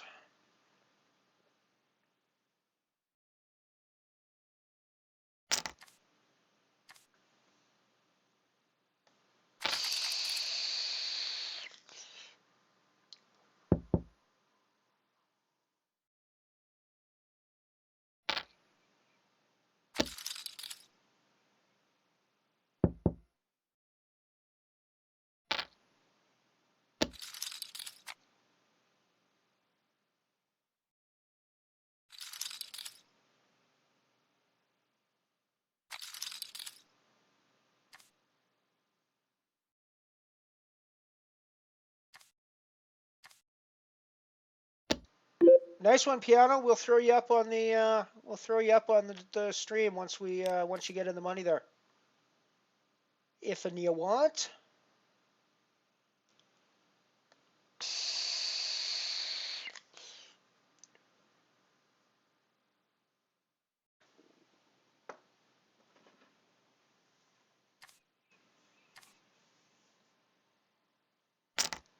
No, Mr. Ed's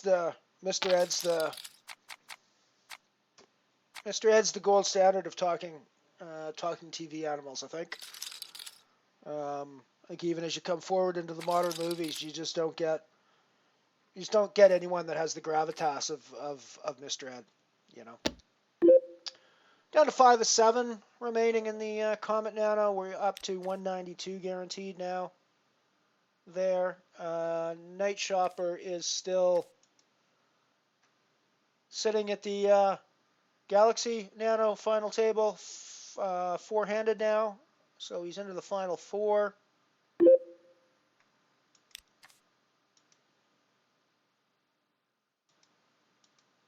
And final 4 is guaranteed. Guaranteed 897 now. 1240 is third place, 1715 is second place, and 2401 up top, which I'm sure he'd be happy to grab.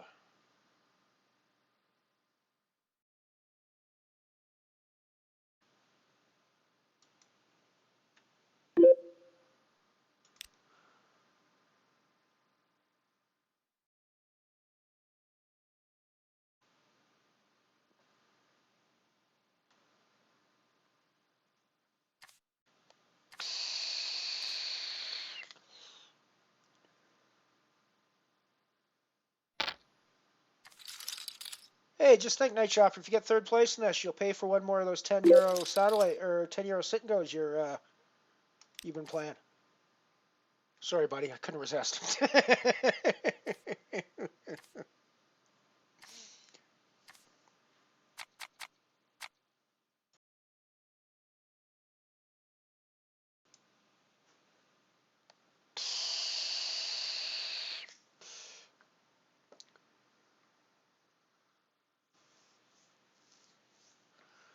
You know Mr. Ed's brother? Oh, 579. Ah, right, gotcha. I understand. Yeah.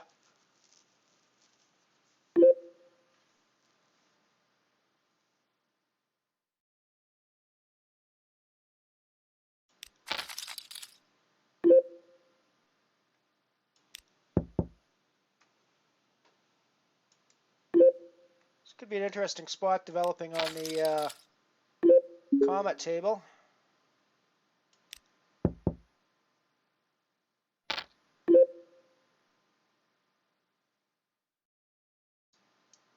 I mean, I guess we should have just reshoved pre-flop.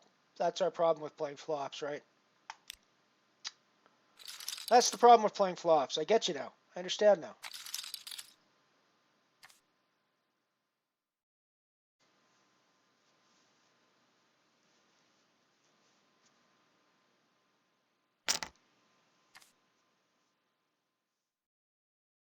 And we know Denzel is just super wide at this point because he's in every pot.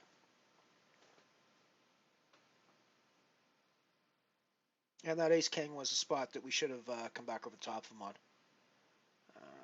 I keep wanting to look at these. I keep wanting to look at these and trap him behind and like pull a double out of it, but I think I just have to start just playing back big time when I have the hands.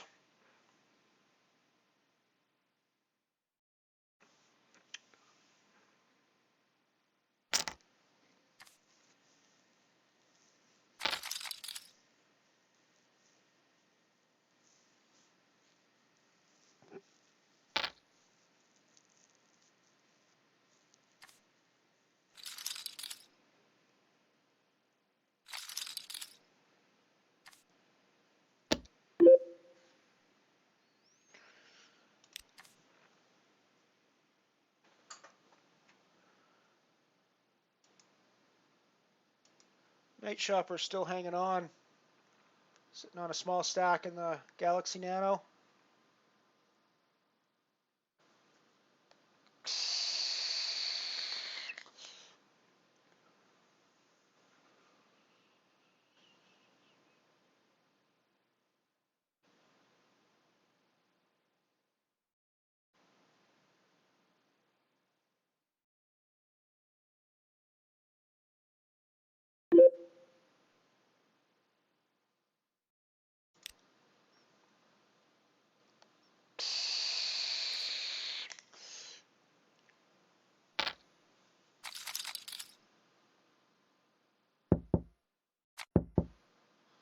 We're up to 349, 5 people left in the Comet. I am the last stack, so we're 349 guaranteed.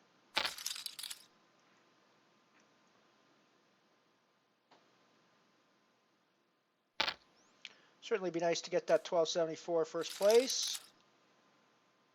I definitely don't think we're out of it yet, but... Ah, yes, right, double bankroll management, gotcha. I remember now. I remember now.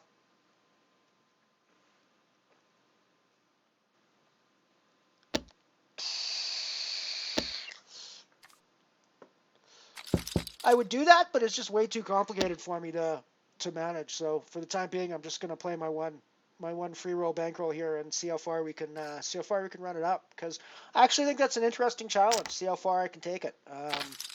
You know, presumably there's a point at which I'll reach stakes that I'm not a favorite at anymore and have to drop back. Maybe I've already done that. Maybe that's what this last little variance bid is, but I don't actually necessarily think that's the case. So yeah.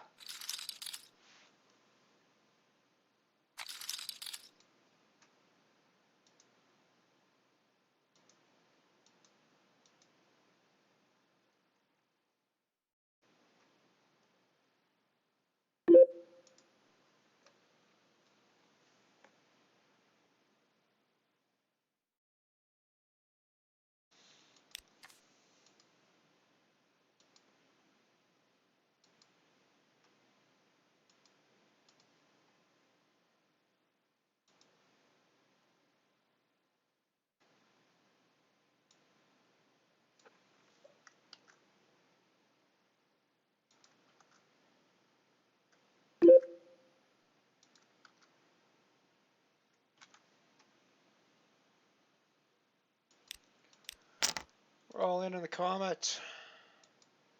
Ace Queen. Against King Queen. Looks like we're going to hold.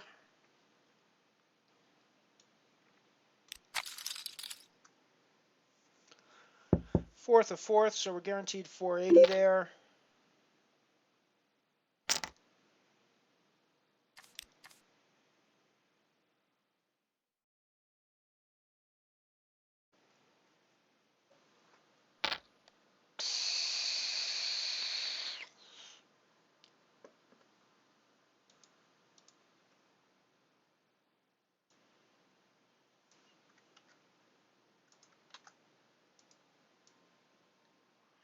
I just jumped into €1 sit and go as well, or €1 singularity, I mean, as well.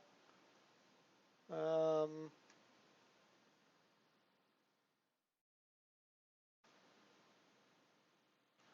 we'll see how that goes. Let's throw that up on the stream.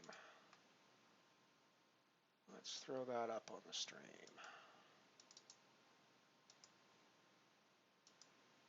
That's the singularity, yep, cool.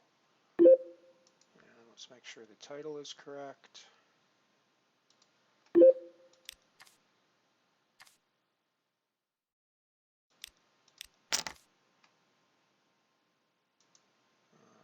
Which is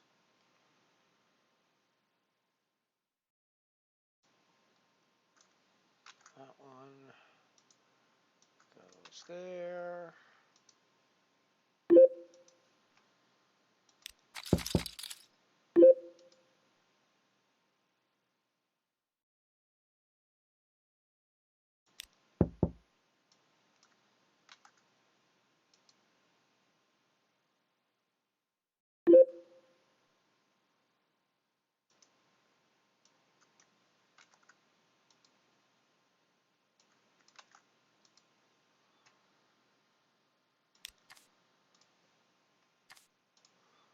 Alrighty, so I've just added in the €1 singularity,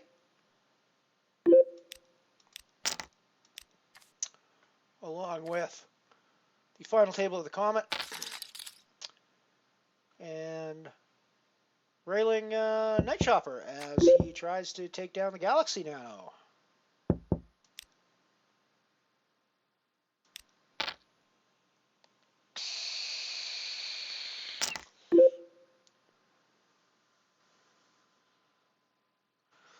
Alrighty, I think I'm calling off my stack in the Comet here. I flopped top pair with backdoor hearts, so I think we're just going for it. Oh, and he's just got the better top pair. Yeah. Oh well. Oh, how did we take that? Oh, we hit the straight. Sweet. Sweet, sweet, sweet, sweet, sweet. Nice. Always nice when you suck out. Bankage. I mean, nice when I suck out. It's not nice when they suck out. That's horrible. But I'll take the bankage when I suck out. Cool.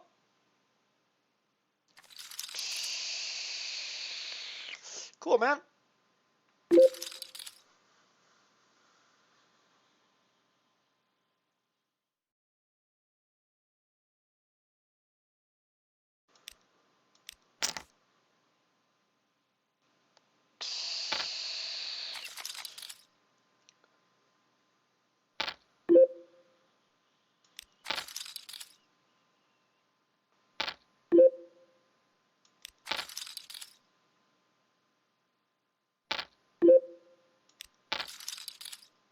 Ooh.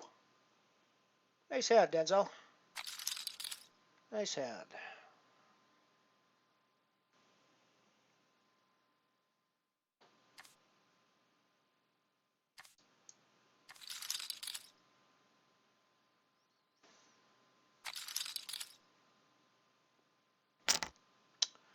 We just got to walk. That's interesting.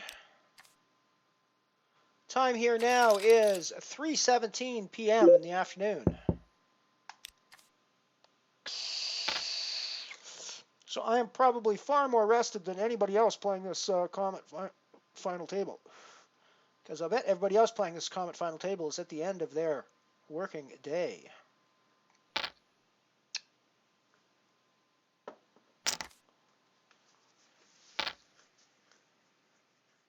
Likewise, I'm probably fresher than a lot of people in this singularity as well.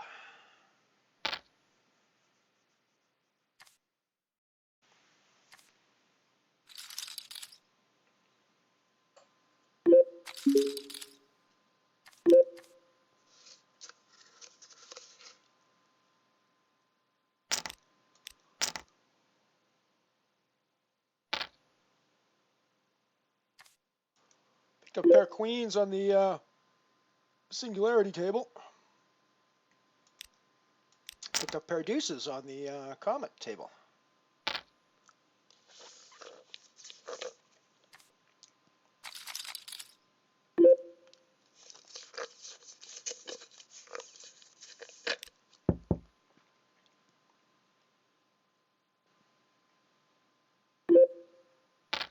It's a nice flop for our queens.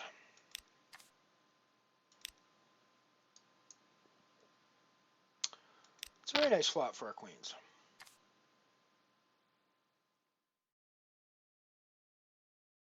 Might have checked that to see if I get somebody to fire into the pot, but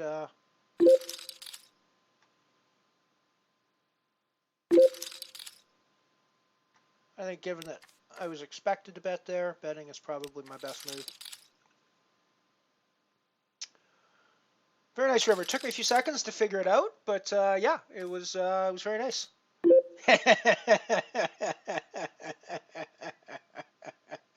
Took me a few seconds for sure, but you know, I get there eventually.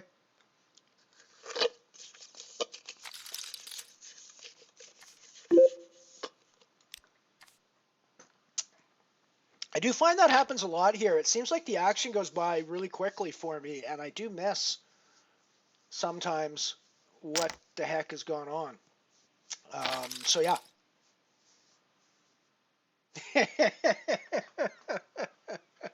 I mean, yeah, I could do that, but that's like cheating, right? That's like, you know, we're poker players. We're supposed to know what our hand strength is. We're not supposed to have it printed there. You know, it's not like when I go to the live casino, there's like a little thing printed down beside my seat that says, you know, you just rivered the straight, because that would actually be, you know, pretty minus EV, I think.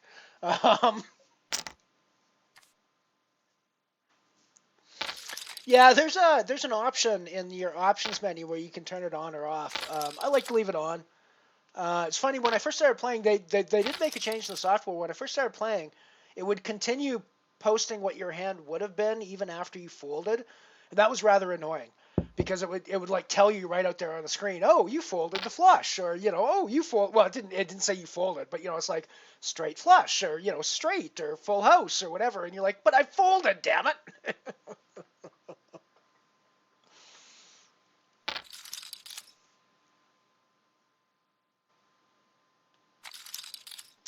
I think maybe I need a blind man or something as an emoji for my board reading skills.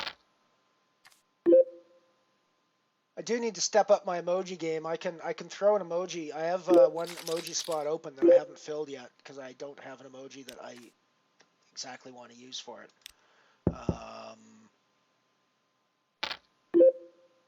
So, but I will have to figure that out at some point.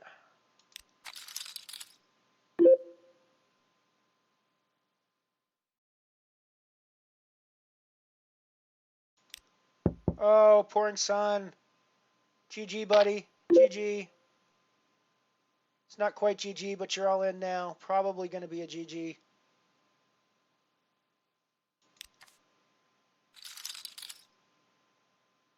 GG, buddy.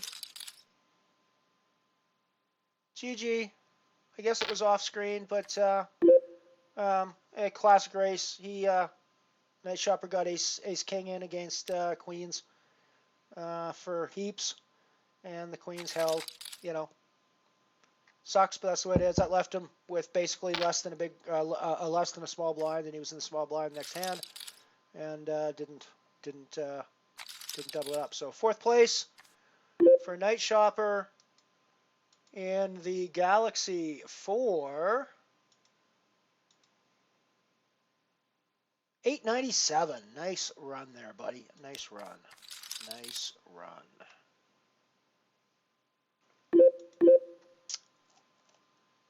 So we are now down to the Singularity, €1 Singularity here that has just begun.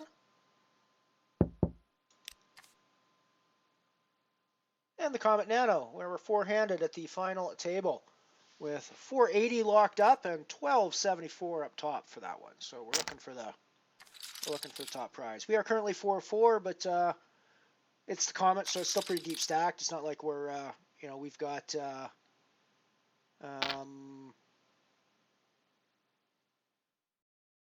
Jesus, I mean, we've got like 60 big blinds still. We're the short stack at the table. We've got like 60 big blinds, so it's not like you know, it's not like we're short of blinds at this stage. I've got 123,000 chips at 900, 1800.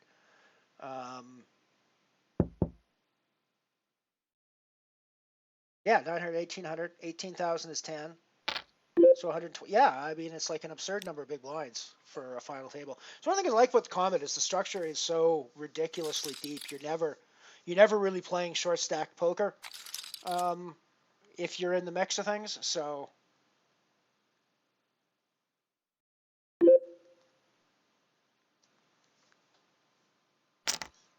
everybody at the final table of the Comet is I want to go to bed, except for me. And you're right, Denzel may well be from Denzel may well be from Washington, so he also may be awake.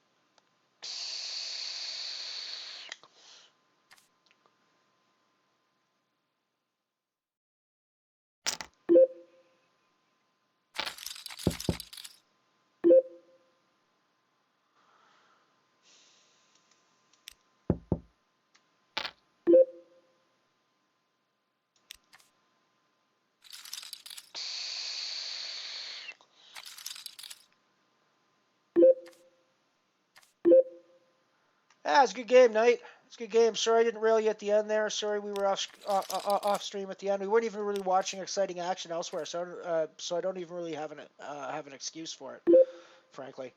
But yeah, you're welcome for the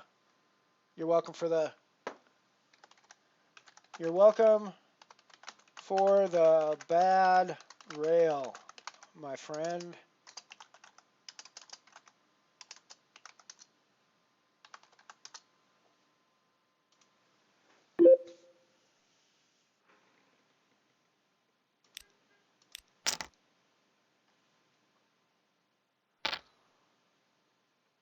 Very nice piano. Well done. Well done.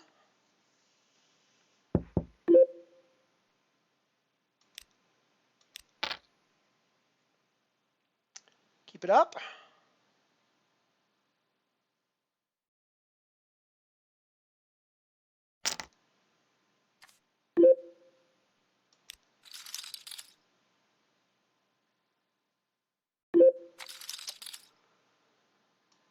Yeah, people are beating up on me in the Comet, but that's cool. We'll beat back.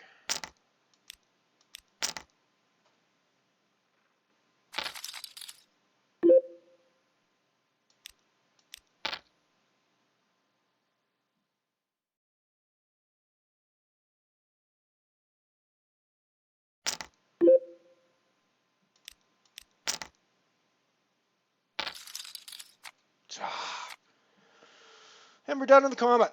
4th place for 480. It was off stream, but it was a spot where the guy on my left has just been abusing me for like 8 hands in a row, and I finally got it in with Ace Jack against his King 10, and his King 10 got there. So what are you going to do? Night, Mike. Thanks for popping by. Good to see you, buddy. Good to see you. We're done in the Comet, so everybody else can, do what they want. We're only playing in the Singularity now. So let's put our, let's make sure we get that screenshotted. Make sure we get it in our, so that was 480 for the Comet, which means we are in profit for the day, no matter what happens in this.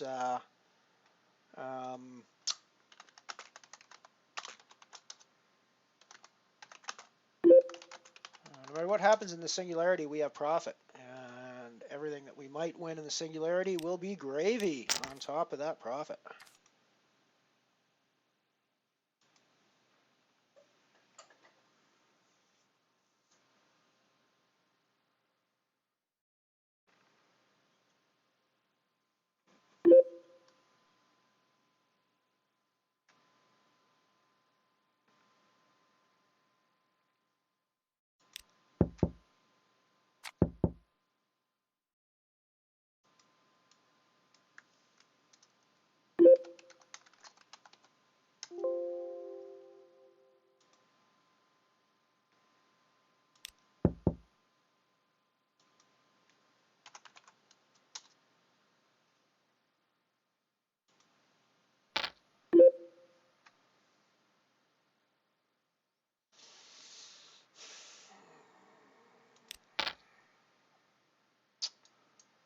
I think the king can be good here sometimes.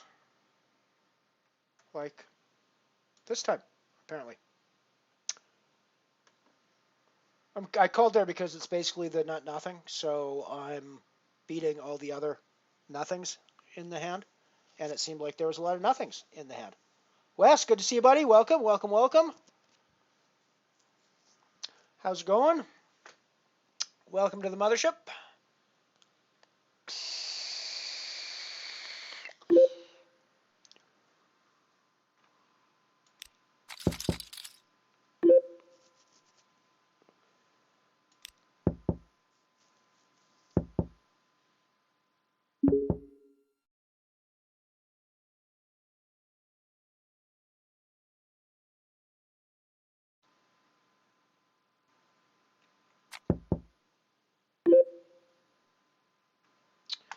We got the sub earlier today for the got the raid earlier today from Yulin Poker. That was pretty cool.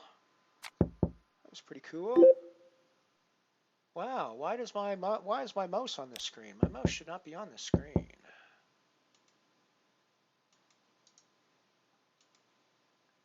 Yeah, weird. Weird.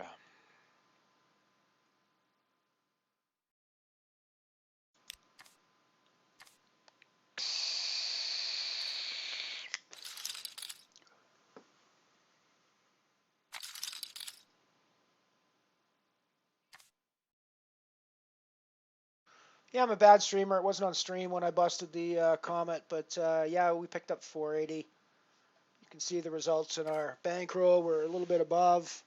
That's including the €1 buy-in from Singularity already, so we're making cash no matter what happens in this one.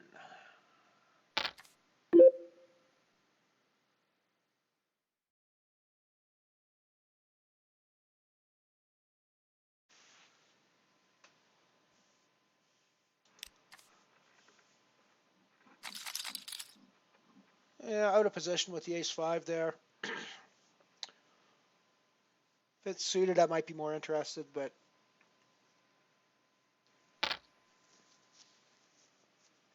worst position of the day, so. Yeah, I mean, I'm basically pretty even. I'm 82 cents up on the day, which isn't nothing as far as my bankroll is concerned, but it's also not, you know, super significant either. I mean, what's that, 1% of my bankroll right now? So, but it's better than booking a loss, that's for sure. And we still got a chance at, well, 1750 or more in this Singularity. So,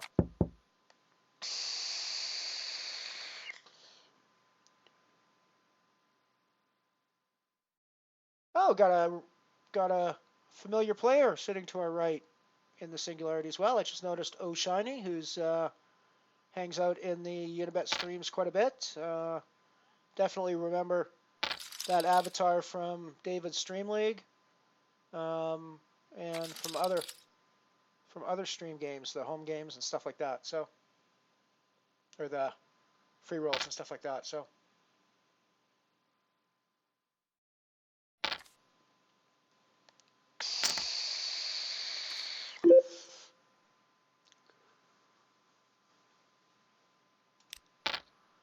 Yeah, this is one of those hands that it's really nice when it flops well. So I think we'll see what happens. In position.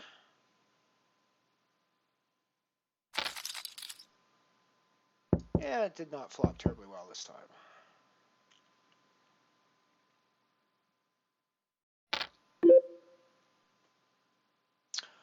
Martin's the fellow that was basically just firing with air earlier.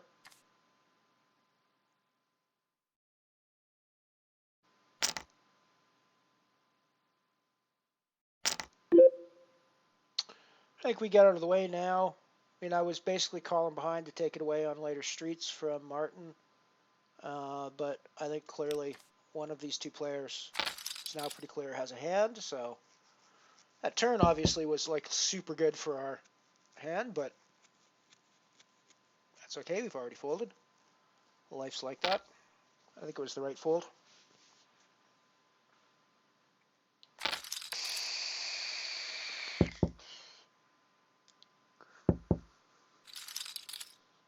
And the truth is, we probably don't get away from it on the turn, so that said, we probably fire on the river when he checks, and he probably does not call his ace-7, but then that's being results-oriented too, so.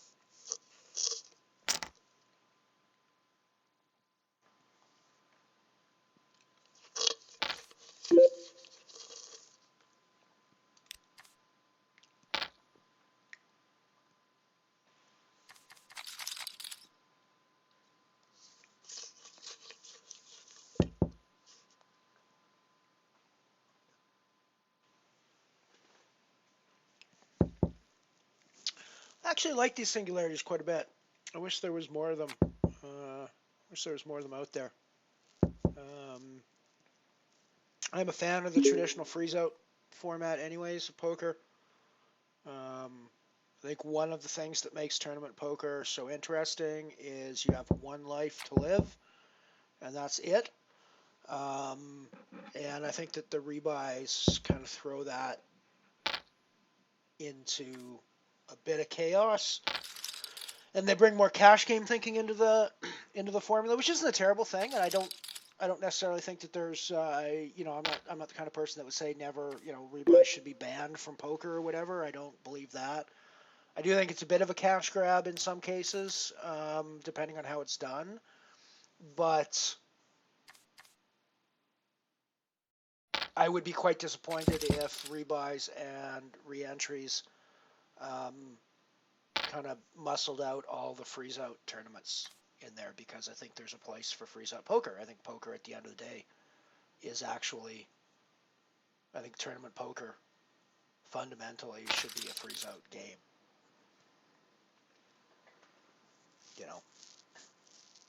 If you want to be able to rebuy your stack and you want to be able to play that sort of game, go sit on the cash tables, I guess is the way I would think about it. But I don't begrudge having rebuy events around, but I would certainly begrudge it if having rebuys around meant that we're not going to get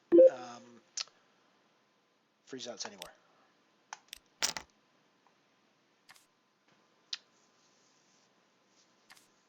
And I do get the logic as well with, especially with big live events, where nobody wants to, jump on a plane, fly 1,000 miles, get their hotel room, pay $3,000 for their tournament entry, play 3 hands, and bust out in a cooler, right, and be done for the trip. So they need to be able to have a wide range of other games to play, if they're pure freeze outs. Or I can understand why some of those events are going to be rebuys so that people have a couple of chances if they, if they're making the effort to get to it as well. But none of that logic applies online, so.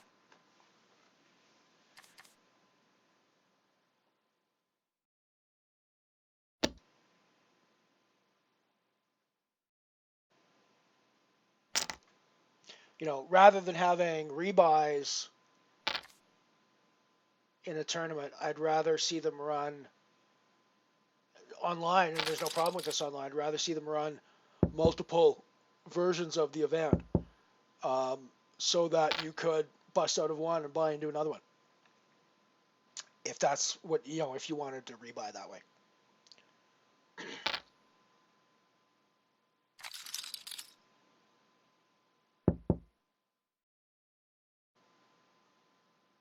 And certainly having some rebuys is not a problem.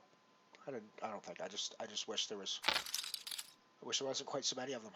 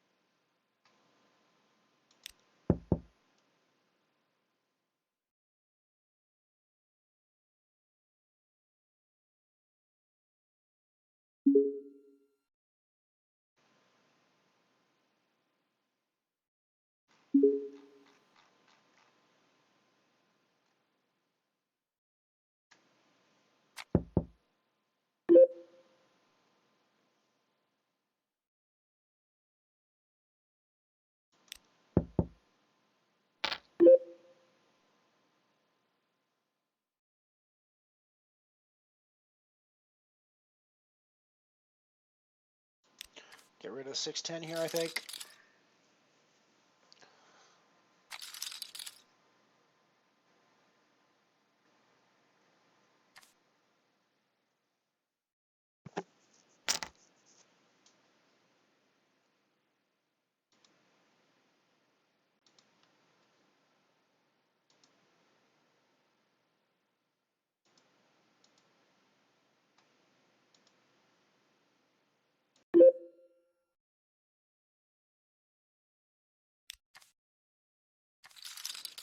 Definitely not calling off shoves with a 6 deuce.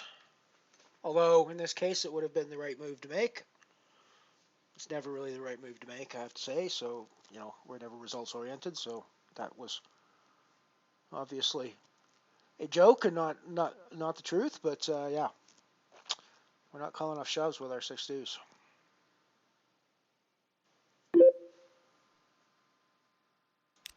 It looks like Martin's just getting the hands and hitting them.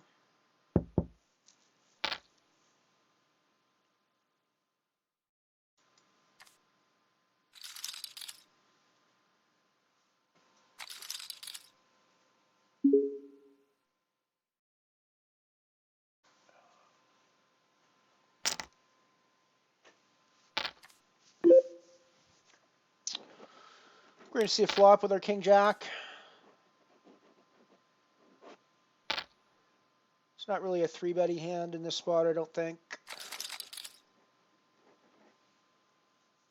I'm going to be pretty happy with top pair here most of the time.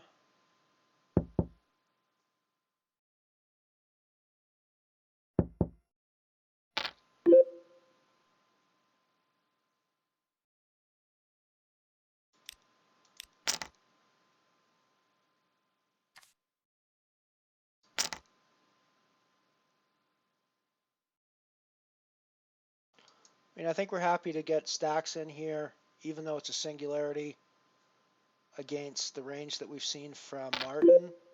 We're going to be the top. We're going to be the best jack here almost all the time, I think. and that's going to make us the best hand at this point in the thing. Anyways.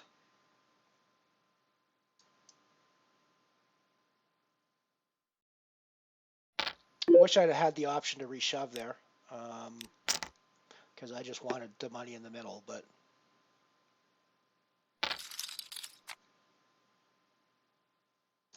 Wow.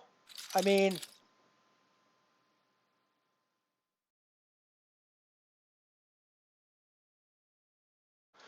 Yeah, that's pretty gross when that happens. He's got nothing on the flop when he calls us. Well, I guess we didn't raise him on, or yeah, no, we did. He's got nothing on the flop when he calls us. And he just calls us off on the turn there with bottom pair. I mean, that's just like, I don't know what I'm supposed to do there. Am I just supposed to fold king jack? Yeah, I mean, that's just gross, and it's not a lot of fun to play poker when shit like that happens. If I've got leaks in my game that are putting me in these spots, guys, let me know. Maybe just call him behind there, maybe. But he's, the way he's been playing, he's getting that in anyways. That ace-4, right? We saw that in the previous hand. He was so yeah. I mean, I don't know. I don't know how else I can be playing those where, obviously the result is the result and you can't change the results. But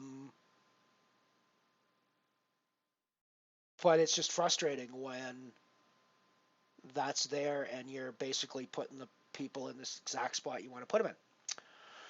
Alrighty, well, I guess that makes us done for the day. I thought we might have a bit of a longer stream going, but apparently that's not going to be the case. I'm not going to reg in anything else at the moment, I think. I'm going to move on and do some other things today. But thank you for coming out and hanging out with me. We did book a profit on the day, so we can't be too upset with it. It's always gross when you end in a spot like that, but, what else are you going to do? What else are you going to do?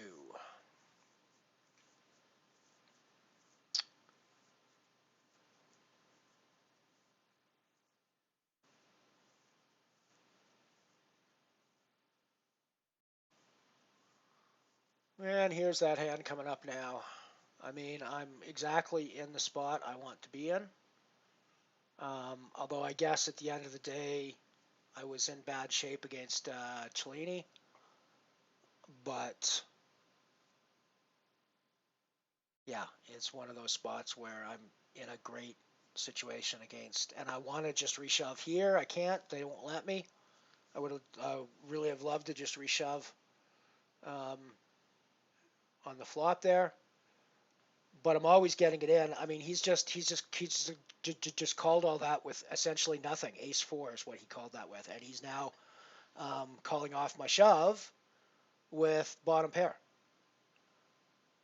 And I just frankly don't get it. I mean, I guess he's got the heart draw as well, so I guess I can't be two.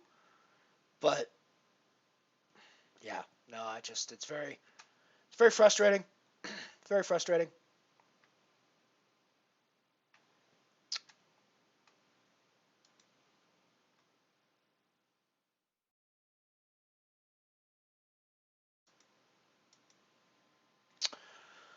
So thanks for coming out, guys, and I'll be back on again tomorrow. I'm going to take the opportunity, since Ian's offline, to stream for a bit. So we'll see you again tomorrow, roughly around 11 a.m. Mountain Time, which I think is around 7 p.m. Central European Time, I think, somewhere in that region. So look for me around that time, and we'll see you again. Thanks for coming out.